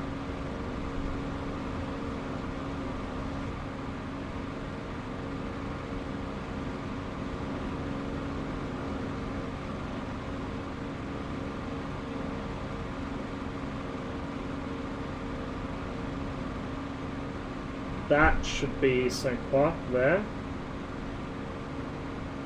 I think. Yeah, because there's nothing spawned in there. So that's it there, and then the other airfields around it are just inactive. Or neutral.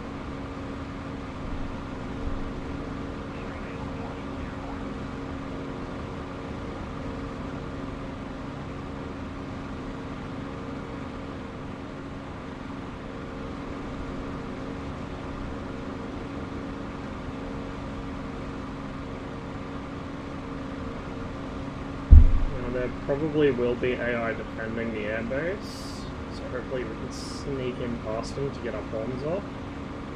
Our actual target is going to be about there, near where all the tents and shit are, and the little huts, like the barracks for the ground crew, right there.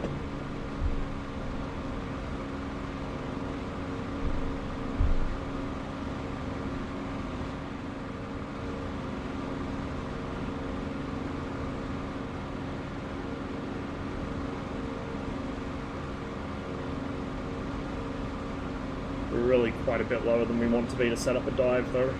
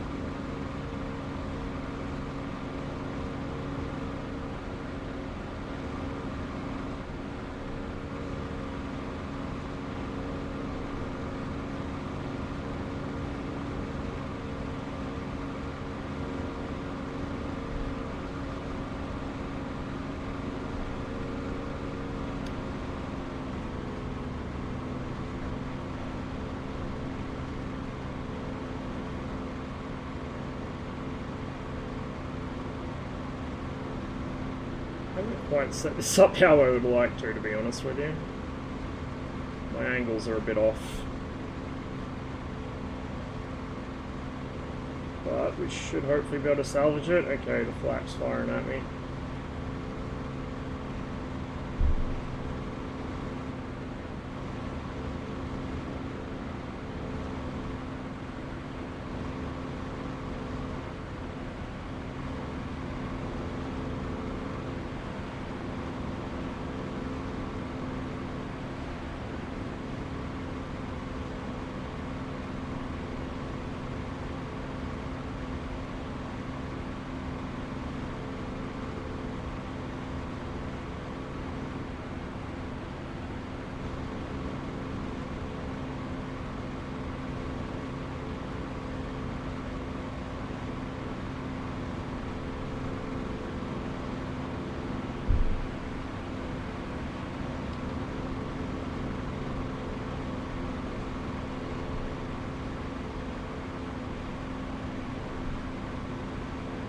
Alright.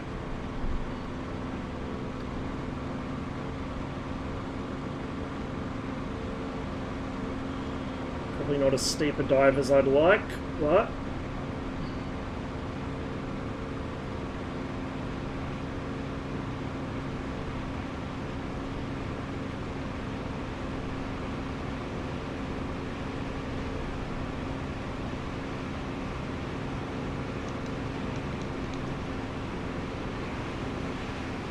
Oh, there's somebody down there. We could have gone for him.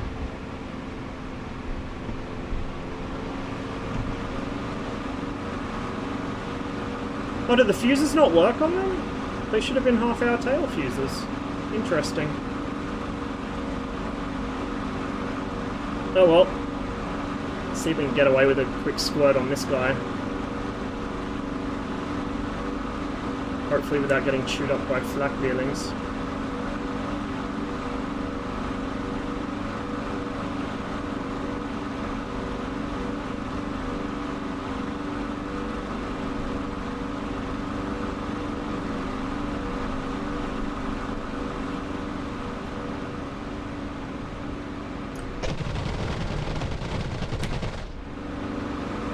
There's another one there.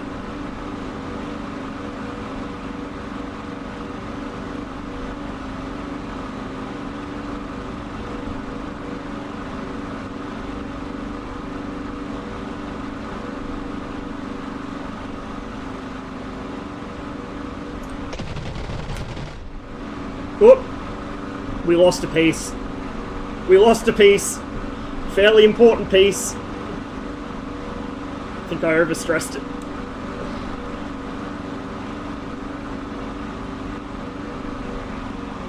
It's not ideal. Yeah, fairly large, fairly important.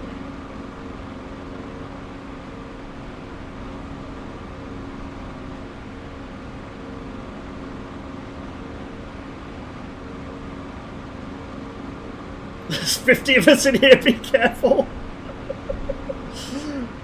No wonder the fucking wing came off, Jesus.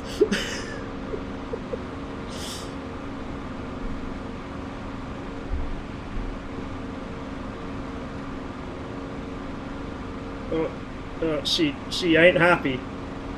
She really ain't happy.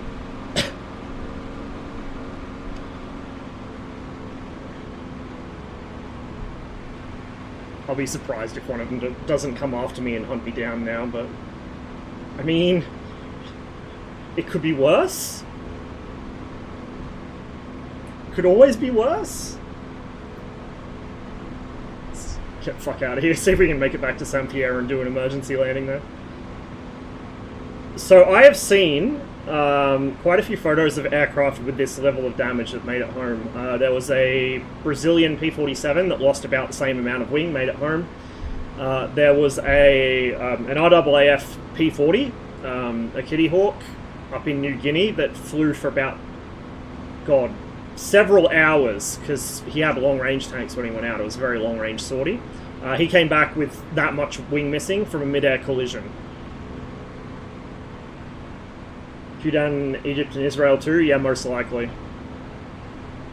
I mean, the Israelis had an F-15 come back with basically an entire wing gone on one side.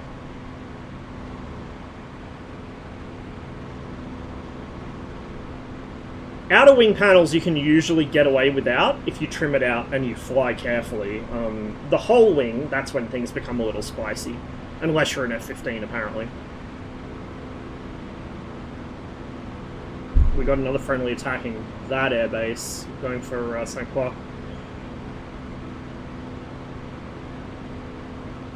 Question is actually, are they attacking it or are they in a dogfight? Because if they're in a dogfight, that means I might be in trouble here as well.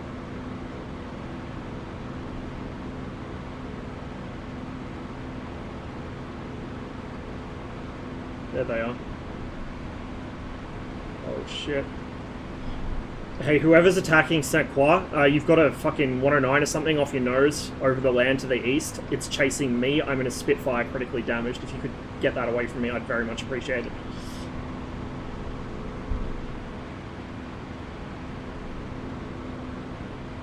Okay, yeah. Yeah, I may have misplaced my left outer wing, so...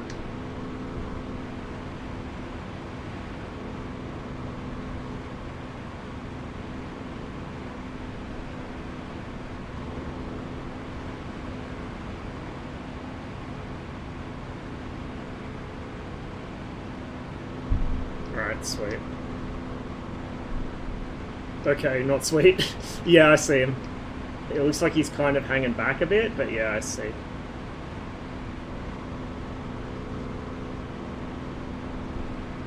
Okay. Yeah, I'm going to be coming into Saint-Pierre pretty hot with this thing, so...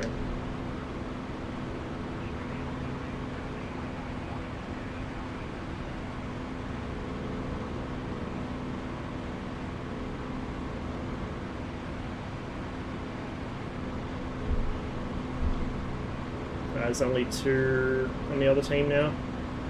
So I reckon we might hop over to Ligmas after this, do some Gazelle stuff. Maybe. See how the teams are over there.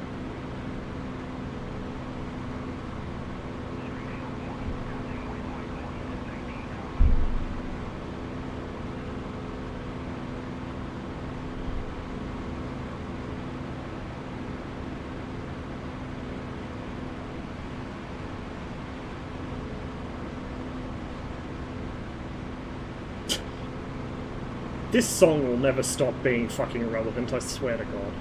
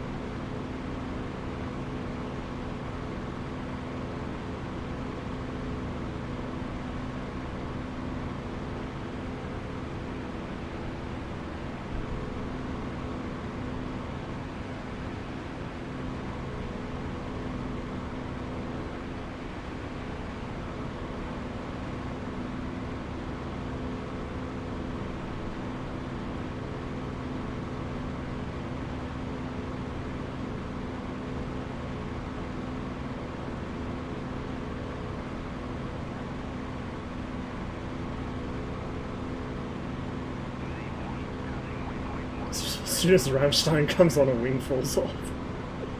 Yeah. Yeah, it can't be coincidence. It's obviously sabotage. No, that was, I knew that strafing pass was a bit ambitious even as I turned into it, and I pulled out way too hard at the bottom.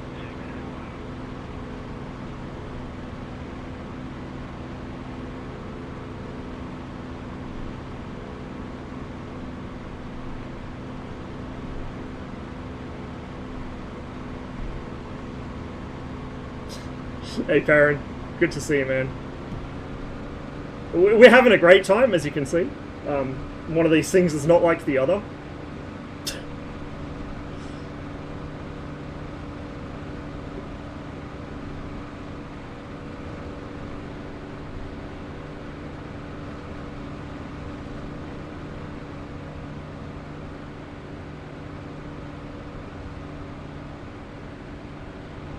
I need to get rid of some of this speed, but I don't want to cut the throttle because I'll fuck my engine up again.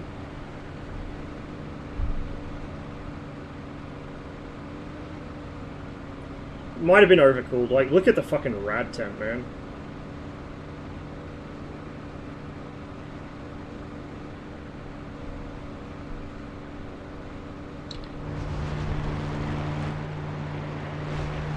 We'll circle right, we'll come in from there. Oh, actually, no, we'll go left because I'm going to drop like a rock as soon as the gear and flaps are out. I'm in two minds about even using the gyro flaps with the wings like this, to be honest with you.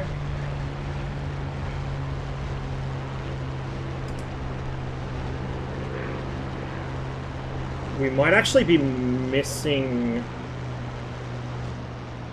No, we got flaps on both sides. Don't know. She's a little more stable with them now. Are you waking up from a bender for work the next day? Fucking real, eh?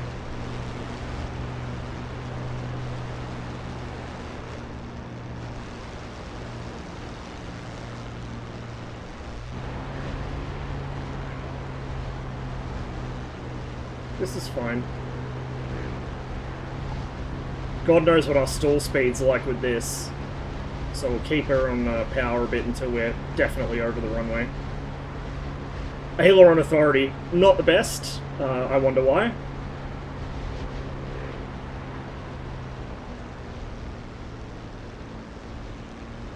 Bit of rudder to straighten her out. Oi, bumps, a daisy.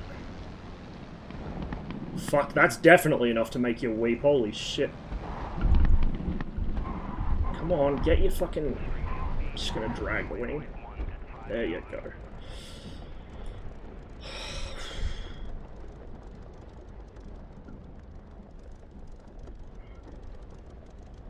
Right.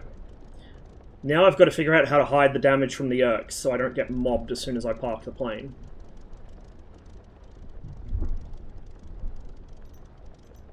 That's not what I want, that's what I want. Turn that off, turn that off. I know, right?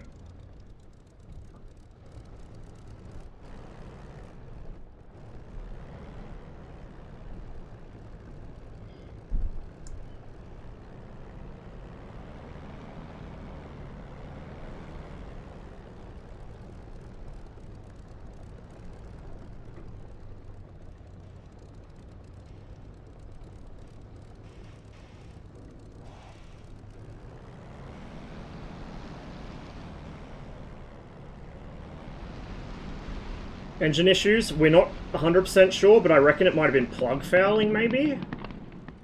It's also quite cold ambient temperature-wise, so either I overcooled it or I plug fouled it. I reckon I probably plug fouled it, because I had the power pulled right back for longer than I normally would.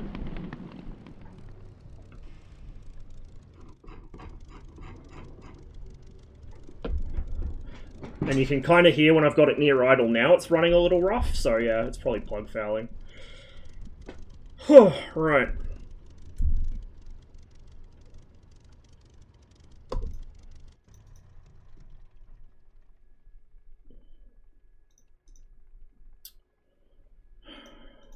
That could have gone better, but it certainly also could have gone worse.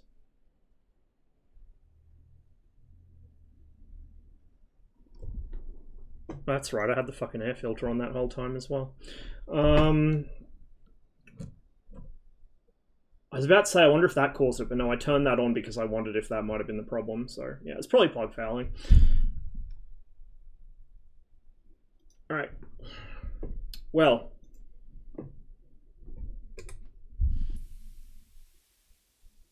I mean, if you look at the plane from this angle, it looks pretty good, huh? Like, it looks good from this angle. Uh-oh. Just, you know, ignore this side. And it's fine. It's, you know, 3/4 of a Spitfire. What more do you want?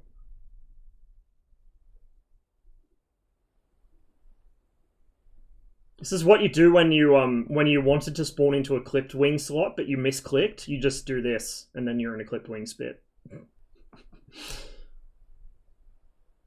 All right. On that note, I'm going to take a short break because I need a drink and probably a quick snack. And then we're going to hop on Ligmas and we're going to do some Gazelle stuff. Probably. Or failing that, something else. But most likely Gazelle because I feel like taking that out for another spin. So, I'll be back in a few minutes, guys. And I'll just aggressively move the camera as I forget to tab out of the game before moving the mouse.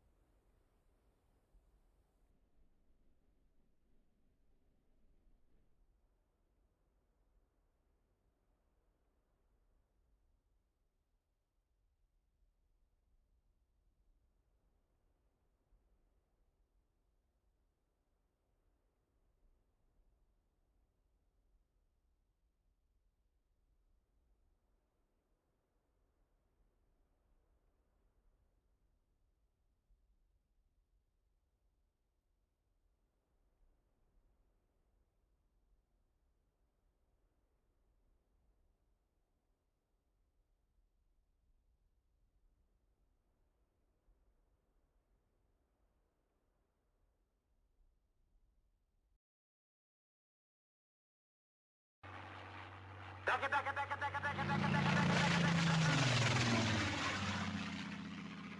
Rabbit. Robbo, cheers for the raid, man. Hope you had a good stream. Welcome, everybody. Holy shit, that's a lot of people. I'm just grabbing a drink and a quick snack, guys, and then I'm going to hop into Ligma's Cold War, and we're going to probably do some Gazelle stuff. So please excuse me for 2 or 3 minutes. We did make it back to Saint Pierre, by the way. It was a little bit of a spicy landing, but we got down all right in our 3/4 of a Spitfire.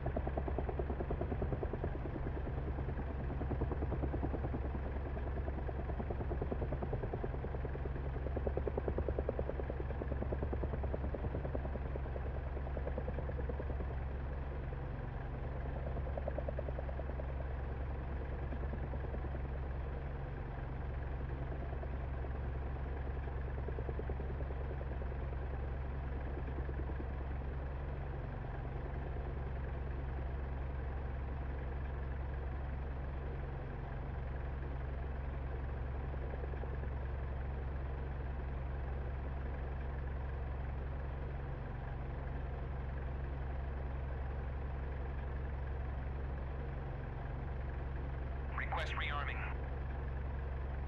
rearming. Bear with me, guys. I'm just grabbing a cup of tea and then we'll be in game. Also, I can't speak properly today, apparently, so please be patient.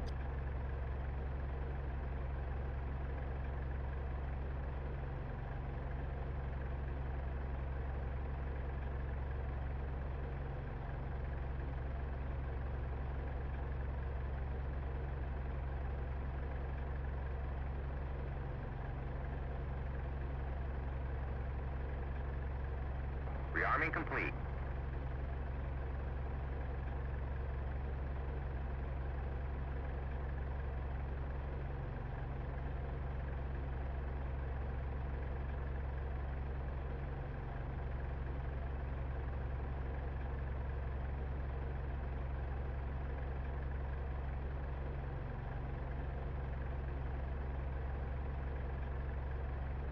Hey, Lush, good to see you. We just got done doing some Spitfire stuff. Primarily breaking Spitfires because I don't know how to fly. And we're just about to hop in the Gazelle. It has, yeah. It's going to be a little irregular for a while. I'm actually finally starting work properly in just under a month. So my schedule's probably going to shift around to, like, weeknights and or weekends where I have the energy and can fit something in. So I'll probably be streaming, like, maybe 1 or 2 times a month instead of every week. It might pick up again next year because I'm planning on moving closer to work, but can't promise anything yet. We'll see how we go. On the plus side, I will actually have some decent income for the first time in my life, and so I might be able to better support my streaming in the future if I, like, cut back my hours or change jobs or whatever.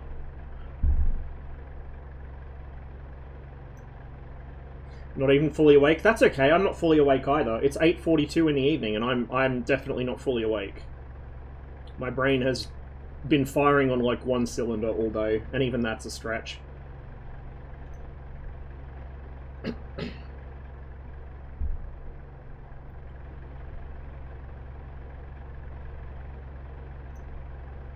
There we go. Alright, let's get DCS up. Hopefully OBS hooks it. Hello. Yep, there we go. Cool. So, before I forget, I've got to sort out my pedals. So this is what I was talking about earlier, like several hours ago for those that were present. This is why I really like the crosswinds. All I have to do to switch from fixed wing to helicopter pedals is reach under my desk, unhook the main centering spring, and then wind the damper forwards about 10 or 15 clicks.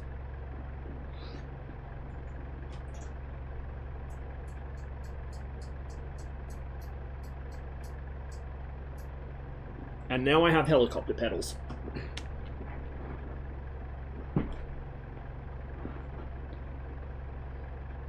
Yeah, it's good fun. Good fun, Robbo. As always. It's good to see that server starting to populate a lot of an evening. It's nice to get some Warbird stuff in, because for the longest time I just didn't do Warbirds in DCS. Like, I never used them. And now I finally have somewhere to play them. Regularly. Right. Let's get our pilots in. We should have our weapons already. Yes, we do. I'm opting for the cannon and the rockets instead of the ATGMs, because I find flying and steering the HOTS at the same time is a little too much for me. It's a bit sensory overload. One of these days I do want to two-seat the Gazelle and have a friend do that, or have a friend fly and me do the HOTS, but that's not today. So what we're going to do is mostly reconnaissance and special forces stuff. So I want to keep it relatively light and load it up full of dudes. Boy. Now, to start this thing, let's see if I remember what I'm doing. Battery, generator, don't need that just yet, but we'll turn them on anyway. Pump. Oops, wrong direction. That needs a couple seconds, I think, before I can switch that on. We'll also have to get rid of the rotor brake. Hello? Probably want the anti-sand filter on as well. There we go. Okay, now We grab the fuel valve and we slowly bring it up. I don't think it actually needs to be done that slowly, but don't need the form lights on. That's off. Don't need it on. What's that click spot for? Oh, it probably has like an alternate mode or something. I don't really use that light much. Flying and aiming is an adventure. Every time I take mice from the optics, I'm in a different location. Yeah, there's a clip on here from when I was first learning the Gazelle of me staring through the optics trying to guide a hot on a tank. And then I realized there was an ATGM coming back the other way. It's pretty spicy. Pretty spicy. Right. I don't know if the door removal gets rid of any weight, but you know what? Fuck it, we'll get rid of them. We'll have some nice cooling breeze coming through the airframe today. And we will load reconnaissance troops to start with. Now, where are we? Aha. We're here by Hummer. So Hummer's a good place to do this, because I can drop the guys right along the front line and still be covered by buildings and terrain. So I think that's what we'll do. We'll head, like, northeast to this corner, and that's where we'll do our reconnaissance.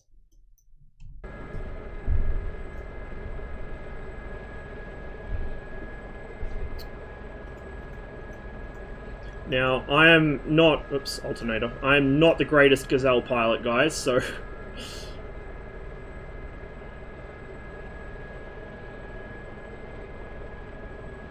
I don't remember if I want to turn this off once it's started. We're about to find out.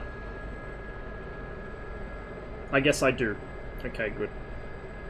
Because that's Dimare, which is starter, but I'm not sure if you're supposed to turn it off or not. I guess we are. Didn't break anything. As you can tell, I generally don't fully remember how to fly any given aircraft at any given time in DCS, so I just mostly wing it. And somehow I usually get away with doing that.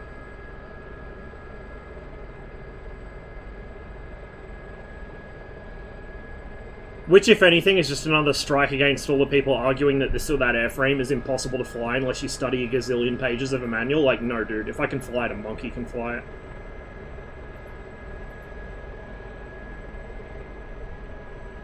Don't forget gyros. Get the backup one set. I don't remember how to... Well, I actually don't know, period, how to set up the Nadir, so we're not going to bother. We're just going to visually navigate. We'll just get all the... Oops, not that. We just get all the comms and shit set up. The other radio is blocked by the collective at the moment, so I'll deal with that after.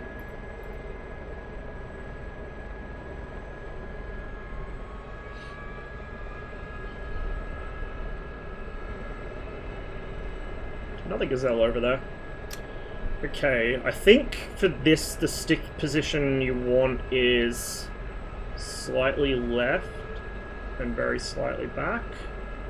Well, it helps if we turn the trimmer on first, doesn't it? Like there, maybe? And then you need right pedal. Let me just double check I haven't got anything else I need to do. We do need a gun sight. There we go. Okay. And then the power switch for that's all down here, so we'll deal with that once we're airborne. Cool.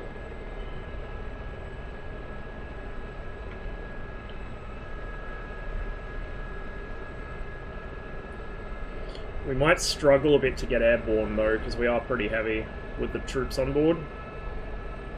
So we'll see how we go.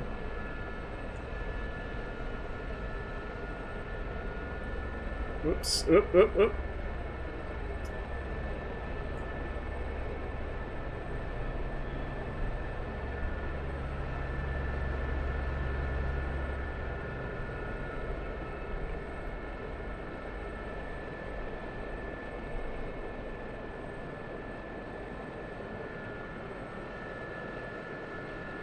I love this song.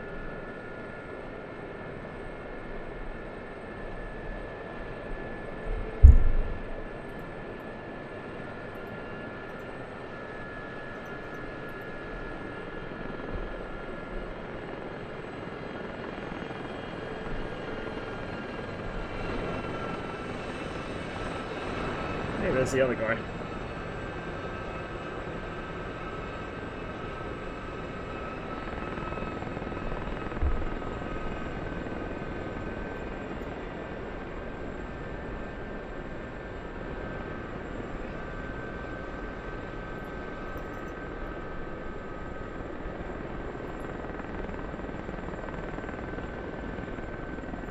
Now, I've got to try and remember how to turn the gun sight on. Weapons panel's on.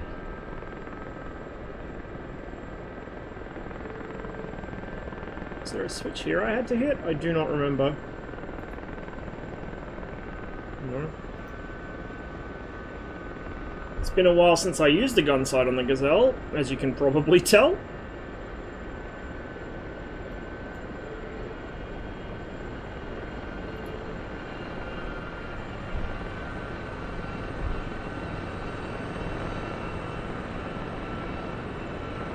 Honey, wake up, new Gazelle slur just dropped.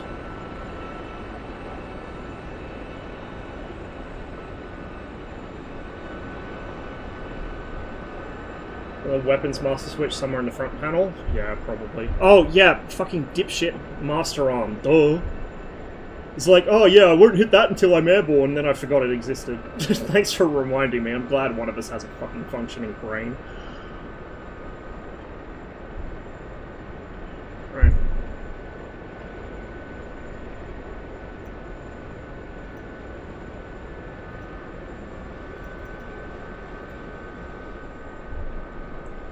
It is. It's a fantastic song.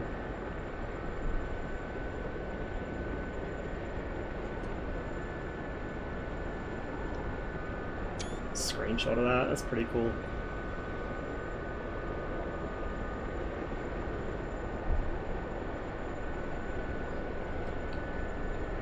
I don't really know if we need the EWR auto display on, to be honest, but we might just for situational awareness. Just so I know if somebody's headed right at me. Ha! There's somebody headed right at me. Okay, good. We'll get a bit lower. How does she feel? Good. Like, I'm not a immensely knowledgeable helicopter guy, and I'm very rusty with my helicopter flying because I haven't done it for a while, but it feels alright. Like, I started flying the Gazelle mostly after the flight model had been reworked. I did do a couple flights before it was reworked, which is why I didn't fly it before. Once I fixed the flight model, I started flying it quite a bit. It still feels good. It might even feel a little better now. It feels less lethargic to get off the ground. So like the weight I took off at, 50% fuel, 200 kilos worth of fucking grunts in the back, Giat and the rockets, it probably wouldn't have got off the ground on this mission before with that loadout, even at one of the relatively low-lying farps, let alone the mountaintop ones. So it feels good. It feels good, I like it.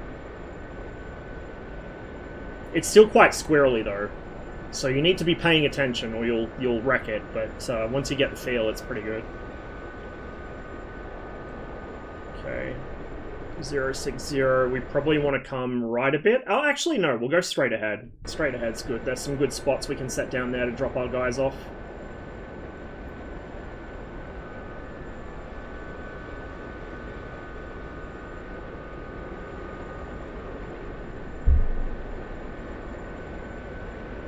We might actually save the rockets for now, just so that I've got the gun active. We'll flip to the rockets when we need them.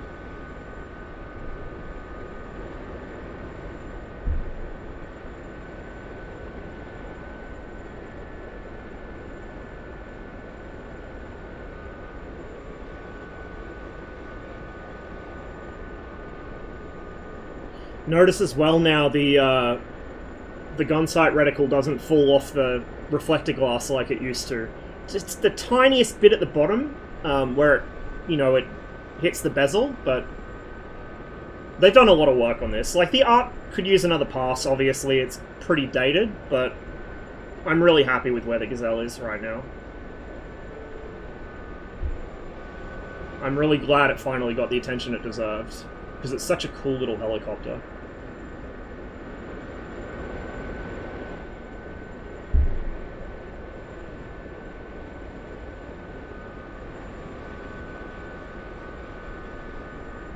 What's up, buddy, up there? He's flying awful high for a Gazelle, man. I would not be up there if I were him.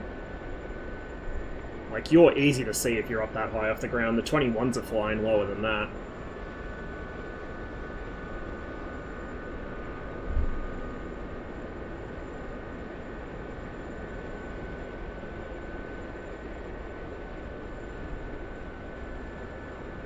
A10 over there.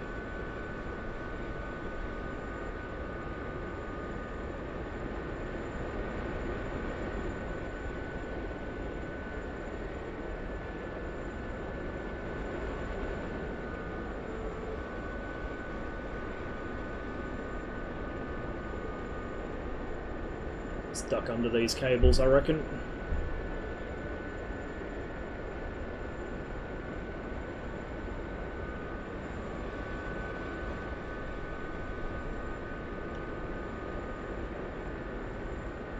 It's at A10.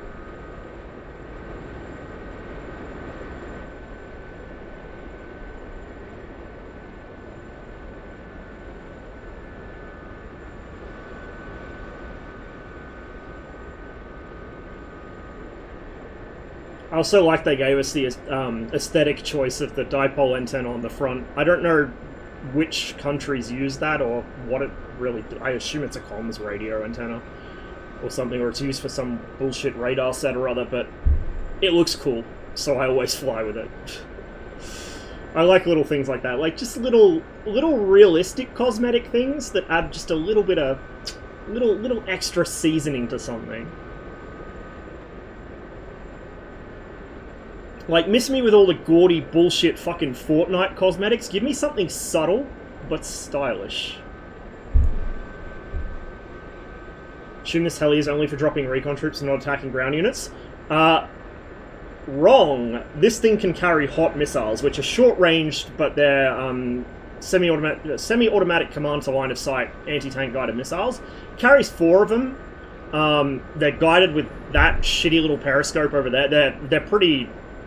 They're good, but you have to get close, and getting close means you're inside return fire range for like every fucking anti-air unit. So it can kill things, it just has to be careful about it. Successor to the Alouettes? Yes, it is. Should have given him a nice flyover. It also has a variant which you can't use in here. Well, it's the same variant, but you can't use it in here at the moment with the Mistral, which carries up to 4 Mistral manpads mounted on stub wings. That thing is fucking evil. Absolutely fucking evil.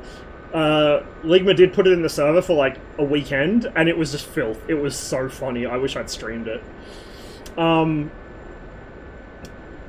used to hate the Mistral because the actual, like, the missiles were broken. Like, they defied the laws of physics, and so did the helicopter. But now the helicopter flies like a helicopter. It dies when you shoot it, and the Mistrals behave more like they're supposed to. It's actually, like, it's still fucking filth, but it's a lot of fun. So I was flying it quite a bit while it was on the server. So it gets that. It also gets this, the Geert, the 20mm cannon. It can also carry 50 cal gun pods on either side. The Geert it can only carry on the right side.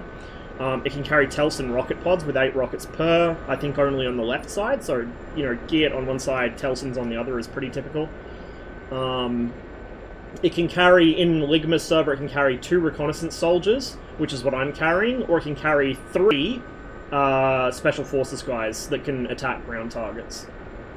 I probably would have brought special forces, but then I'd be quite heavy, and I also I need to figure out where stuff is to blow it up, so I brought the recon guys first.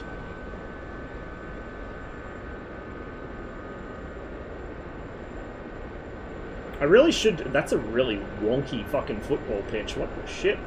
I really should do more helicopter stuff on Syria. It's quite pleasant flying around the cities at low altitude like this. So we're just about to leave the friendly hex. And the other side of this settlement here, or this suburb here, is just by the front line. We don't want to get too close to a frontline unit position though, because we'll get torn up. We want to be close enough that our guys can spot stuff, but not close enough we'll get shot up. Oh, look, there's our buddy. Hey, bud.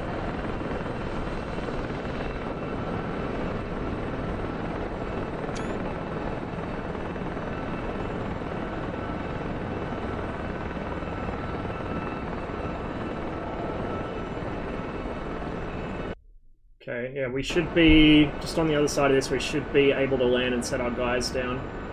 So I'm going to start slowing up.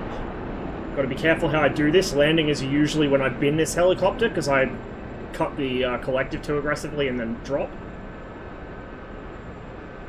Especially when I'm heavily loaded like this. I reckon this compound here... Aha, yeah, this compound here would be a great place to land. So I'll set myself up by bleeding off some speed, finding a spot where I've got enough rotor clearance because I am not very good at hovering.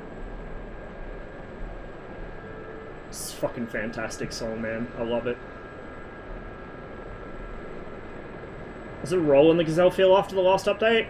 To be honest, I haven't really paid attention to the roll. I've been mostly trying not to roll because that'd be a good way for me to bin myself. Picked up too much speed. We want to be slightly right skid low to hover in this thing from memory. Wait, no. No. I need some more collective. We dumped it a bit fast. This is like most stable fucking Ross Gazelle landing. That courtyard is kind of where I'm thinking of setting it down.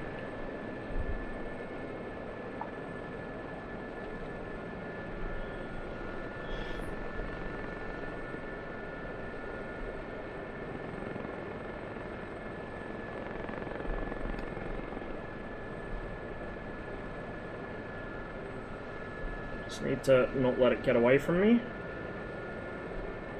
I've also got to remember that the VSI in this thing is instrumented not in like feet per minute or meters per second, but in hectometers a minute, which is the most bizarre fucking choice of instrumentation.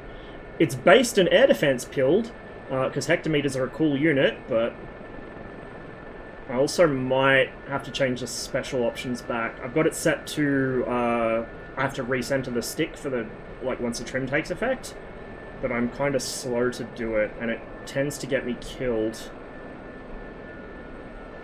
Hang on, is that where I am? No, that's not where I am, okay.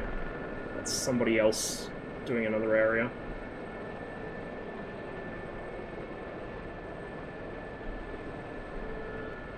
Should probably also not land with a tailwind.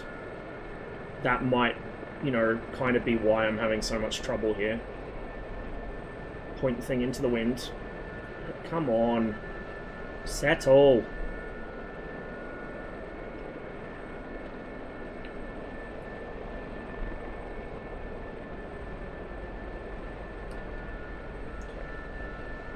If I can just avoid crashing into a rubble pile, that would also be good.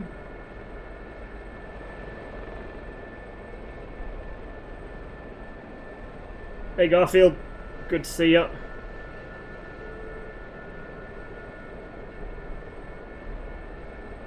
Come on.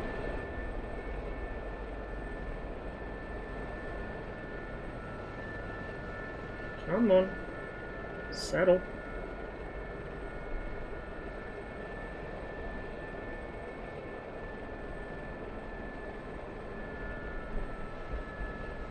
Okay, that wasn't too awful.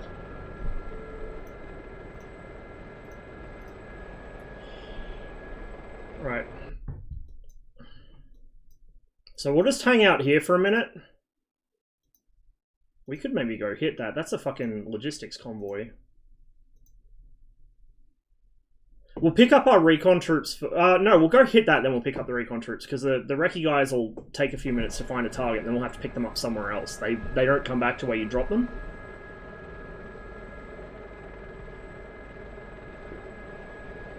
So yeah, we might do that. We might go see if we can hit that truck.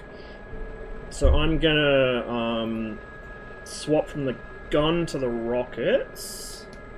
I'm gonna try and remember where I want this for takeoff. It's about there, I think. And we're going to very gingerly try and raise ourselves out of this quite tight landing spot without running over our reconnaissance guys, because I several times have flattened my own fucking dropped troops in this server. It's not a good look. And you do actually get penalised for team damage when you do it as well, which is pretty funny. Pretty fair, to be honest. Okay. And we got a Su-25 coming, which is not ideal.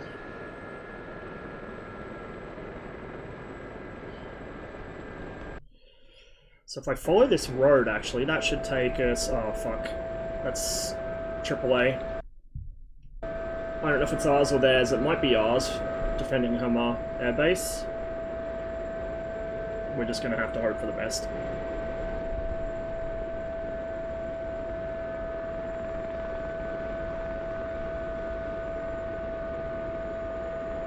Roland's illuminating now, so yeah, he's going to get shot up. That's him there, I think. Let's get over this wire, because I waited too long to drop. Yep, he just got hit by a Roland. And a second, he's dead.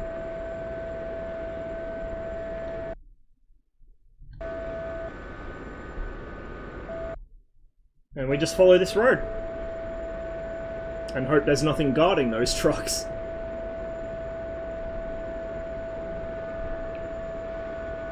The screen space shadows, they give the trees a lot more depth.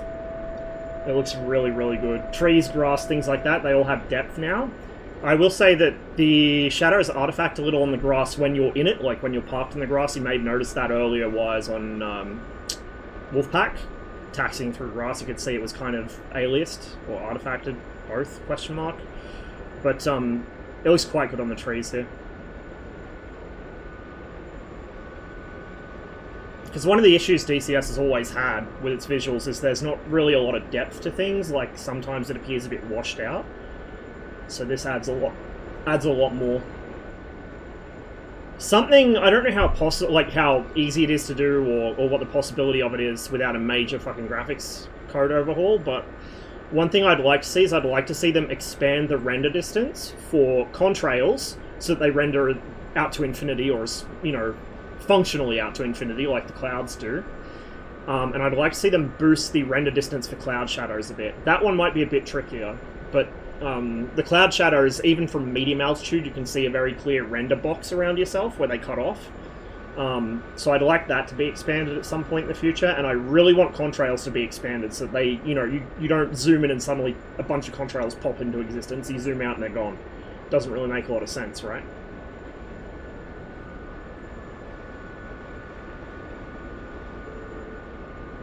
Landing the Gazelle has been very difficult for me too, like it has springs for skids. It's not so much that for me, it's just that I'm a dipshit and I drop the collective way too aggressively.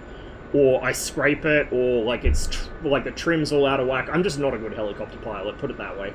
Like, I am dog shit at helicopters. The only reason I get away with the Hind is because it's so idiot-proof. And even then I fuck up. I was debating, I should probably use the cannon for these trucks, really. There's not much point wasting rockets on them unless there's something that can shoot back at me. We're about halfway there.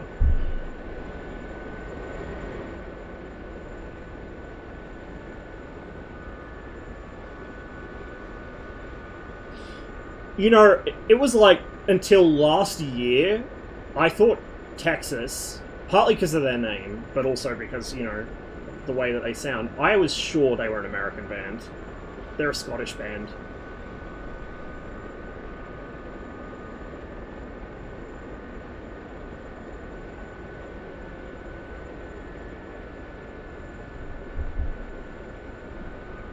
Hey, I found a whole 4 units just on the other side of the river. I'll go back for my guys in a few minutes. I don't remember how long it reconnaissance dudes hang around before they despawn, but it should be long enough for me to hit these trucks and turn around.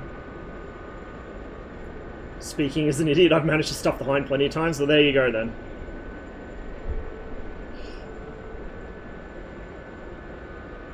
Should be able to see these fuckers soon enough. Probably just over this rise. Oh, actually, I bet that's them there. Yeah, that's them.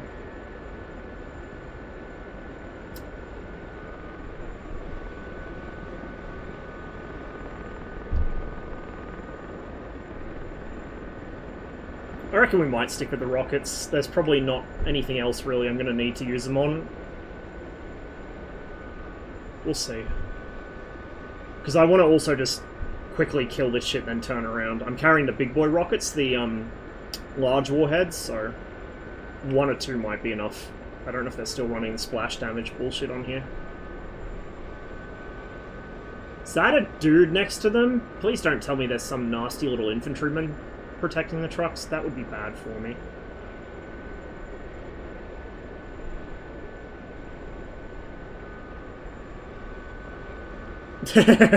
yeah, likewise.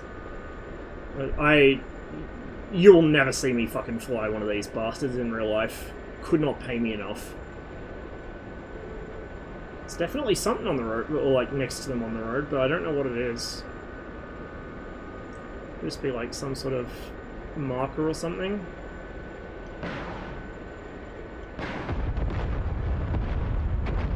That did the job. Yeah, so, large warhead rockets. Pretty effective.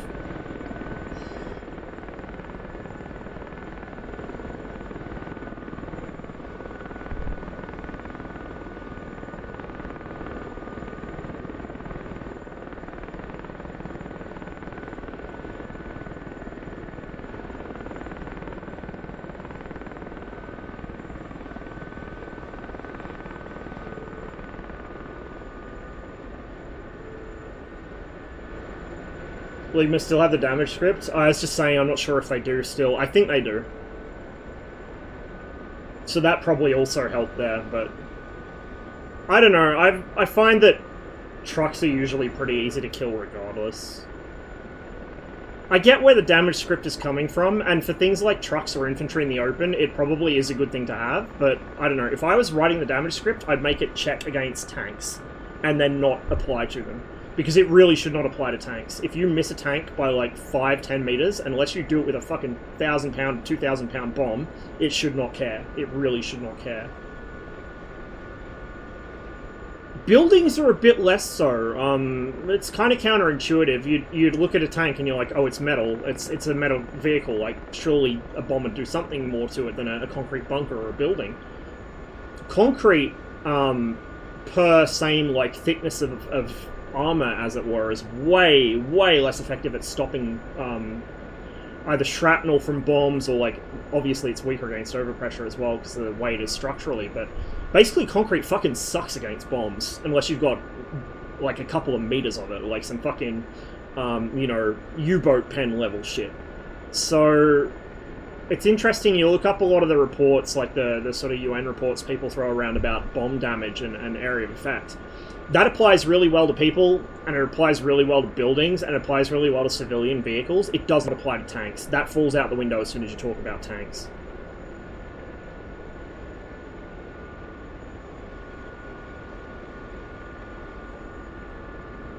Turns out guided weapons exist for a reason? Yeah, exactly. Cloudmaker when? That's the fucking, was it T12 or something? The American equivalent of a fucking tall boy? Or was that the American equivalent of a fucking Grand Slam? I don't remember. They had one for each, I think.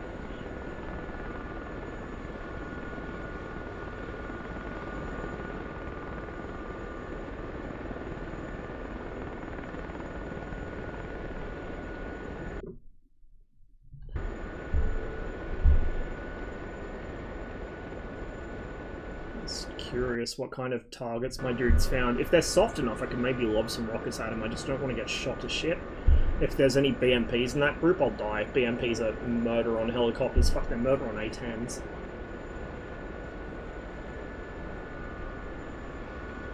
And a lot of DCS players do not realize the BMP-2 has a dedicated anti-aircraft sight. It will fuck up helicopters and slow-moving aircraft. Guess what the A10 is? A slow-moving aircraft, especially the way people fly them in here. Ah, I see. I see. There's probably a Shilka in that group, though. It's worth lobbing some rockets at? Just trying to figure out if I can get away with it.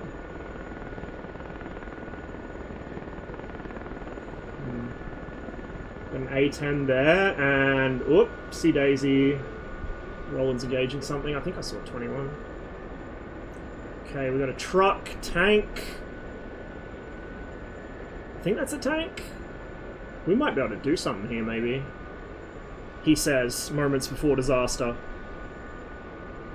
Oh, the A10's running in on it too, so he can help out. Cheers, buddy.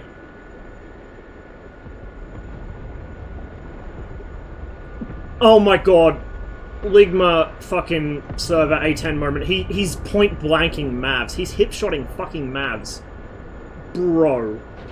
You do not need Mavs to do that.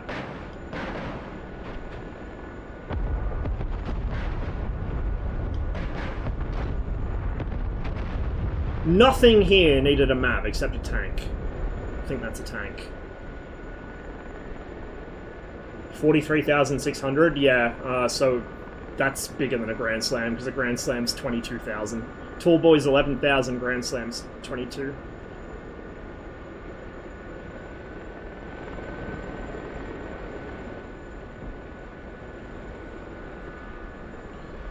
Okay, my guys are just north of here.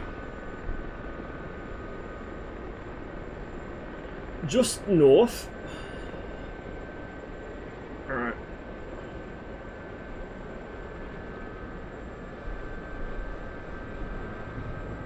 There they are. Flares.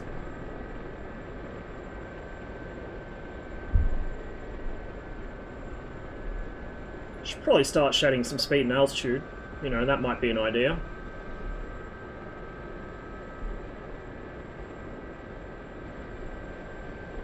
Fuck, that's an awesome view. I really can't get over just how much the new shadows add to low-level flying on this map, because it was one of my issues with Syria, was the trees are very flat-shaded on Ugra maps, just the way that Ugra do their trees. And this adds so much depth to it. It just looks so much better. There they are. Hello, dudes. You gotta land pretty close to them, so...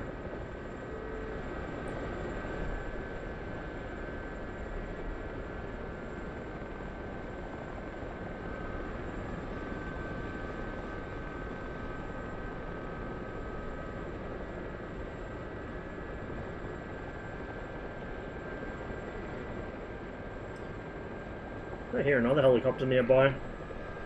Like a Huey or something? Oh yeah! Yeah, on my left side there's a Huey.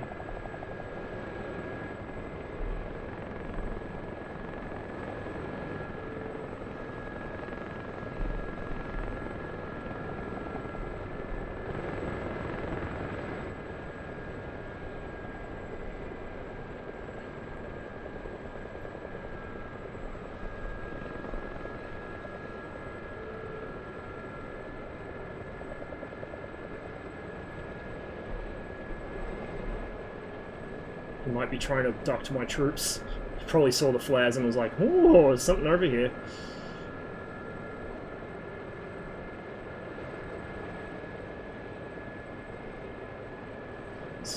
I'm trying to gently take it down. Like, I could be landing a lot more efficiently here, but I don't want to do the thing I always used to do in the Mi-8 when I was learning it, and drop the collective and then realize I can't save it.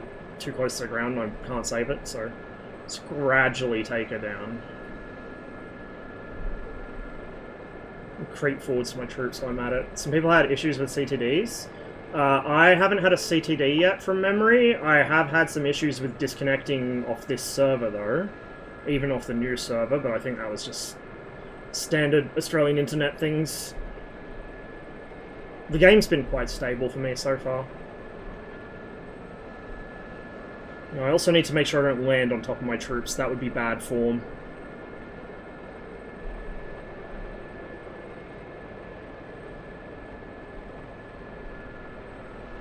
He says as he fucking moves directly towards one dude's head.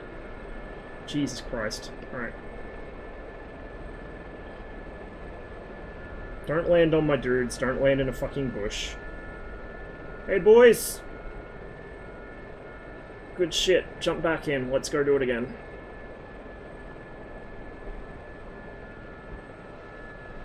There we go.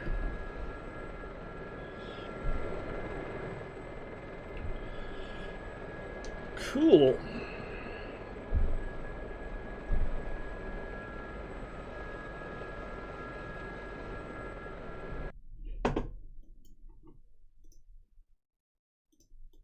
Let's head north.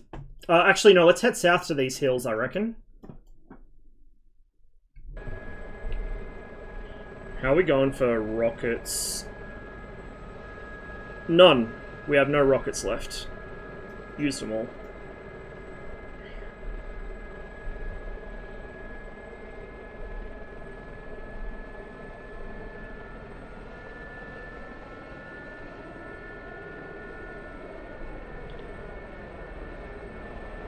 Yeah, the grass is awesome, hey?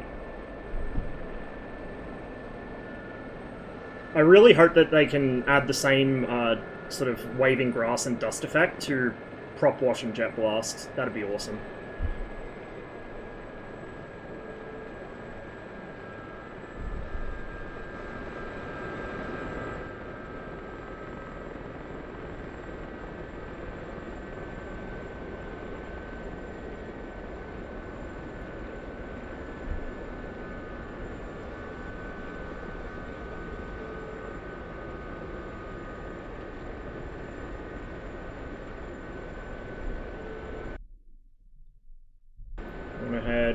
Oh, that's right. Oh no, actually, that is a... I think the compass on this does show true north. I'm just bad at flying. I always get discombobulated when I switch between Western and Eastern stuff, because Soviet stuff's always showing you fucking true north, and Western stuff's usually magnetic north.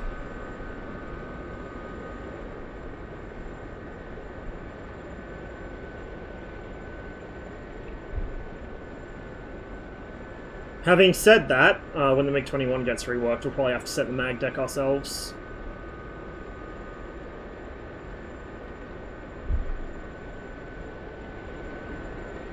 Plan per Nui? Awesome.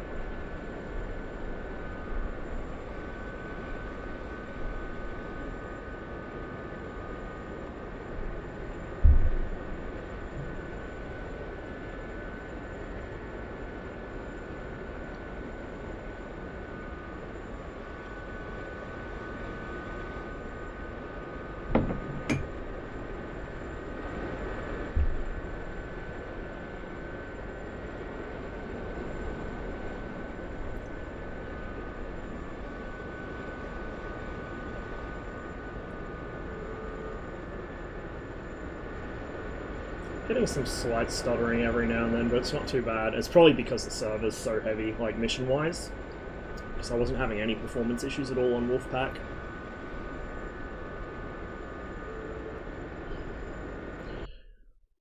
We'll get in amongst these hills, and we'll set the boys down, maybe on top of one of the hills.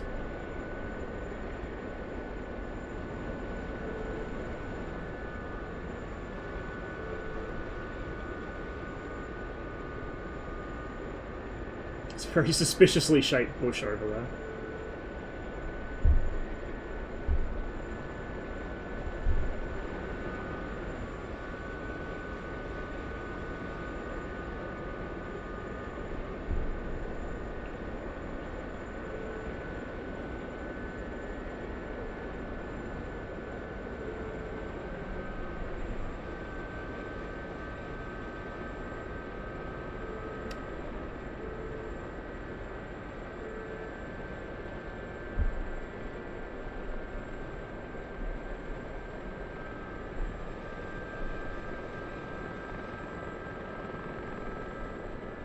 interesting geometry there. I'm just thinking, like, that'd be an excellent place to hide this thing. Just park it snug up against that little fucking errant triangle there. I think we'll set him down on top of this this hill in front of us.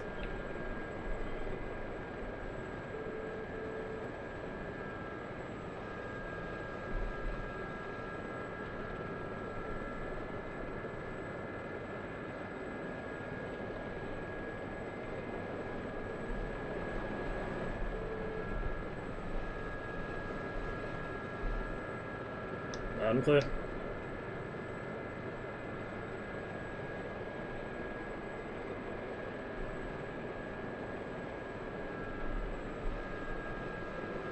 Quite a bit of push up here that I wasn't prepared for. That's what she said. We'll just try and set it on the road so we don't end up getting eaten by one. Oh, oh, oh, oh, oh! Oi! Oh, oh, oh, oh, oh, oh, oh, oh, oh, oh, oh, did you be...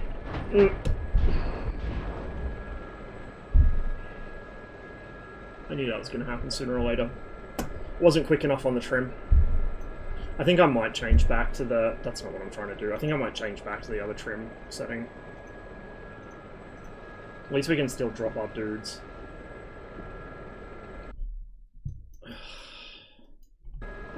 I doubt we can take off, though. At least our tail's still attached, as far as I can tell. We clipped a rotor. I'm, like, 90% sure we won't get off the ground. And if we do, it's probably going to end up even worse.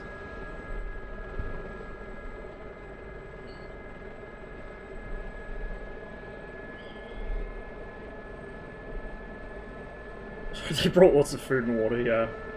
Or that other gazelle's still hanging around and we'll see them and be like, he'll take pity on them. Yeah, we can't even get off the ground. She's cooked!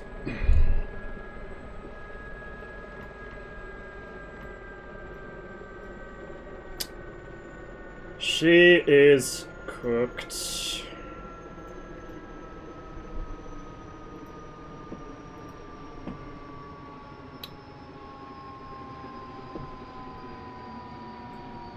I think I can pull this down until it drops RPM further. Do stuff now, so gonna lurk. Well, you hung around long enough to see me crash, so arguably, that's what anyone comes here for, right? Nah, all good, man. Good to see you again. Hello? Are you gonna... I guess it's not going to. Oh yeah, that'd do it, hey. I think, yeah, I think this bar's actually there to bring the fucking fuel valve closed with that, and so that when you push the fuel valve forwards, it pushes the rotor brake off as well. I thought that was meant to be a detent or something. I was like, why would you put a detent on it? To hold it open, but I think I can kind of see it now. I'm talking about what you want to fly myself. Yeah, I get that problem too, which is why I've been flying so many warbirds, because I've been watching Robbo do it. Anyway, we're just gonna have a camp out here with our dudes. We're gonna grab a new gazelle. Might do some special forces stuff instead, maybe. I don't know.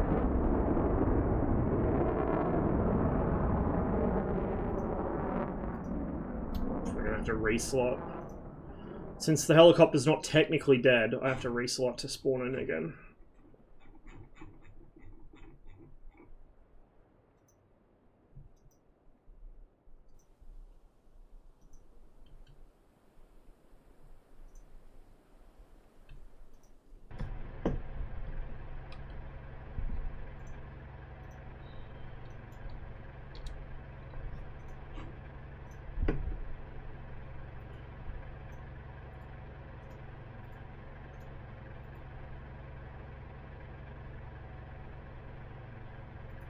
I wonder. I could bring 2 lots of Telsons. Kind of tempted, actually. Like, the gun's nice to have, but these rockets are actually, like, legit good. So I might bring 2 lots of them. Yeah, we'll do that. We'll, Probably drop the fuel just a little, not too much, but just a little, because we're going to be quite heavy with the fucking Request refueling. special boys on board. Request rearming. So, Copy. you can get rid of the doors again. Oh, that's not the right button. Copy. Refueling complete. Copy.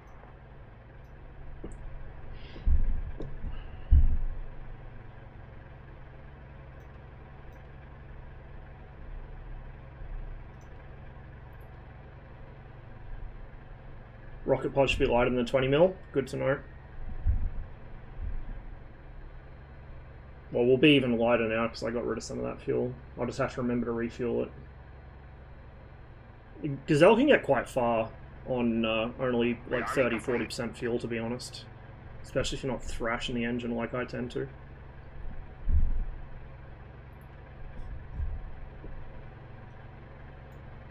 Yeah, okay, so in DCS you do have to push that forwards.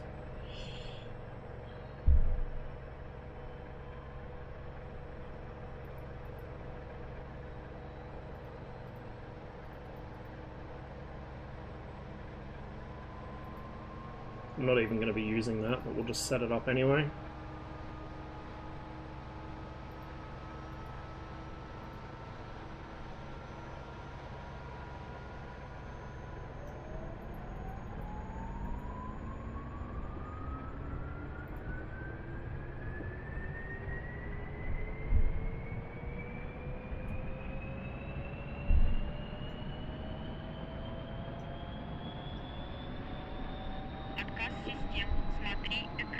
Hey Scarred, cheers to the Prime sub. Appreciate it. Hope you're enjoying the show. Enjoying it more than my ground crew will be at any rate. Okay, that should be everything we need. We'll just load up the dudes and we'll be out of here.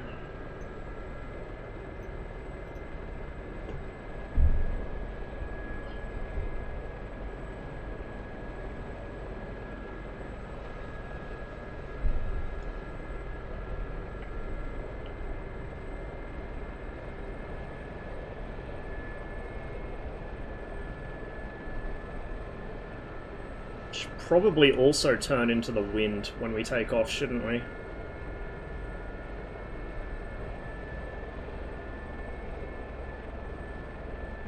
If we can do so without wrecking out to begin with. There we go.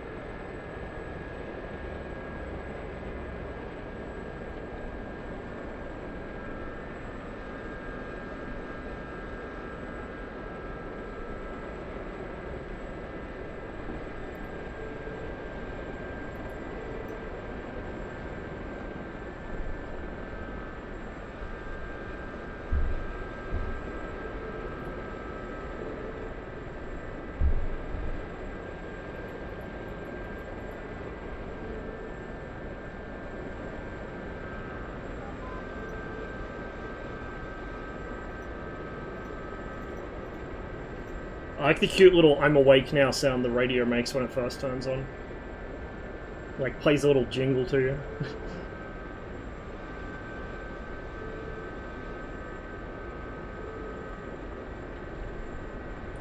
Okay, we don't want to be up too high, so we're going to drop down a little.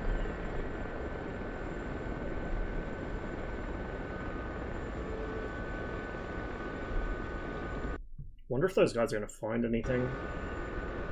What's that? Oh, that's where they ended up going.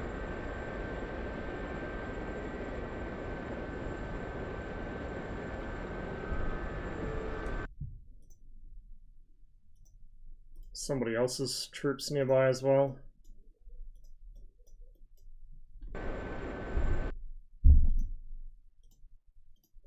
There's a Vigan waypoints.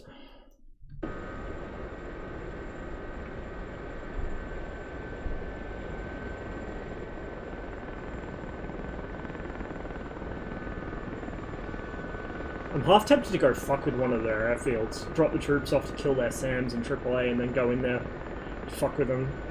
Probably the gun would have been a better option for that, but oh well. Be quite a flight to the nearest airfield though. I'm not sure if I'll make it on this amount of fuel, carrying this much weight. Let's have a look. Just got to trim the helicopter so I don't crash while I'm looking at the map. Yeah, the nearest airport's fucking Bashar al-Assad, which is over some mountains, so we'll just fuck with the front line, I guess. We can harass their farps if we see any helicopters spawning at them. Hey Seal, good to see you, man. Cheers for the sub. We started out with some Spitfire and now we're doing some Gazelle.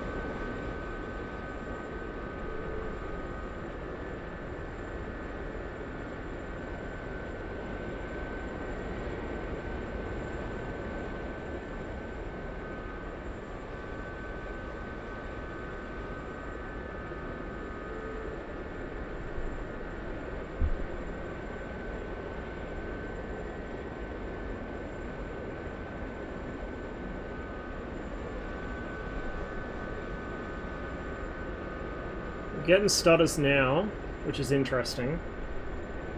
So I've only had that in this server and it's only intermittent. It seems to only be doing it tonight because I was in here the other day and I didn't have any issues. Well, last night actually. I didn't have any issues with it, so I don't know. It might be a misfiring script, might be something else.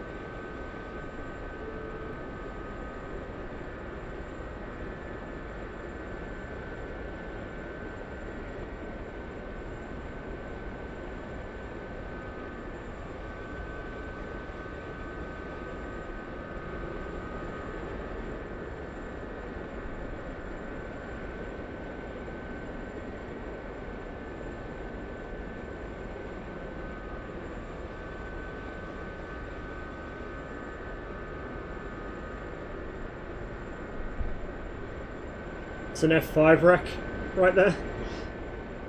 Squished F5.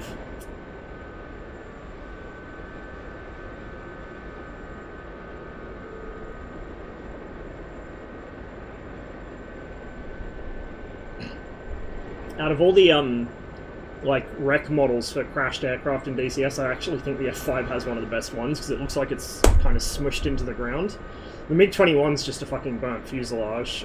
Most of the Warbirds are just a burnt fuselage, maybe with part of a wing or something, but the F5 actually looks like it's, you know, flattened into the ground when it hit. It's kind of cool. I think the A-10's like that as well. A-10 wrecks and F5 wrecks are very easy to spot, they're very distinctive.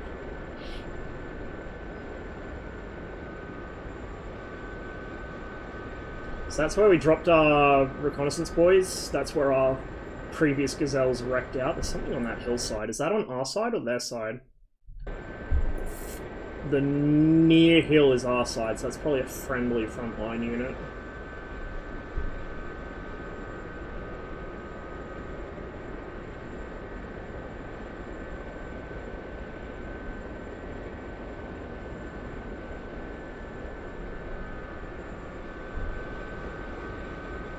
Yep.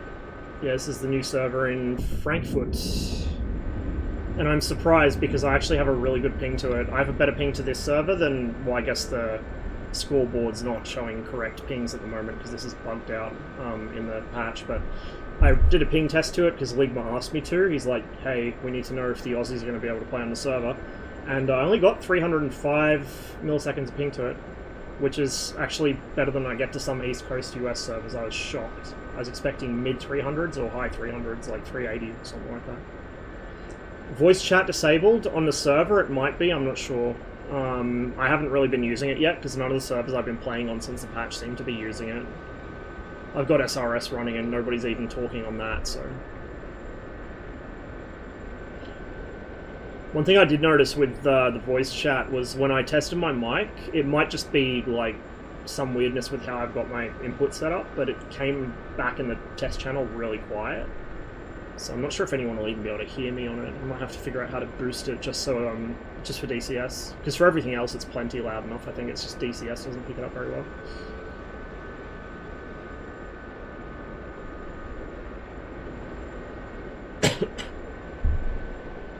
And I've got to bind up in-game push-to-talk buttons for everything. I'll probably just double bind it with SRS.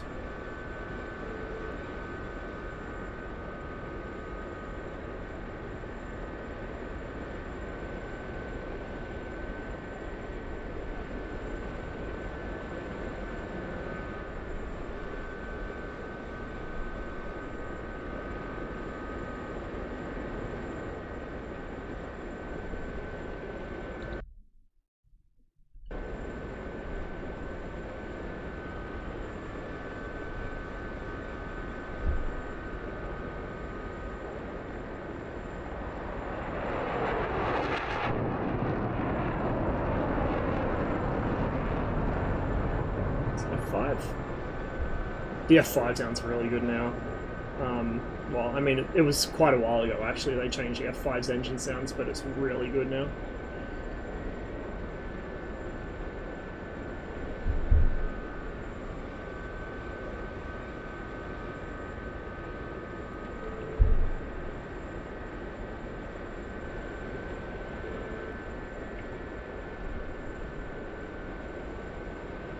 So Viggen up there. Coming home from a strike, probably. A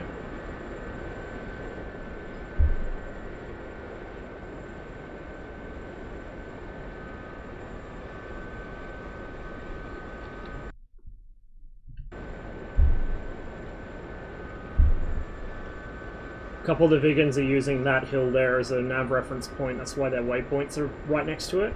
They're using it as a visual fix. I need to actually learn how to re-reference the Viggen's navigation system. I've never bothered. I probably should. It's something you only really need to know how to do if you fly over water for extended periods, or if you're in the same aircraft for multiple sorties, or a very long sortie. So because I used to die a lot in it because I was bad, I never bothered to learn how to re-reference it or like fix it. But yeah, it becomes an issue after about your second or third flight usually. What's that on the ground? Oh, it's just a traffic sign.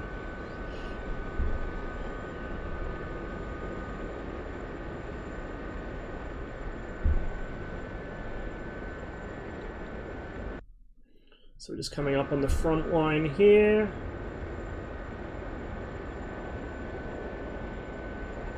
Problem is we don't really have any good reconnaissance on this sector, and now I've got special forces instead of reconnaissance troops, so I can't really add anything to it. But I can drop these guys and just see if they kill anything.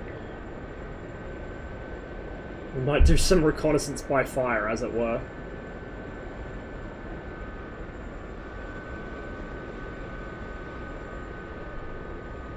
Can also do the tried and true classic of fly along the front line and see what I get shot at by.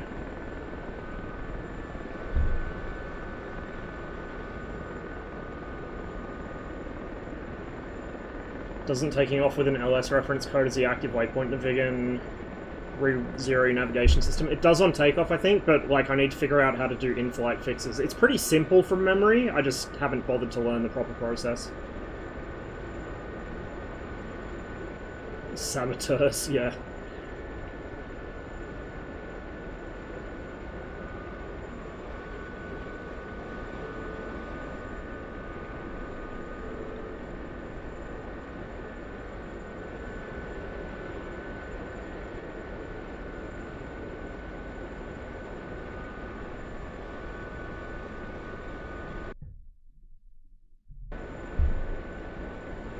Still just on our side. See if anything fires at me.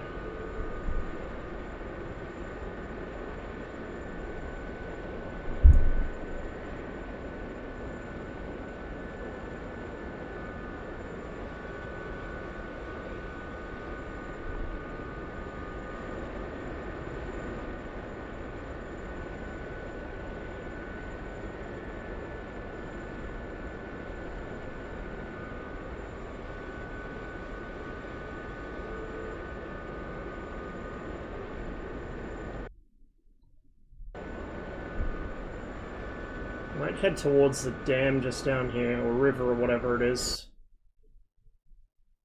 That looks like a small dam by a Hellfire.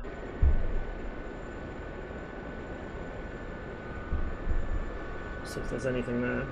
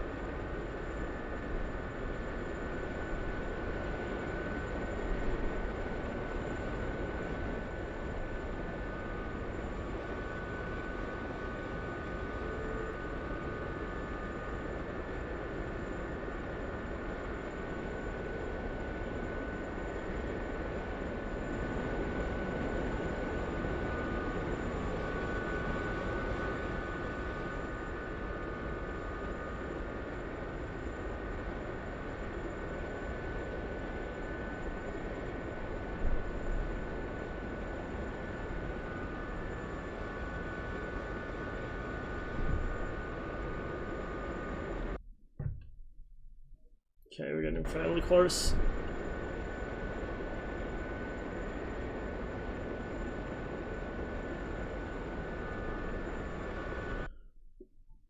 And we're over their side of the lines, so we'll just cut the corner here a bit, head about 300, see what we can see.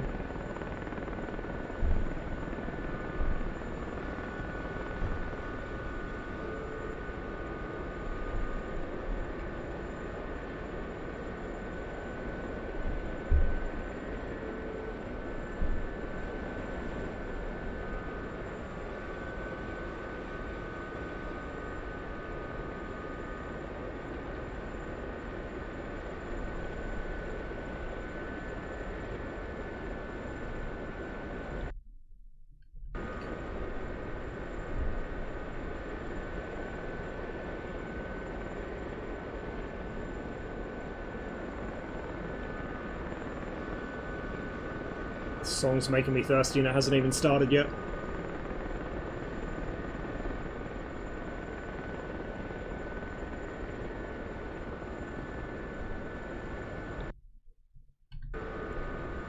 Let's follow the river.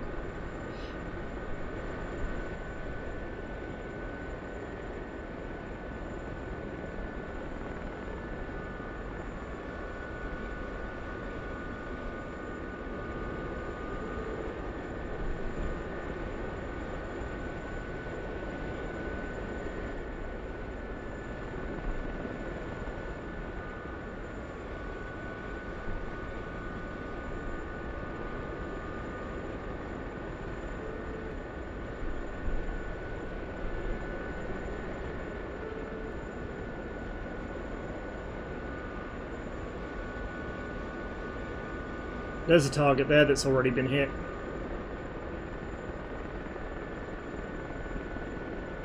Whoop! Some interesting geometry going on there.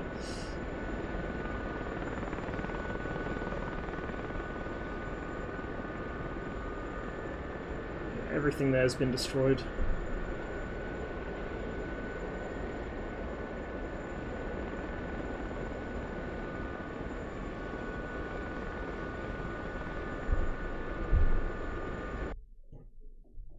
That's actually one of our front line positions. Excuse me. So we'll walk to our right side.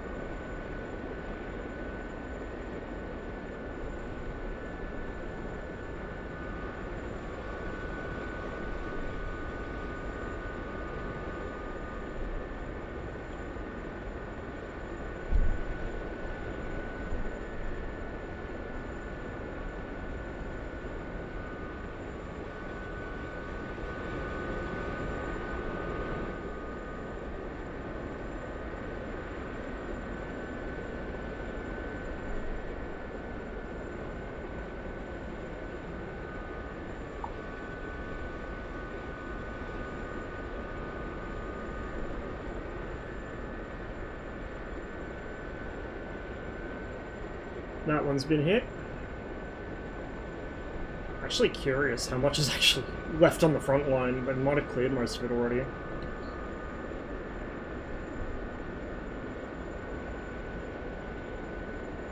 Oh yeah, Blue have been fucking stomping all over Red's front line.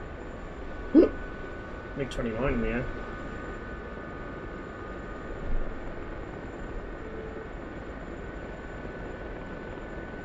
Is that... Oh, yep.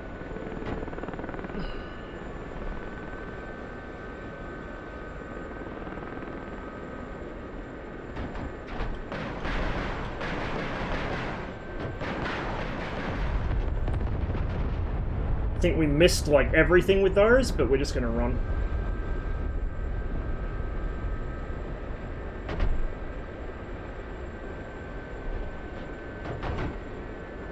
Well, we wanted to find something to shoot at. We found something to shoot at. What we're gonna do, if we can get away with it, is we're gonna land on the back side of these buildings and drop off the special forces.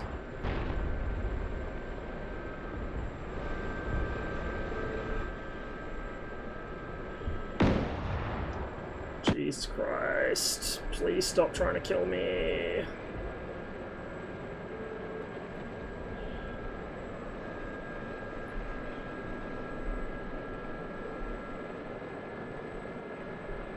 Helicopter's not doing too well, judging by the amount of shaking going on, but we're still airborne, so that's always a plus. We'll take that as a win. And then we'll set down here.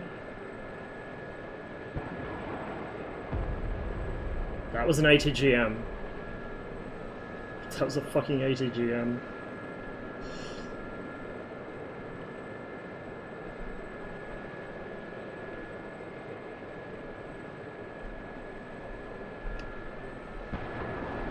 That was also an ATGM. They're very trigger happy over there. And apparently they enjoy blowing up apartment buildings. Well, topical.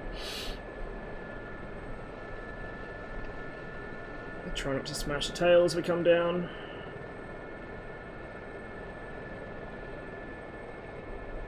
Battle damage. We got hit pretty good.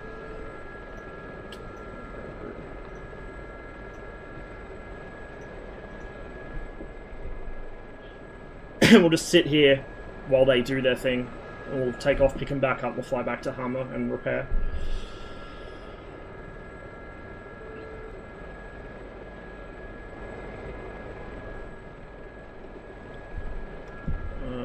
I'd say we're probably actually out. Yeah, we're out of rockets.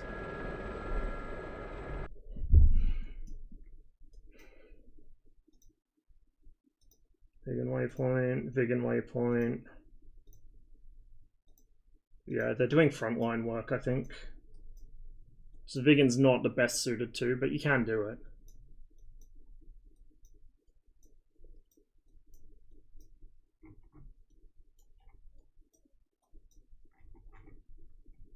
I'm almost tempted to go for their fucking logistics, but it's usually pretty well defended by SAMs, which the Gazelle can't easily deal with. If I had somebody in the other seat, I'd take some HOTS and do it. Or you could take a pair of Gazelles, one with HOTS to clear the SAMs out, and the other one with rockets. But I suppose the Special Forces could do that. It's a pretty long flight, though. So I've got to go back to Hama to repair, and then we might get away with it. We could also try and troll Abu al-Duhur, which is probably where they're flying from. We'll see how we go.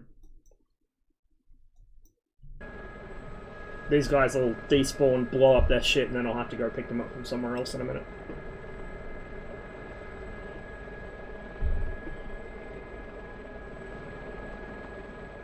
I'm just going to go back to the map screen so I don't get seasick.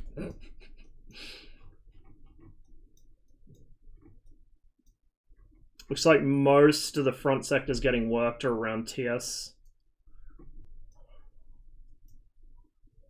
But Hama usually ends up being quite busy because you've got an airbase right next to a city, right next to the edge of the fucking hex. But we could always reposition down here if we need to.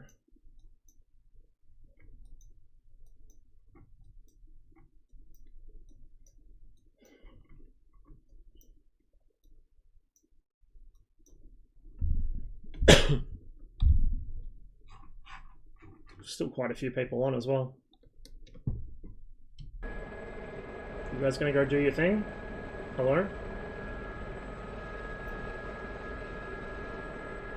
You know what? I think the fucking stutter is the EWR script. I think that's what it is. Because it seems to stutter when the EWR script does its check. Or its auto-update or whatever. Curious. Oh, maybe not. Maybe not.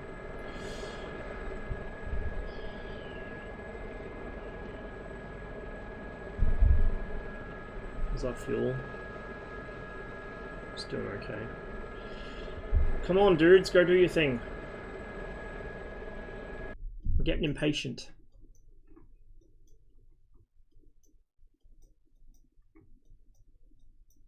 How far we got to fly back? 27 kilometers, that's not too bad. As long as we don't have a fuel leak, then it might be an issue.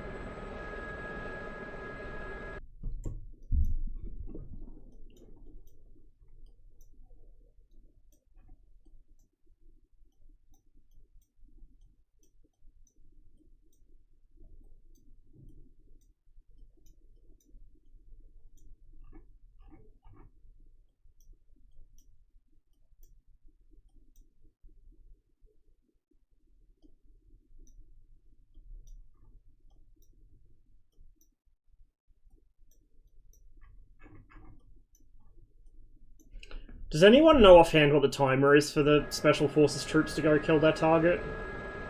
Because I swear they should have already gone to do their thing by now. Maybe I'm just impatient.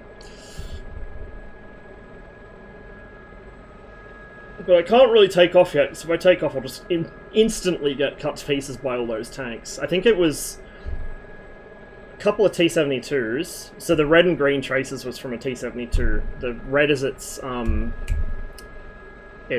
50 cal, I think, the NSV, and I think the green is the PK, the coaxial. So there was at least one tank, but I'd say there were probably 2 or 3 of them, and then something else with them. And I don't know if we actually damaged anything with those rockets, so we're relying entirely on our little infantry dudes to go clean up for us.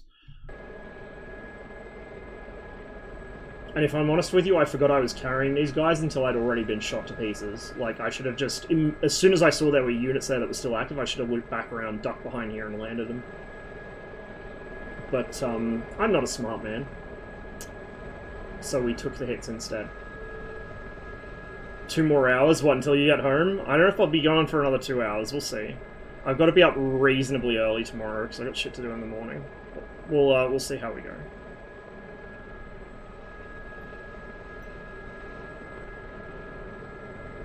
Surely they're gonna go do their thing soon. Come on, man. Do you have to take back off, I wonder? Like, you can't just sit next to where you drop them, maybe. Maybe that's what it is. I guess I'll have to just fucking risk it. Alright. Alright. This is gonna end in tears, I can already tell.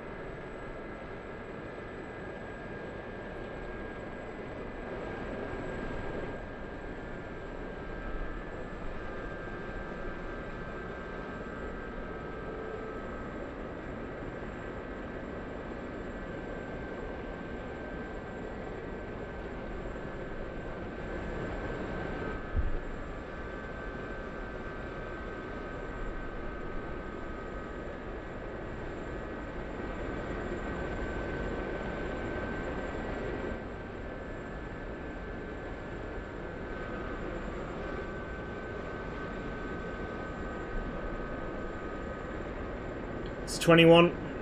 I can tell even from here the fucking blowtorch coming out of his afterburner. That's a MiG-21 for sure.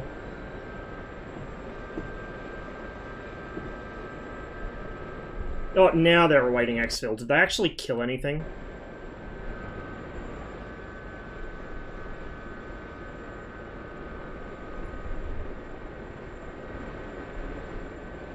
Knowing my luck, probably not. We'll maybe do a quick flyby to see if there's still active units where those tanks were. Looks like there are. Maybe I dropped them too far away. I thought the special forces you could drop like a kilometer or 2. Yeah, we got a big raid dropped on us. I think someone raided into Robbo and then Robbo raided into us. So we got plenty of friends flying along with us. Plenty of people to traumatize with my bad airmanship. Especially in helicopters. Yeah, that tank is very much still alive. All of those are very much still alive.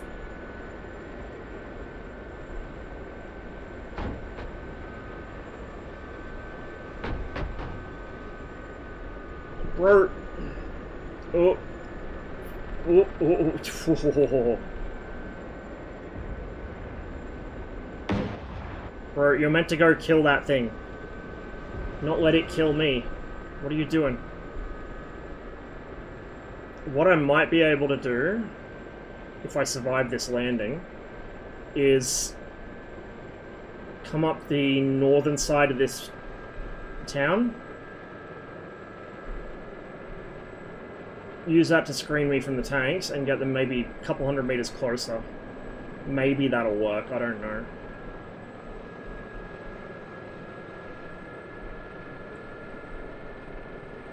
Yeah, I know, right? Oh, there goes another ATGM. Jesus Christ.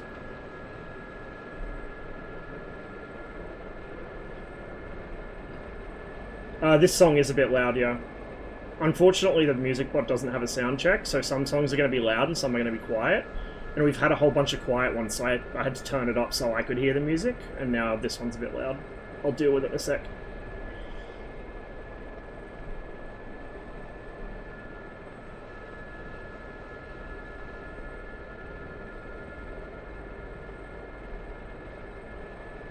How's the new ECW server for you?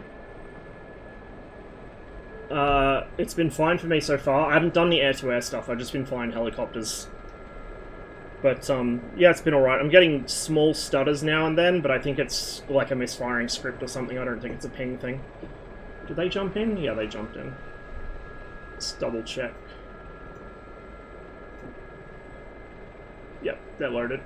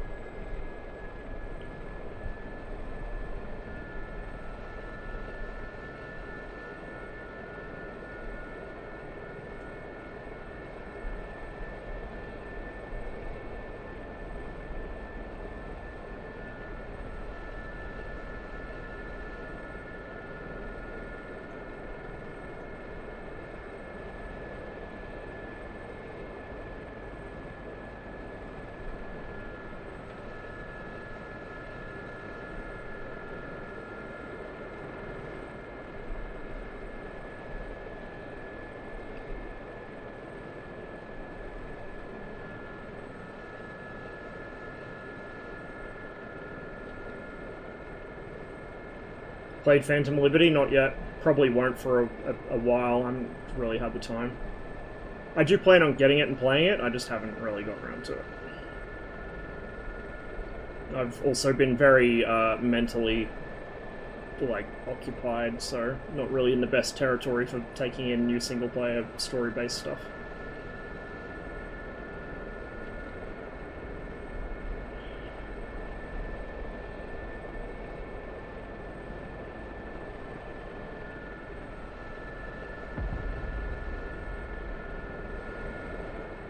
Good, all-natural sounds.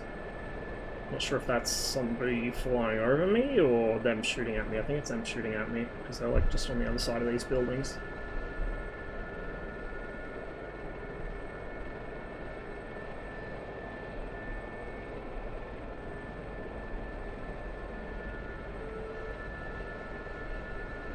I don't know if I'm going to be able to get away with this, but we'll try it. Oh god, yeah.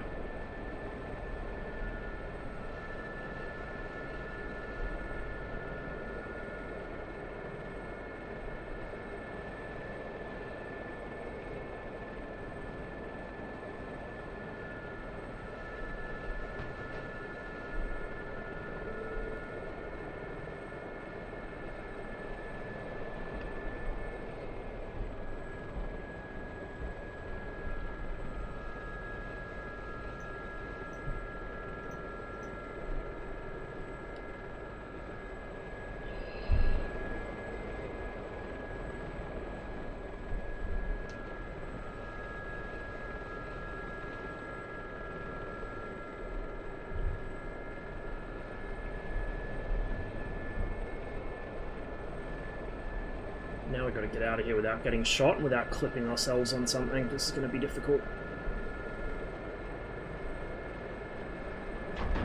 Oh god. Yep. This was a bad idea. This was a really bad idea.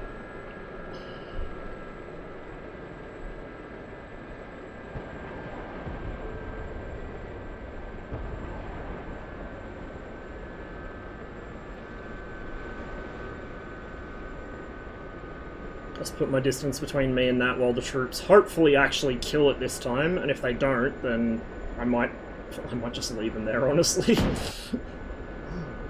Leave them there and go get a repair. We're gonna have to refuel soon anyway, I'm getting a bit low.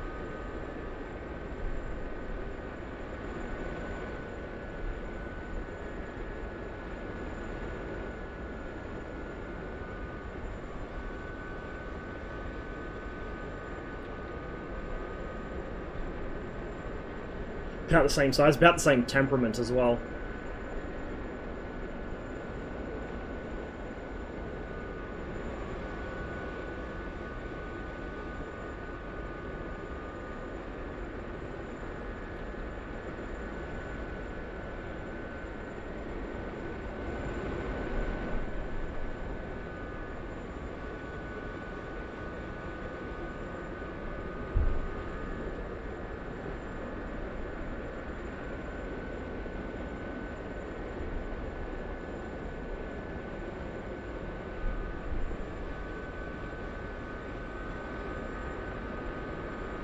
land over here.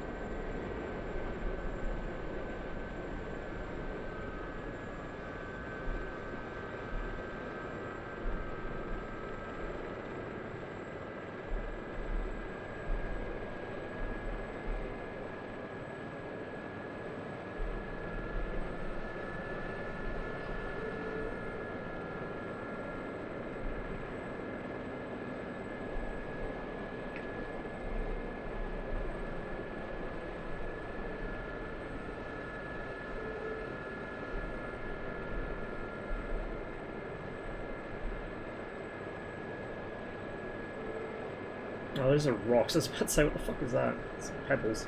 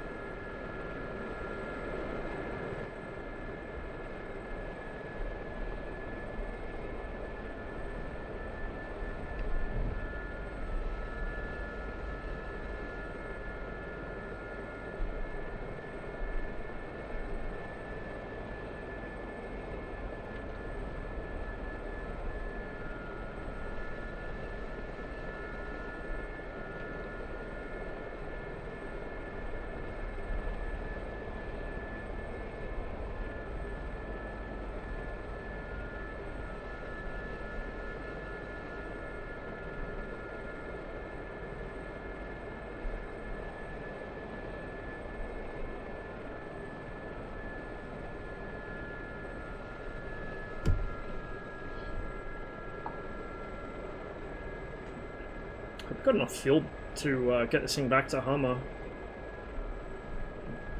Kind of looking sketchy, honestly.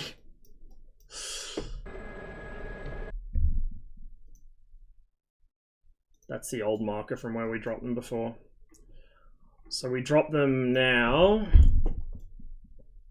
Oh fuck, I don't know if they're still close enough. We dropped them about there. Oh, it might just be close enough.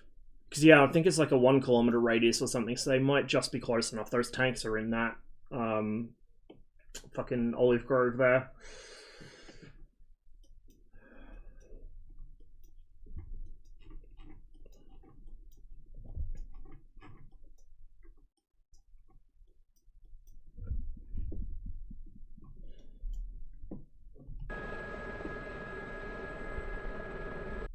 Alright, bear with me, chat. I'm gonna go grab something to eat. I'll just leave you on the F10 map.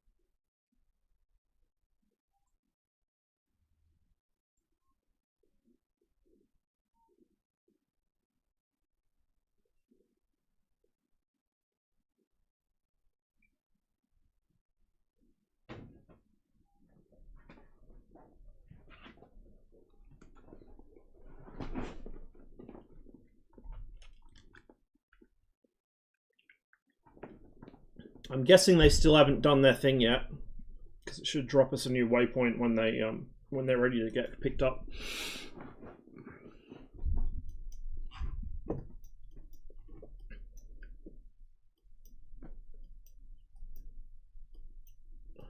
Oh hey, we took a frontline sector. Nice.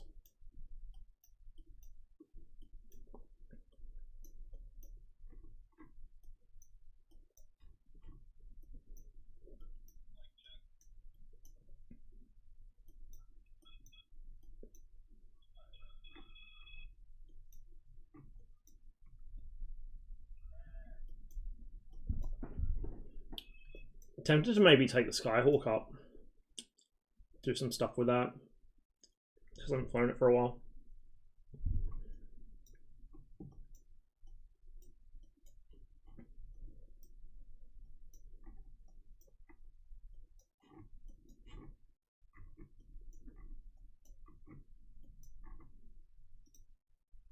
My dudes are waiting for me to pick them up. I still don't know if they've done anything to those fucking tanks, though. Well, we'll go grab them either way and then fly back to Hummer. Because I can't really fuck around trying to kill that stuff any longer. Don't have the fuel. Can't take the hits.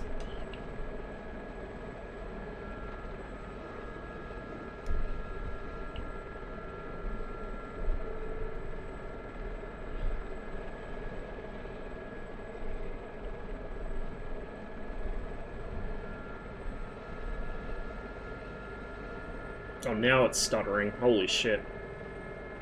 I think I just got disconnected.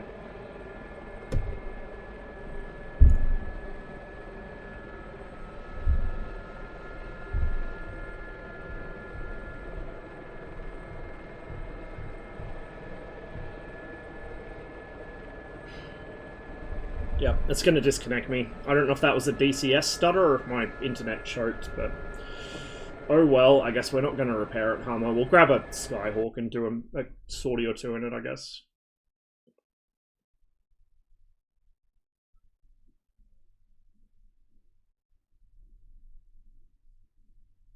Oh! Or it's the end of the mission cycle, it's going to reset. That's probably what it is, actually. Because it's loading in, so yeah, it's mission's restarting.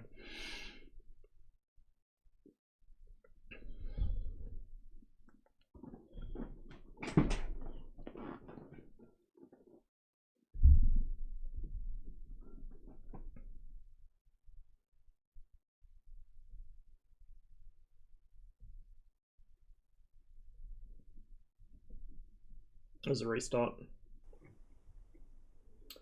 It's a Su-15, Sukhoi Su-15.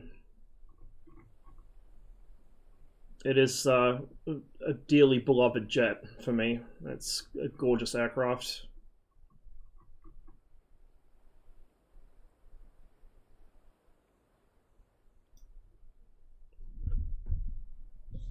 Not sure if we can take a Skyhawk from Hummer, so we'll just fly from Alcacer. And I need to sort out my pedals since we're now in fixed wing again.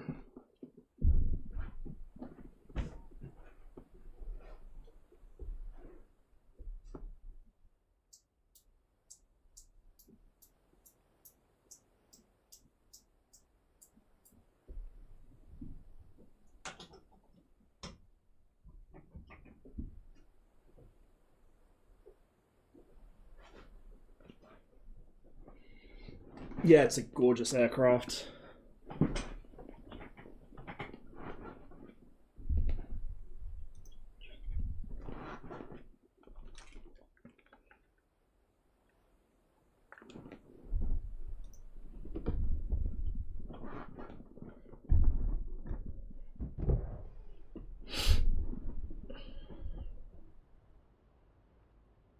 It's been my first flight in this thing in quite a while.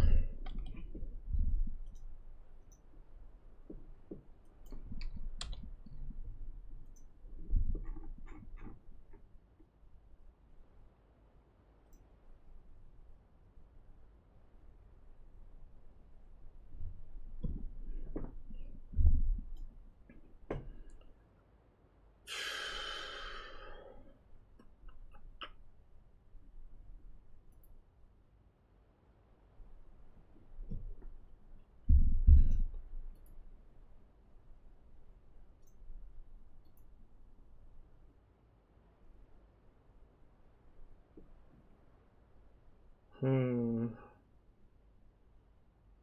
Hmm.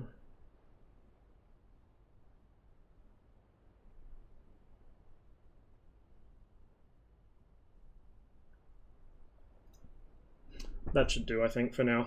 We don't really want anything heavier than that to start with. We might look at doing some seed stuff after, but we'll just take a nice light, relatively light frontline loadout. Actually, should probably still carry some chaff just in case. Request refueling. Now I gotta remember how to turn this thing on. I need ground power. Copy. Chief, turn on the ground power. Copy. Attack and intended auto. That doesn't do anything, but I like to set it up anyway. Well, it doesn't do anything in the sim.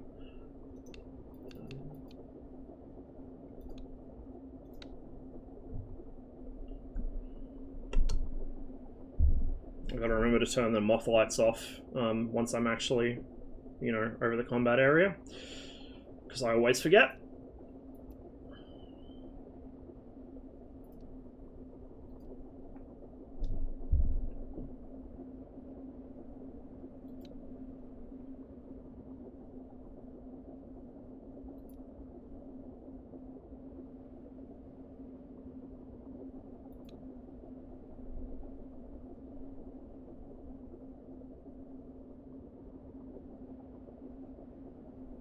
What else do I need to configure?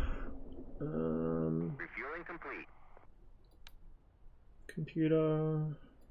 We're not carrying anything on this, but we'll just set it up anyway. Turn the volume up for when we've got our missiles selected.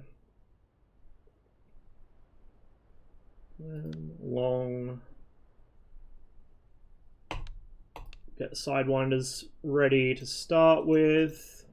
Set our emergency select or emergency jettison select to the centerline pylon so we can get rid of the rock guys in a hurry if we have to. And we'll set up the master arm and shit once we're airborne. Leave those set to single. We're gonna want to probably ripple. No, we might do single for the rock guys even, I reckon.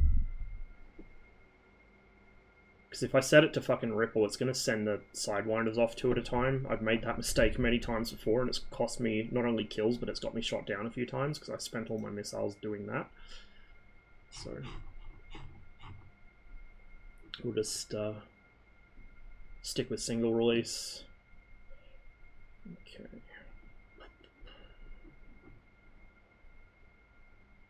Set that to standby. Turn that up.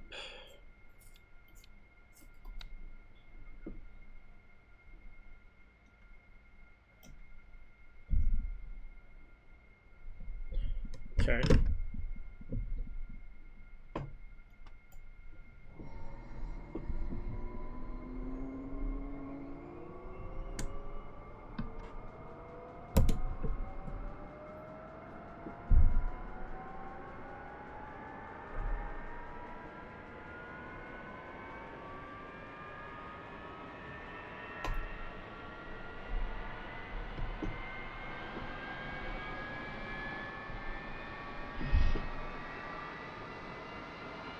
Just leave the TACAN off because I don't think there's anything around here with a TACAN station to set to anyway. Anything down here I need to fuck with?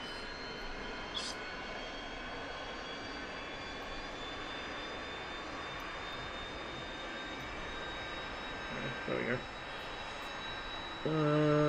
That's nav system stuff. I probably should set that up, but I don't know how, and I'm just flying visual anyway, so who cares? Can't do anything with the transponder panel. Cool. I think we're about good.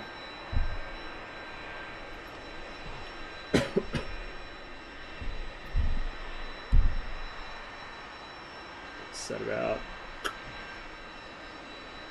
6 units nose up trim.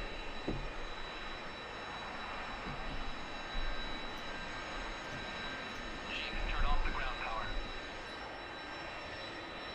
Copy. Ground power is now off.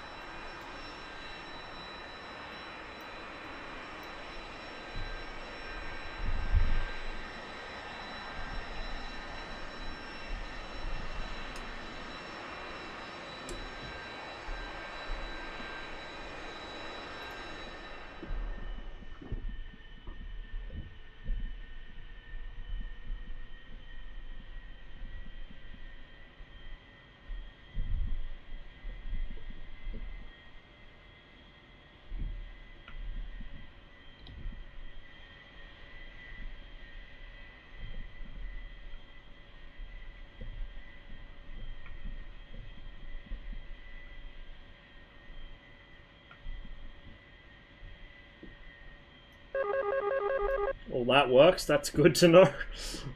All the noisy shit.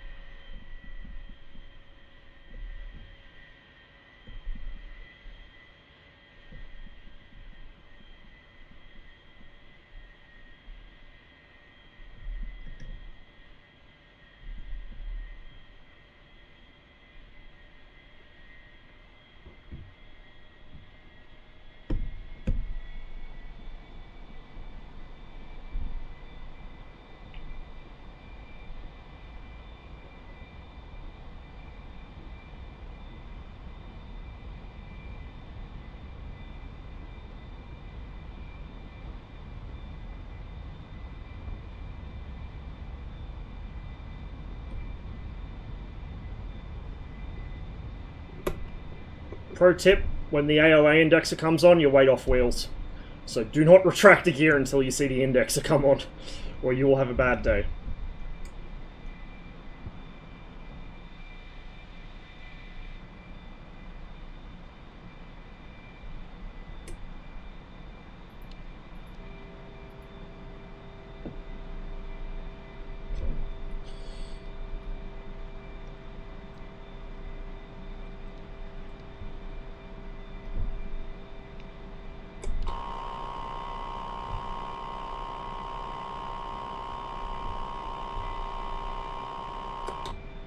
Let's turn that off for now, or it's going to get annoying real quick.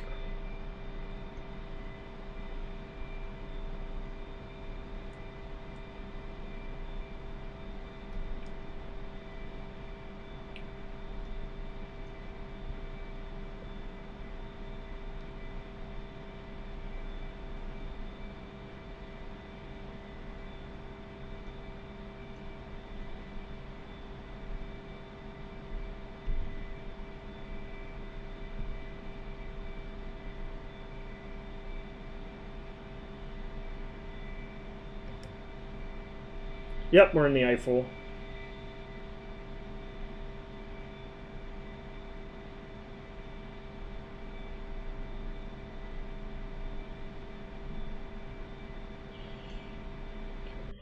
I've got to figure out where exactly we are. We are heading generally the correct direction. Good to know. Oh man, I love when coming out of the F10 map freezes my game.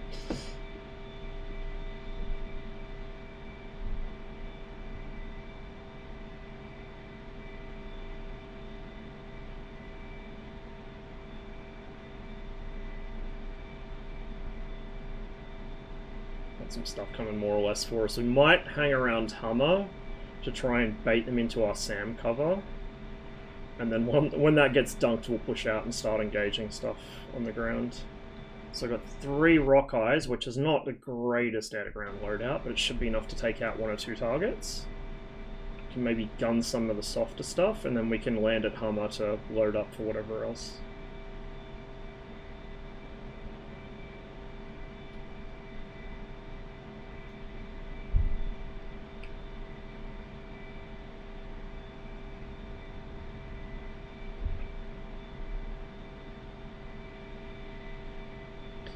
Nope, this is air-to-ground radar. This doesn't have any air-to-air radar modes. This is the air-to-ground search mode. It also has an air-to-ground ranging mode, which I'm going to be hopefully using for the bombs if I can remember how to use it. 84 years? What happened 84 years ago? That was about when I last streamed. I've been pretty busy lately, so I haven't been streaming much.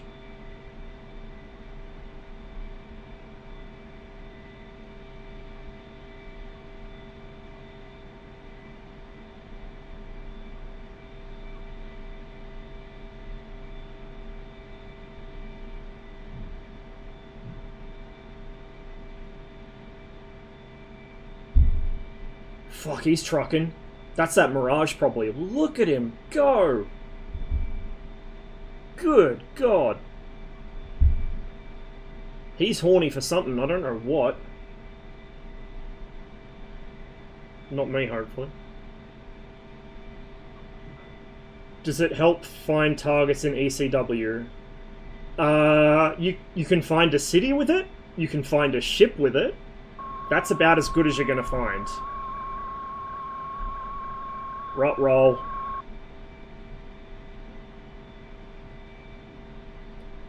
Oh shit, there's a fucking MiG-21 as well. Fuck.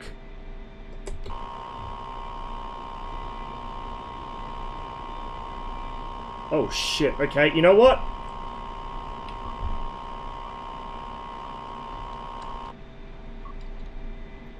Fuck it. We air to air now, boys. There go the rock eyes. Come here, you shit.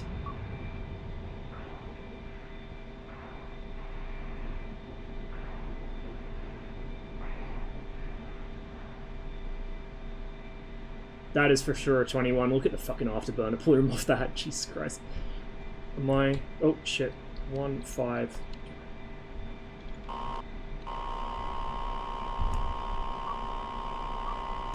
He would have seen me for sure there.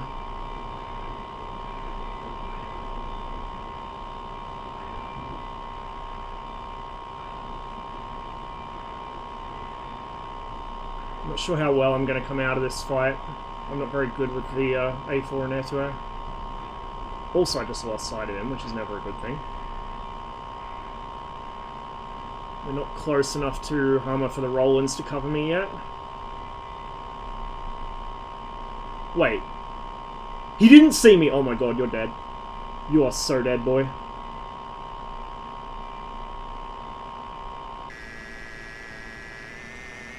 He's pretty fast, though. Might not reach him. I need him to either turn, climb aggressively, or slow down. Got great tone. Oh! It was bait! It was bait! God damn it! I think he... Yeah, the Mirage would have got me. No, another 21 got me. Shit. That's what I get for getting greedy.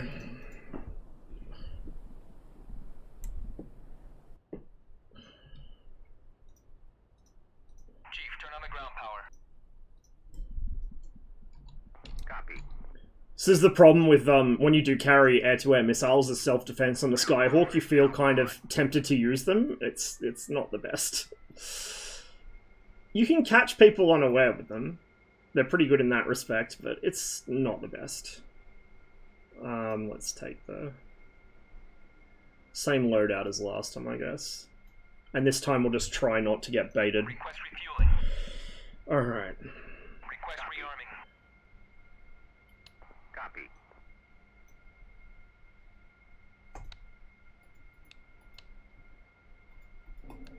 Oh, I have my fucking moth lights on still as well, because like I said, I always forget to turn them off.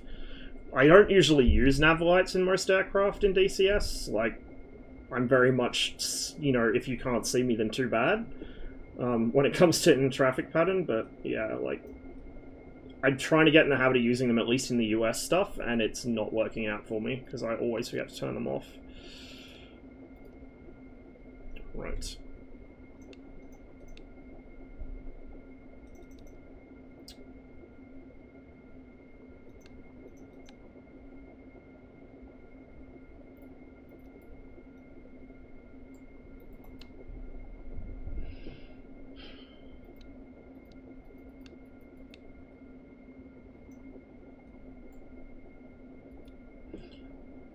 Also, obviously it works better when you got a wingman. A pair of Skyhawks are quite dangerous to take on, but just one by itself, even the MiG-21 can usually beat it in a dogfight. It'll be a difficult fight, but like a good 21 pilot can usually pull it off.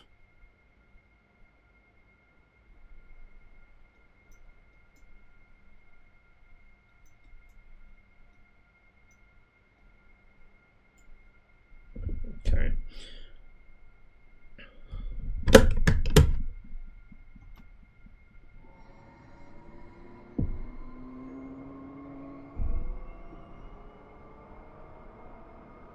Should probably not arm that on the ground.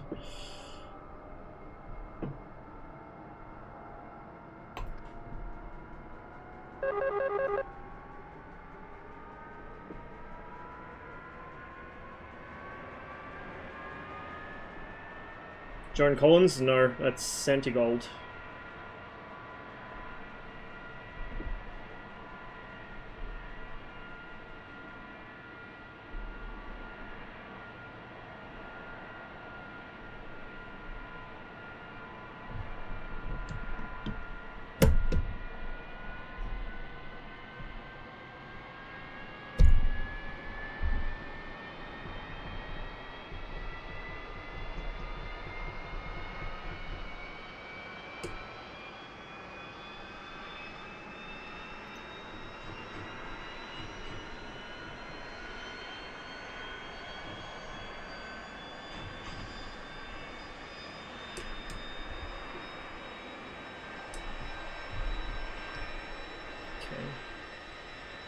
I think that's everything.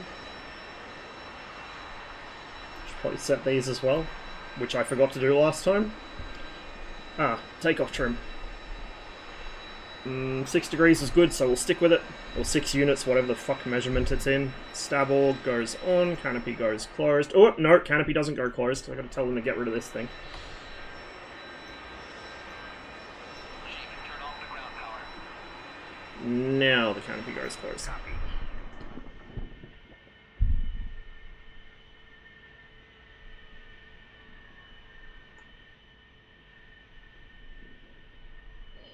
There we go.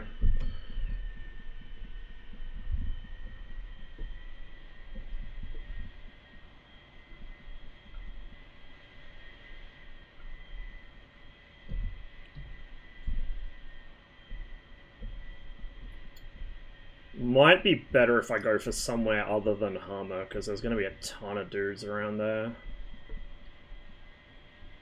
Don't know. It's easy to find though.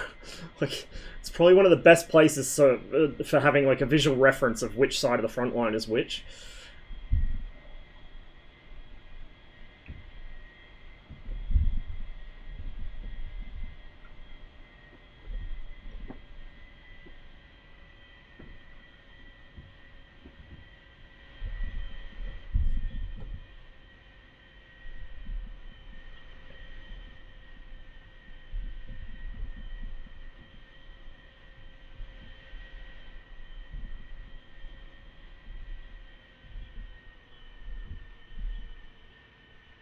Are you defecting to the fucking Soviet Union? Why do you need 2 fucking 275-gallon tanks?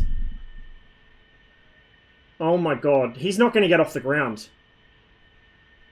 That's, what, 4, 5, 6, 7 Mark 82s, 2 275-gallon tanks in a plane that already struggles, and he hasn't raised the nose strut, in a plane that already struggles to get off the ground under its own power. Every time someone complains about the F5, this is why. What the fuck?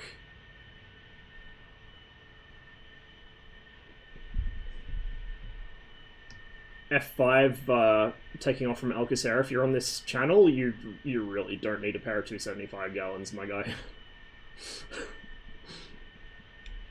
Unless you're flying back to the States. God, he barely got that thing off the runway.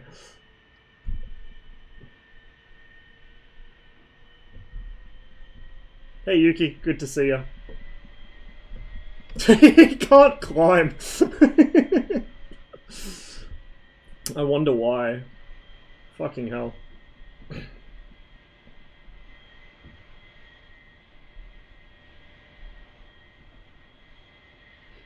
The most fuel I ever load onto the F5 for any kind of combat mission in DCS is a pair of 150s, one on each wing. That's all you will need. That's already more than enough for most missions, but that's all you need. One 275 is too draggy and too much fuel anyway. And then 2 is just, like, insane. I've seen people with 3. I cannot for the life of me work out what circumstance you would need 3 275-gallon tanks for. Like, I just don't understand it. That's a transatlantic ferry flight.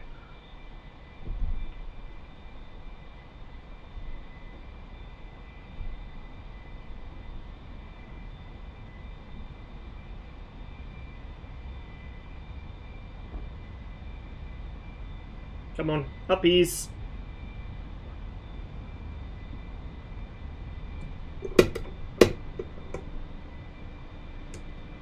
Use the extra fuel to burn a 30k. He's not going to get to 30k with that extra fuel. Like, the F5 climbs best with no extra shit hanging off it. You don't... No, that would not be efficient. Carrying 275-gallon drop tanks on the F5 is not efficient, period. Like, there's no flight profile where that makes any sense unless it's a ferry flight. Like, you carry... So my typical F5 loadout in DCS for air-to-air is a single 150-gallon center line. That's it. That's all you need for air-to-air. For air-to-ground, for long range, you might need a pair of them. But, like, air-to-ground, you're already going to be weighed down by air-to-ground stores, right? So, the most you really need on that... Hello, radar? Oh, it's probably... No? Did it not warm up for long enough? I don't know. You don't need any more than that. Like, literally just a single 150, climb to altitude on the 150. You don't even need to afterburn to altitude, really, but you can if you want. Get up to altitude, hang out around, 25, 30, 35,000 feet. You don't even need to be an afterburner, just chill out at mill power or even a little below that, and you can go forever. It's like the MiG-21, it's like the MiG-29, it's like everything else that people say has short legs and no endurance. The reason it has short legs is because everyone that flies it thinks that they need to be on the deck after burning 24/7. It doesn't actually have short legs, it's just that the people that fly it have short brains. Come to a ship from Basel al-Assad. Oi, you tempt me. Yeah, I'll come over there. Wait, do we hold Basel? Oh, fuck, we do. Okay. I'll be over in a few minutes. I got a trio of rock eyes on and a pair of missiles. I'm down to fuck. Just as long as it's not what happened last time I got baited for a pair of 21s. Saturation for roll axis? No. I don't do a lot of dogfighting in this thing, so I just go very gently on the stick. And with the new stick as well, it's a lot easier to do that. With the Warthog, I did have to desaturate it a little. I'm not going to show the full rate of roll with bombs on board, because I will kill myself if I do it, but, like, I'm just barely moving the stick, and you can see it's quite roll happy. I did used to use a desaturation on the MiG-21's roll axis for the same reason. It just, with the Thrustmaster Warthog, the stick was not well set up for it. But I don't use that anymore. I just use a slight curve because I don't have a stick extension. Okay, we'll pull back the power a bit so we're not blowing our fuel.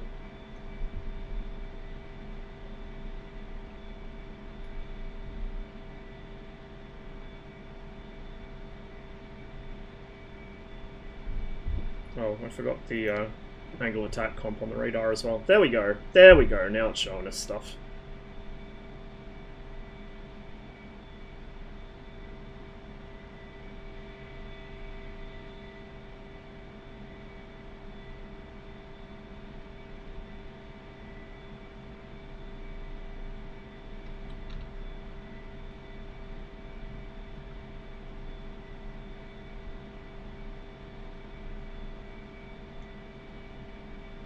Need to decrease the trim increments for this slightly, I think.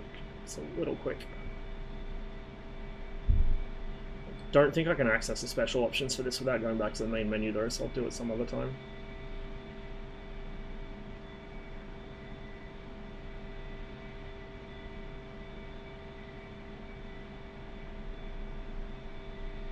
Don't like that I've got a pair of F1s headed this way.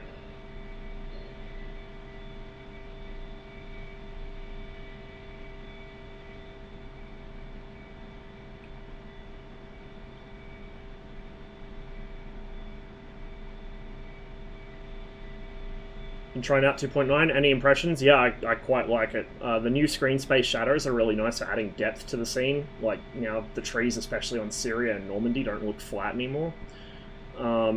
Performance has been pretty decent. I don't use DLSS because I'm on a 1080p native monitor, so there's no point.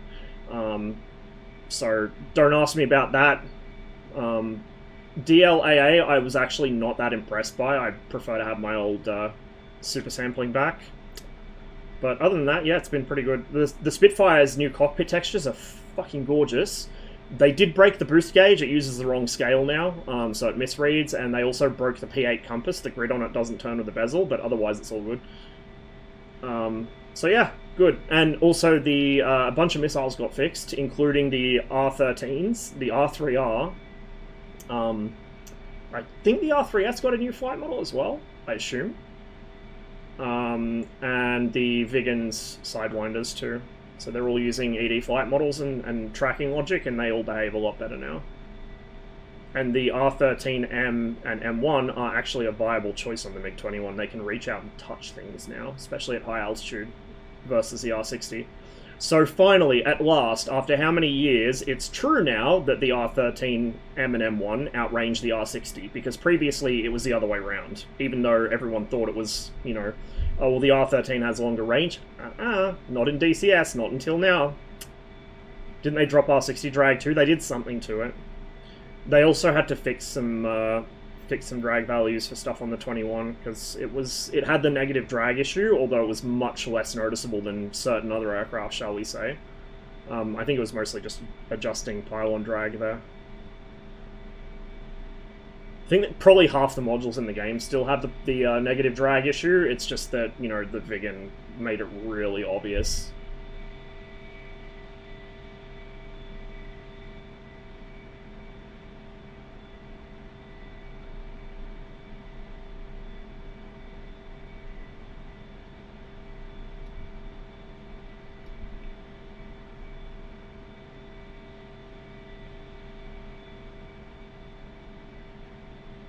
I think this Su-25's got a boner for me. He's flying right towards me.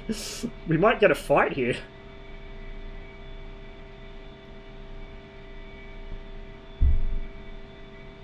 There's that Dan. That's where we were operating before in the Gazelle. Before we got fucked up by the tanks. So,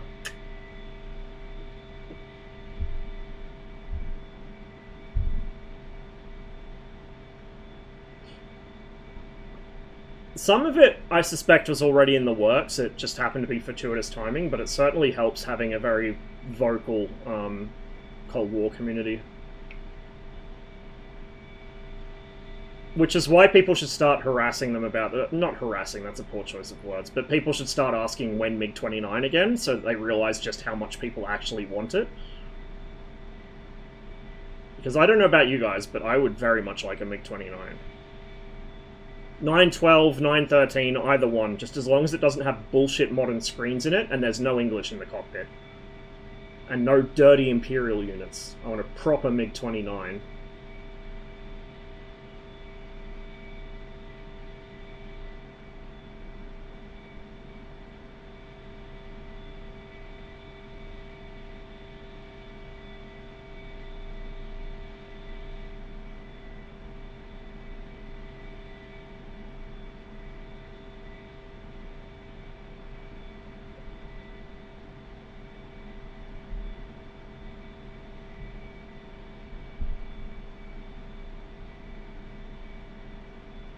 That's something I'm kind of hoping they'll be able to fix soon, the fucking pop-in on the terrain.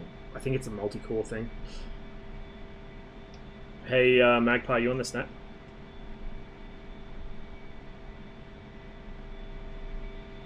I mean, if he's not, he'll be able to hear me through the stream anyway. I'm just east of Basel. Scared of getting 20 bullets lodged in their chest if they make a MiG doesn't make much sense to me. I mean, maybe they'd be worried the law that they'd be prosecuted under is deliberately vague. It's about military portrayal, like portrayal of military equipment and the Russian military, but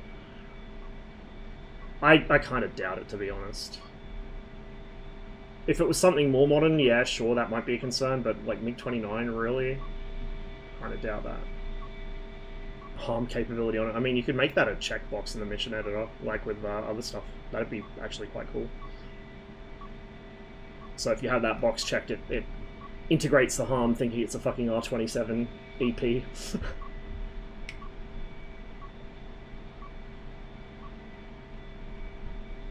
I still got my moth lights on. Turn those off. Hey Legolas, good to see you.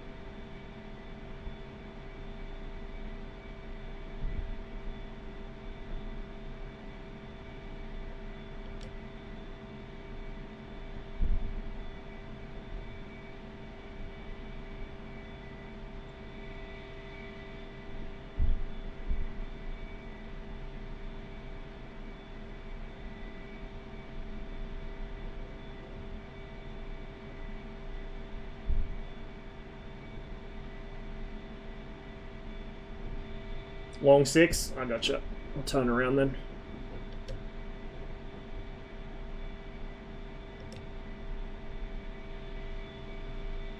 Nice entertainment while I'm suffering in a library studying aerodynamics. You would have had a good time earlier then. We flew our Spitfire, 9 3/4 back to base, missing its outer left wing panels, and managed to survive. That was fun. I was expecting you to be liking Harm for the 29. If it's an integration that you can toggle on and off, then I'm fine with it. Like, if they add stuff as options in Mission Editor that you can turn on and off, and it gets rid of the actual, like, any panel, extra panels that would be added and stuff, I'm totally fine with that. The way it's done in the Mirage. Like, that's fine. Or the MiG-19 for the RWR or any of the stuff like that. I'm totally down with that.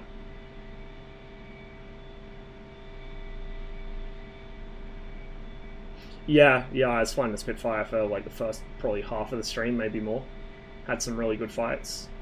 Blew up my engine a bunch because I'm a fucking moron and I forgot plug fouling exists. Oh, there he is. Show off.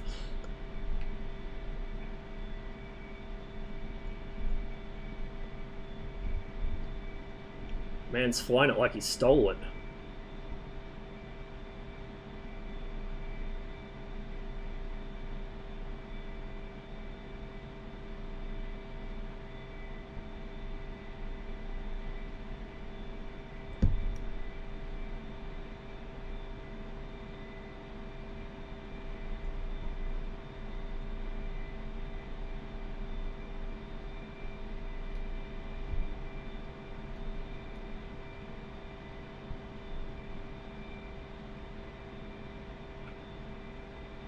Let's come out through the top of the cloud.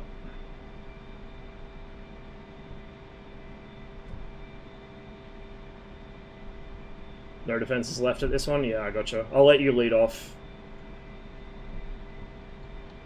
I will get my air-to-ground shit ready as well, so probably going to need that for the missiles, I hope.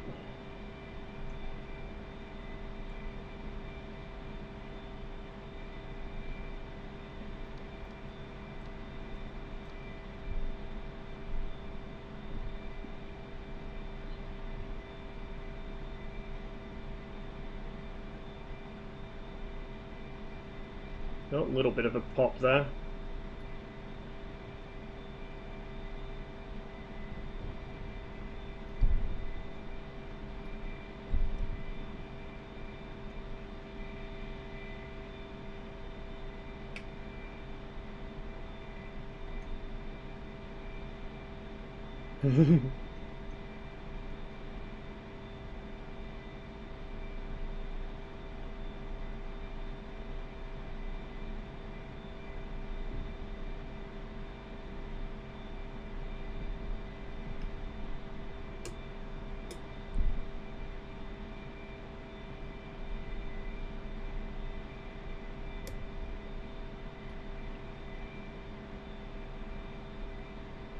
Maximum I can coax out of this thing at the moment is about 350 knots, it looks like, so might want to back off the power a bit.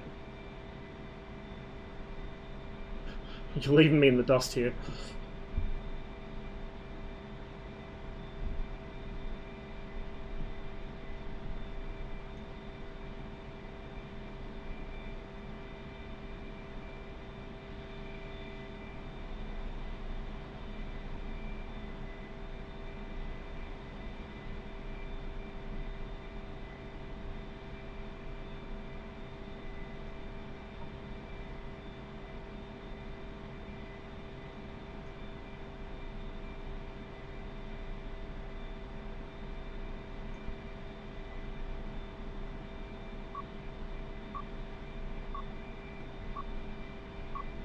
I am being tracked by something.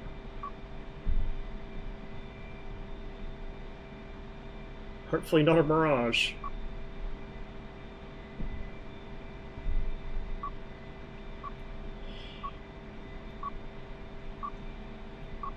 Roll trim's all sorts of fucked up at the moment because I keep bumping the trim hat the wrong way.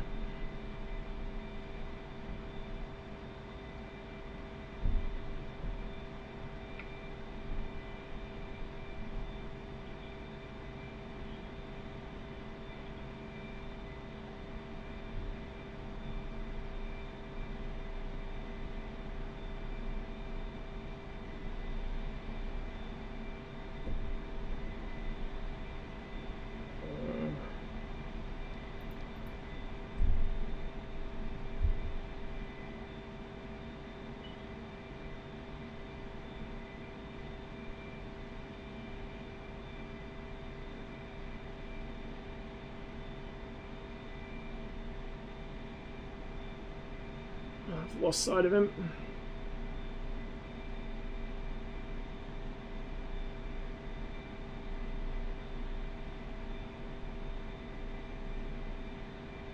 That's a big antenna.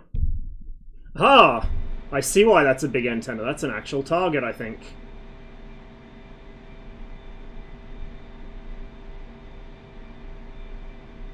These are not the best weapons for dealing with it, but fuck it.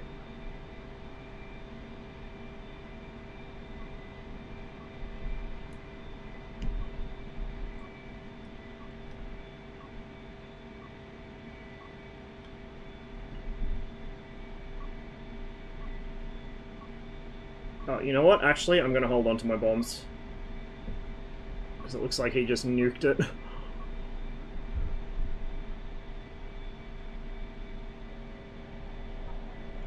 Go factory. Yep. I just lost sight of you in that attack. Oh, my air brake's still out. Jesus.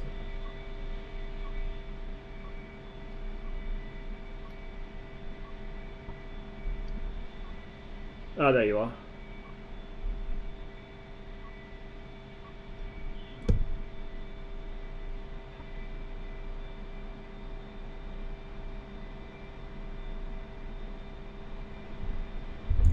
Probably helps if I also have my shit armed and my master arm on. That might be a good idea. Definitely professional here.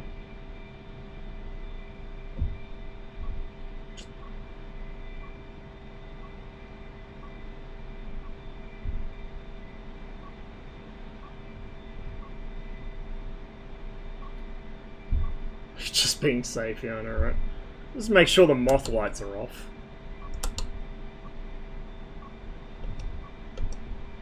Oh, they should be off.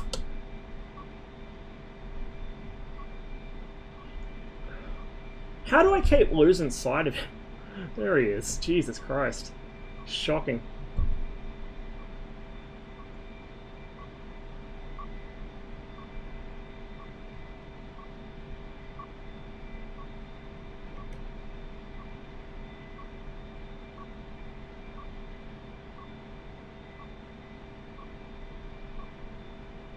And again.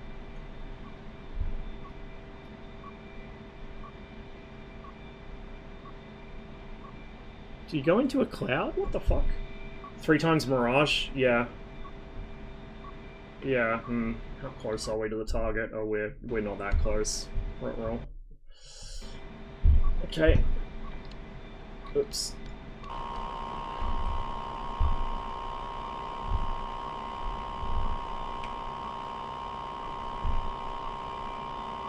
I still don't see you though. Oh shit, MiG-21 real close.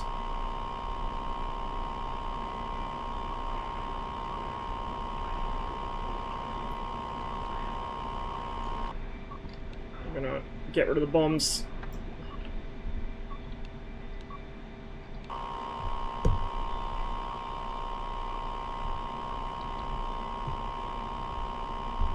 .138.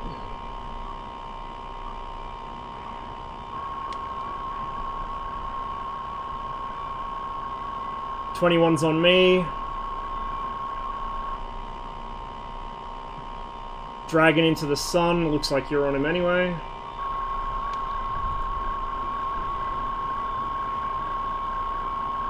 Doubling back. I'm being tracked by something. Probably a Mirage.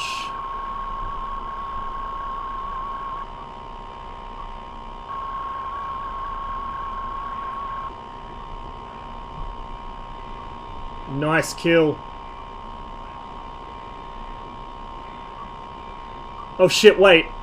That was... Oh yeah, Mirage on me. Mirage F1 on me. There's that roll rate. So yeah, we aren't desaturating this shit, trust me. Mirage over the top, I might be able to get this one. It's probably setting me up for a drag though. Loud and clear. Yes, yes, yes. Fox 2 Mirage F1. Not sure it'll reach. Shit. It didn't.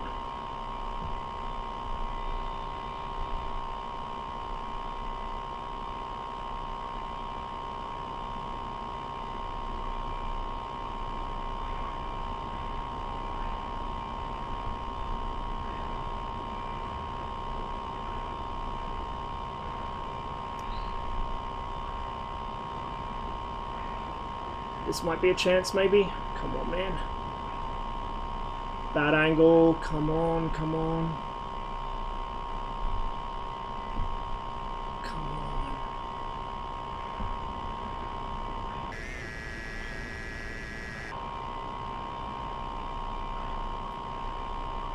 Mirage is still with me.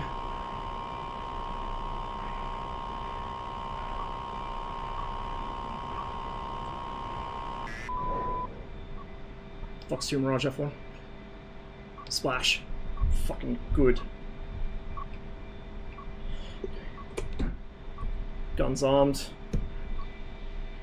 I'm out of missiles, I'm down to guns. And I have no idea where you are.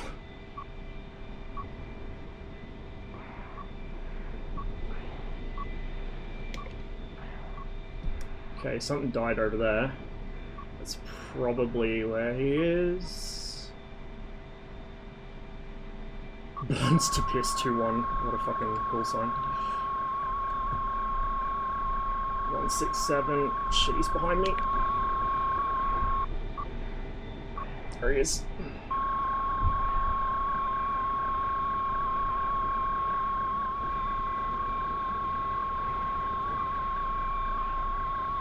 Oh, I turned too early. Shit.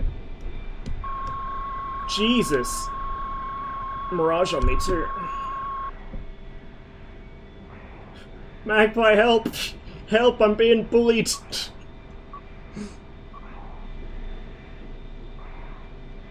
There's the 21.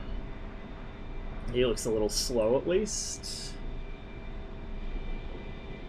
Hope the 21's not carrying R60s! Although the R13 makes some pretty fucking impressive turns now as well, I gotta say. That's probably the F1 on me. The F1 can turn reasonably well now compared to what I'm used to from when I first tried it out. Yeah, there's the F1. The 21 looks like he's struggling a bit. Just don't have the angle to pull. Oh, maybe. Okay, he's gonna lose that into the deck. Maybe. No, he's not. Fuck. MiG-21 things, he just has the power to thrust out of that. God, how I wish that were me. If I hang out near him, maybe I can get his buddy to team kill him. Oh, he's using the Yugo skin. He's based. Come on, come on, come on, come on. Come out of flares. Yeah, this will be the end of me here.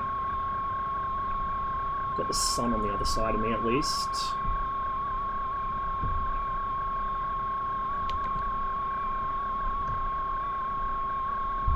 Oh yeah, the other week I was down in Melbourne. I went to see Ghosts. They were really, really good.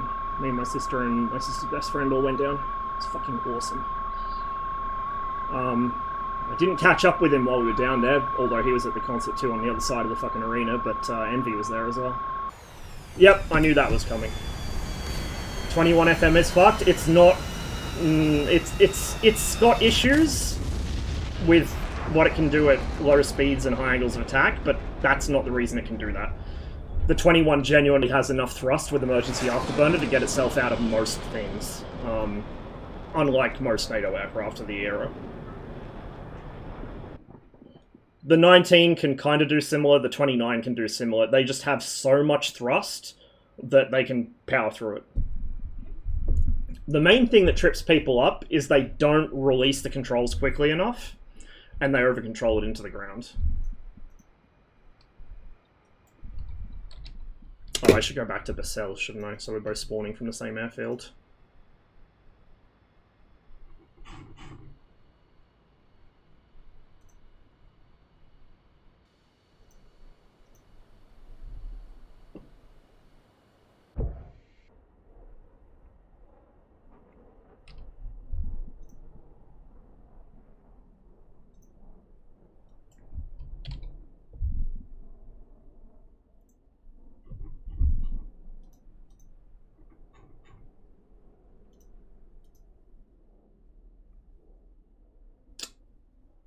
I might take some actual big boy bombs too. Yeah, I have. Like, the problem is at low speed, it's generating way too much lift, so it can sustain, like, ridiculous numbers. As you get towards the higher end, like, once you're past about Mark 0.5, it's doing more or less what it should be. But below that, it's just fucking comedy land. Got 4 but ran out of ammo? Jesus, well done, man. I got 1. I think I might have maybe tagged the 21 with a single round.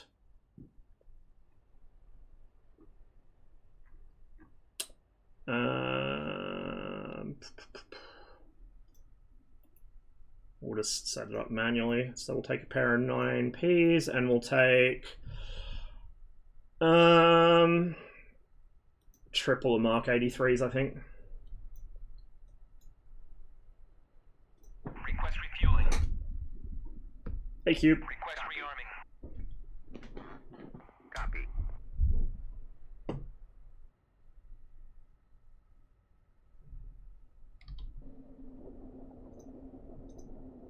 Chief, turn on the ground power. Copy.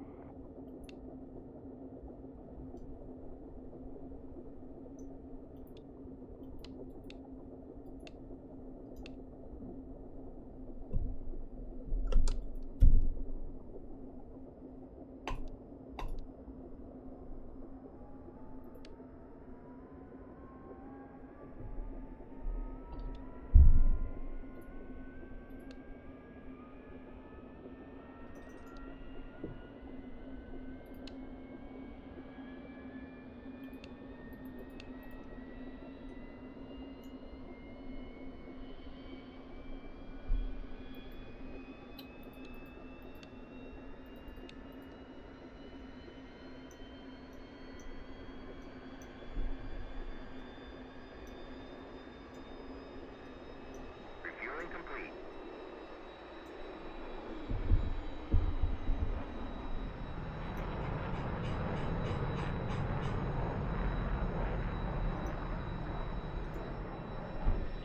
Okay.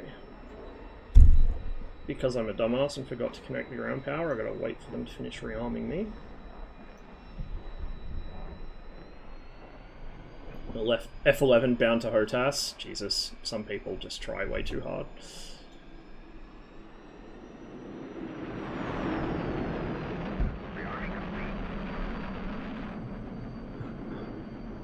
Guess he's already off the ground. Alright. Let's get this thing started up.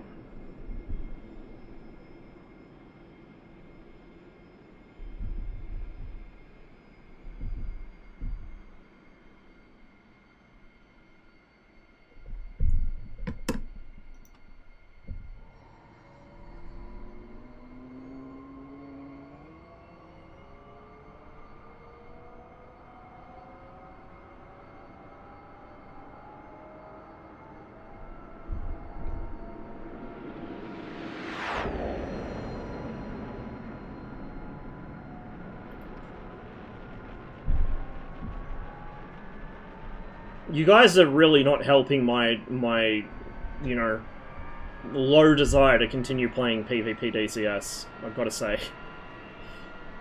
Fucking gamers, man.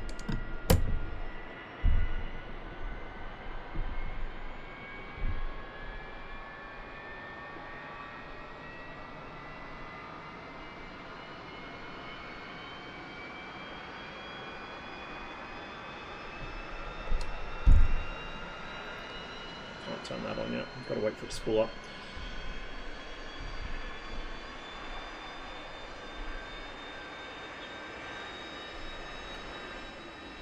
Yeah, but sometimes I want to fly other stuff besides World War II planes. And even on there's people that probably use external views to fucking game it, to be honest.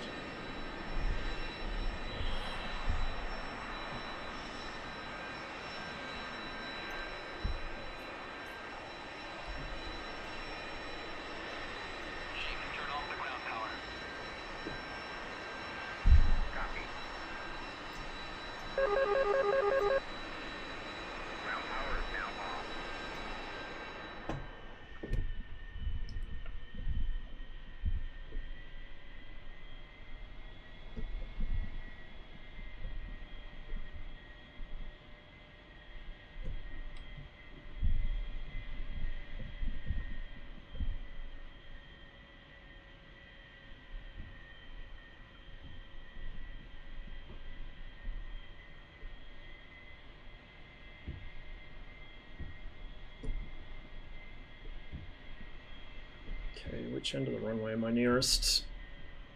Probably in the middle of it, knowing my luck. Oh no, there's the end there, okay. I got enough room here to take off. We'll go left. Oh, actually, I kind of am in the middle of it, huh?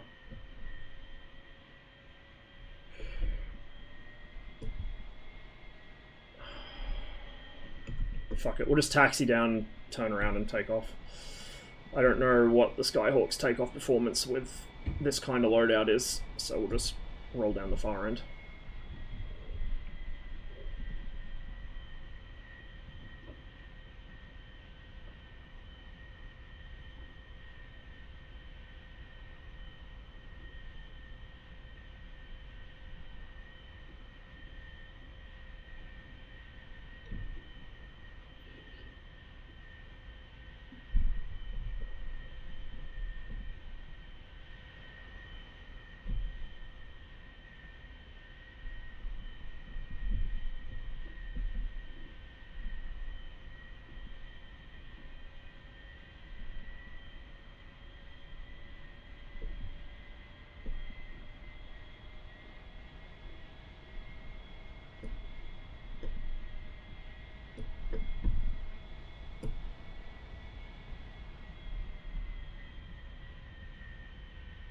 Fucking pogo stick there as well.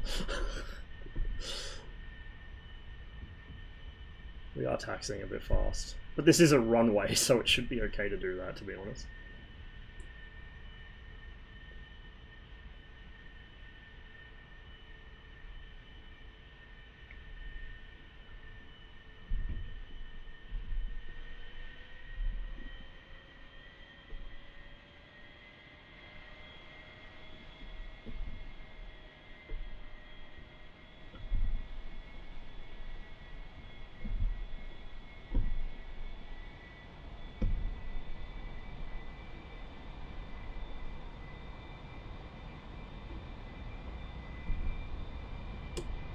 Set my flaps.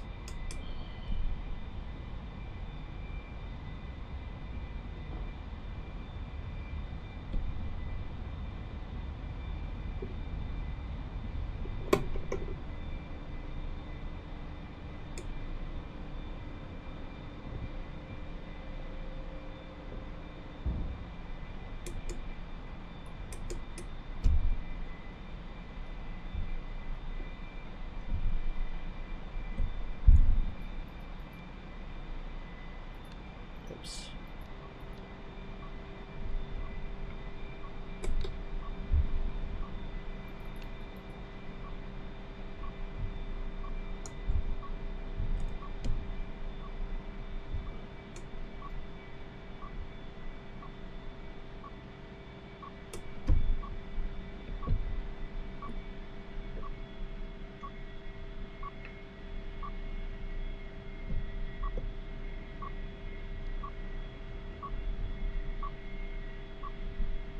We've got a little 3-ship going on here.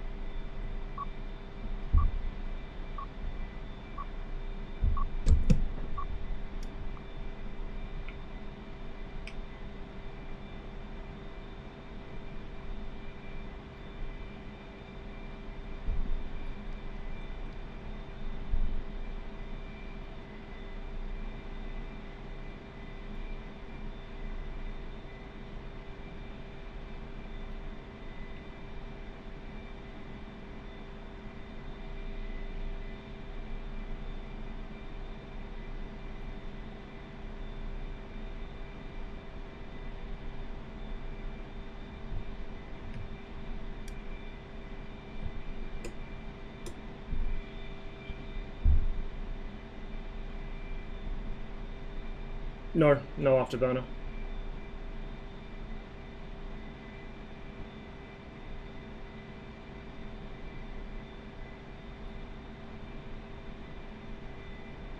I think some of the modernized, like, kind of multi-role versions might have had one. I'm not sure, like maybe the Kiwi ones, but most of them didn't. In US service, it didn't. Fucking killed my right leg flying the Spitfire earlier.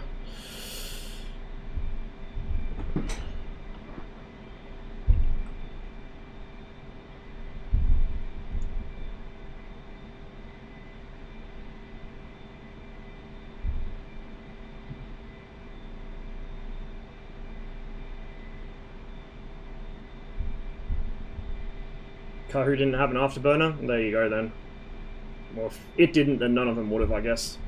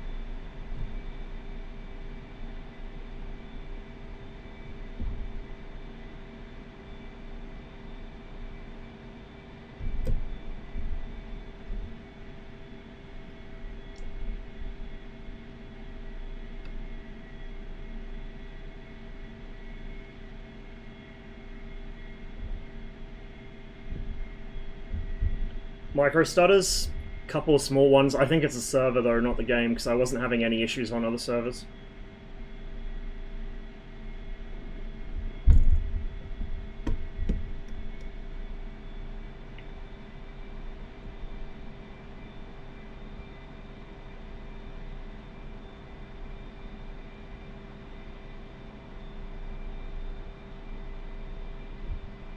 Should probably remember to turn my EWR alerts on. That's not what I wanted to do at all. Oh, that's why we're doing this. Shit.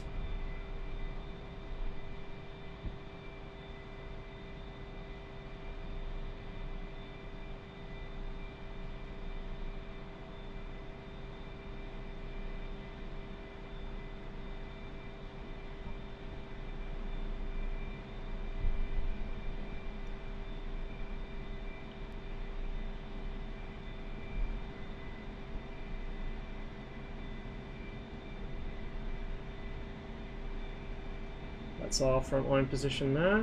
One of them. Shit. Lost my buddies. Something exploded over there.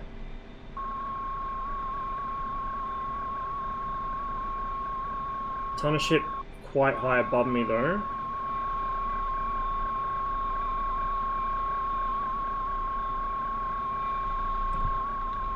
Kind of hard because we're not really on comms.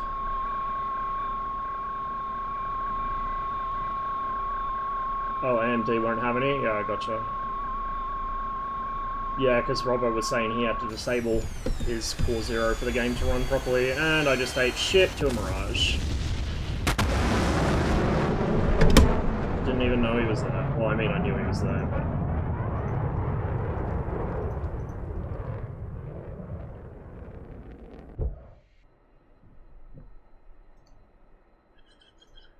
Chief, turn on the ground power. Copy. At this point, I may as well just go full air-to-air, because I'm not really getting any chance to bomb anything. Now on.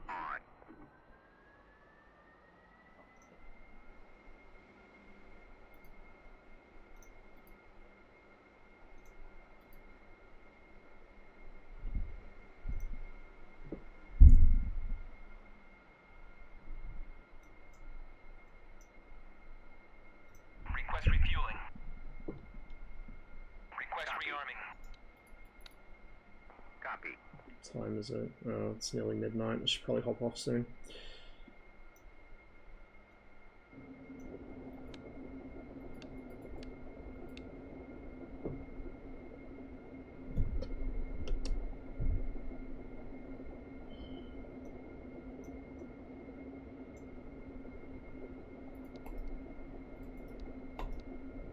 I forgot to set the nav system last time as well.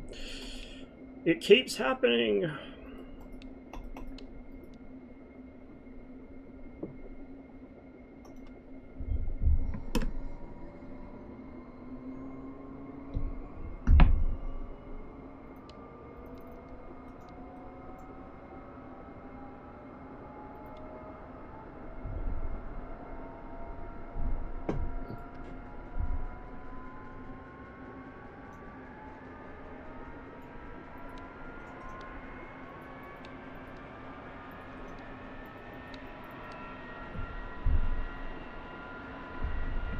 Refueling complete.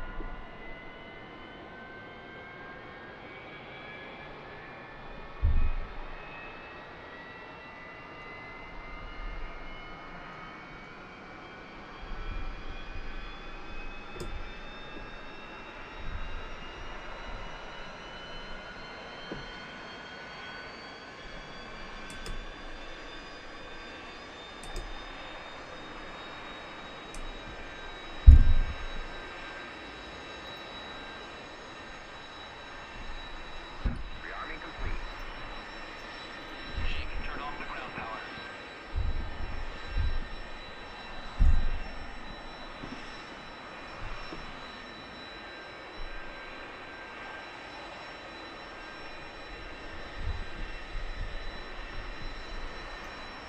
So actually... Chief, turn on the ground power. Oh, on. No, I want it off.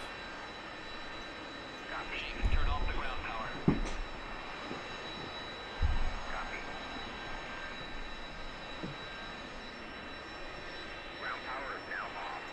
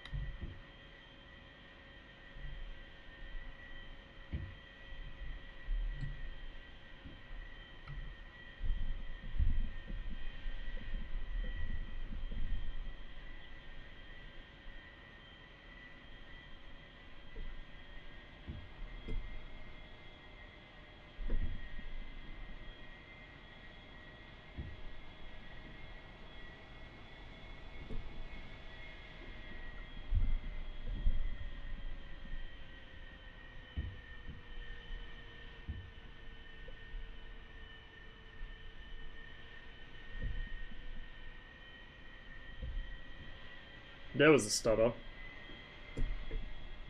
I think maybe it's the EWR script, because it does seem to coincide with EWR updates on the server. Don't know. I'd say it's a misfiring script on here though, because I wasn't having any issues at all on Wolfpack. I've been playing on there a lot more.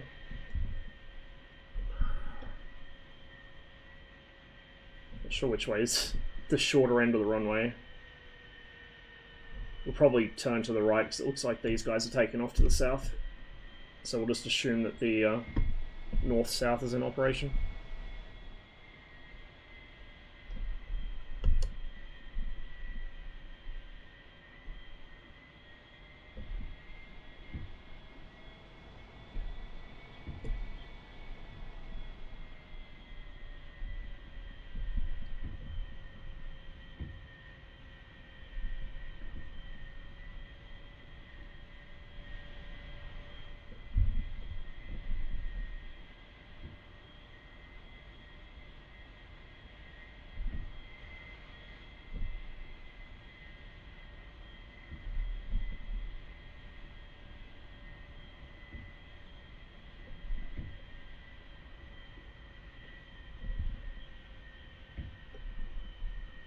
Yep, we got a great big fuck ugly thing coming our way.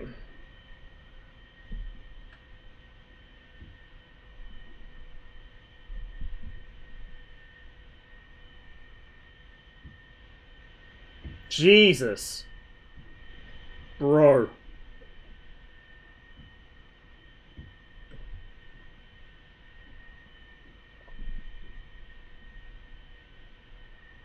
Oh god, here comes the Vigan. Please don't land on my head. Please don't land on my head. He's not going to get to target? No, of course he's not. Well, it looks like both of them survived. It's good news. Now, will they survive the landing? That looks a little sketchy. Oh, nope, nope, they won't. Oh, oh, oof. Oh, uh-oh. Oh my god. The drama. Oh no. Oh no. It's all over. Oh, he despawned. His pilot might have been killed in the collision. That was pretty funny, honestly. Whoop.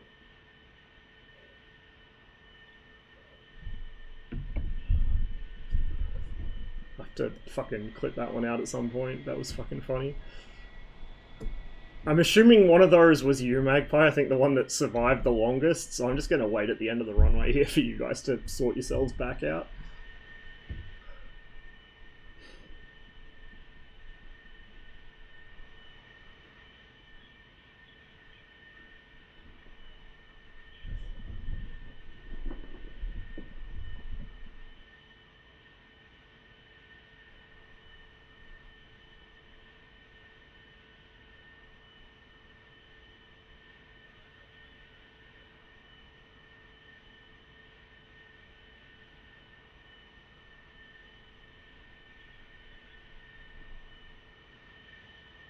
Calling it going to bed? Okay, I might fly one more sortie and do the same myself, because I need to hop off pretty soon.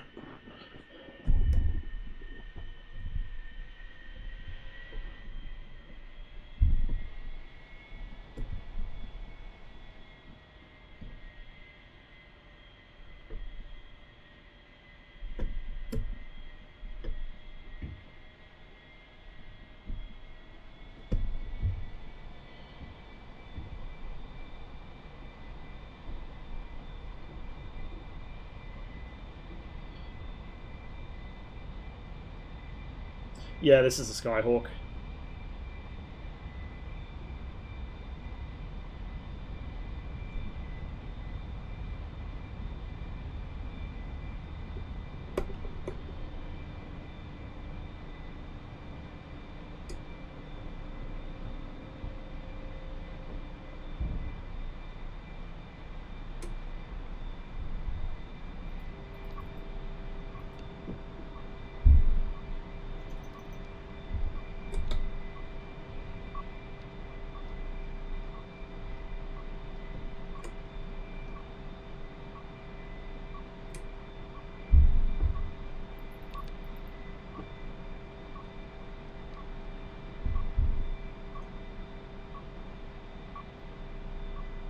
Oh god, they have to restart the server. Never mind then.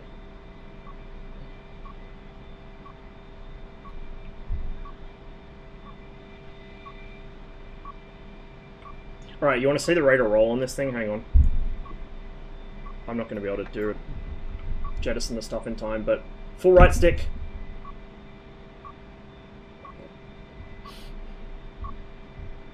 It's slightly insane.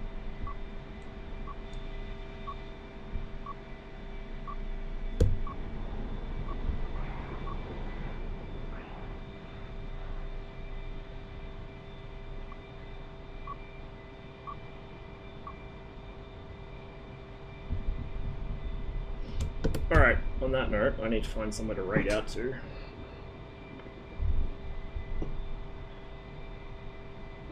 I used to, but I don't really bother with that anymore, to be honest. Bear with me, because I'm going to need to wait for DCS to unfreeze itself while the server restarts before I can... Okay, there we go. Let's see who's on.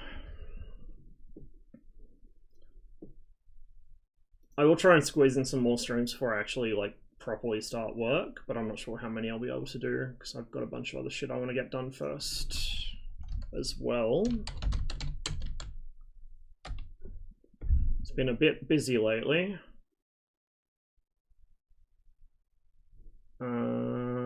Oh my god, okay, well that's going to be a pain in the ass. Bear with me, because it has logged me out on there for some reason. So, who's on?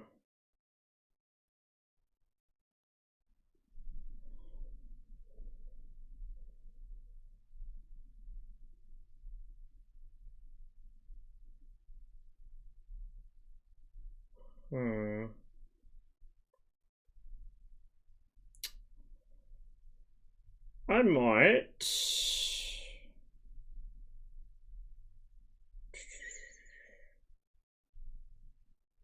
send you guys to Gaz, I think. Give me a moment.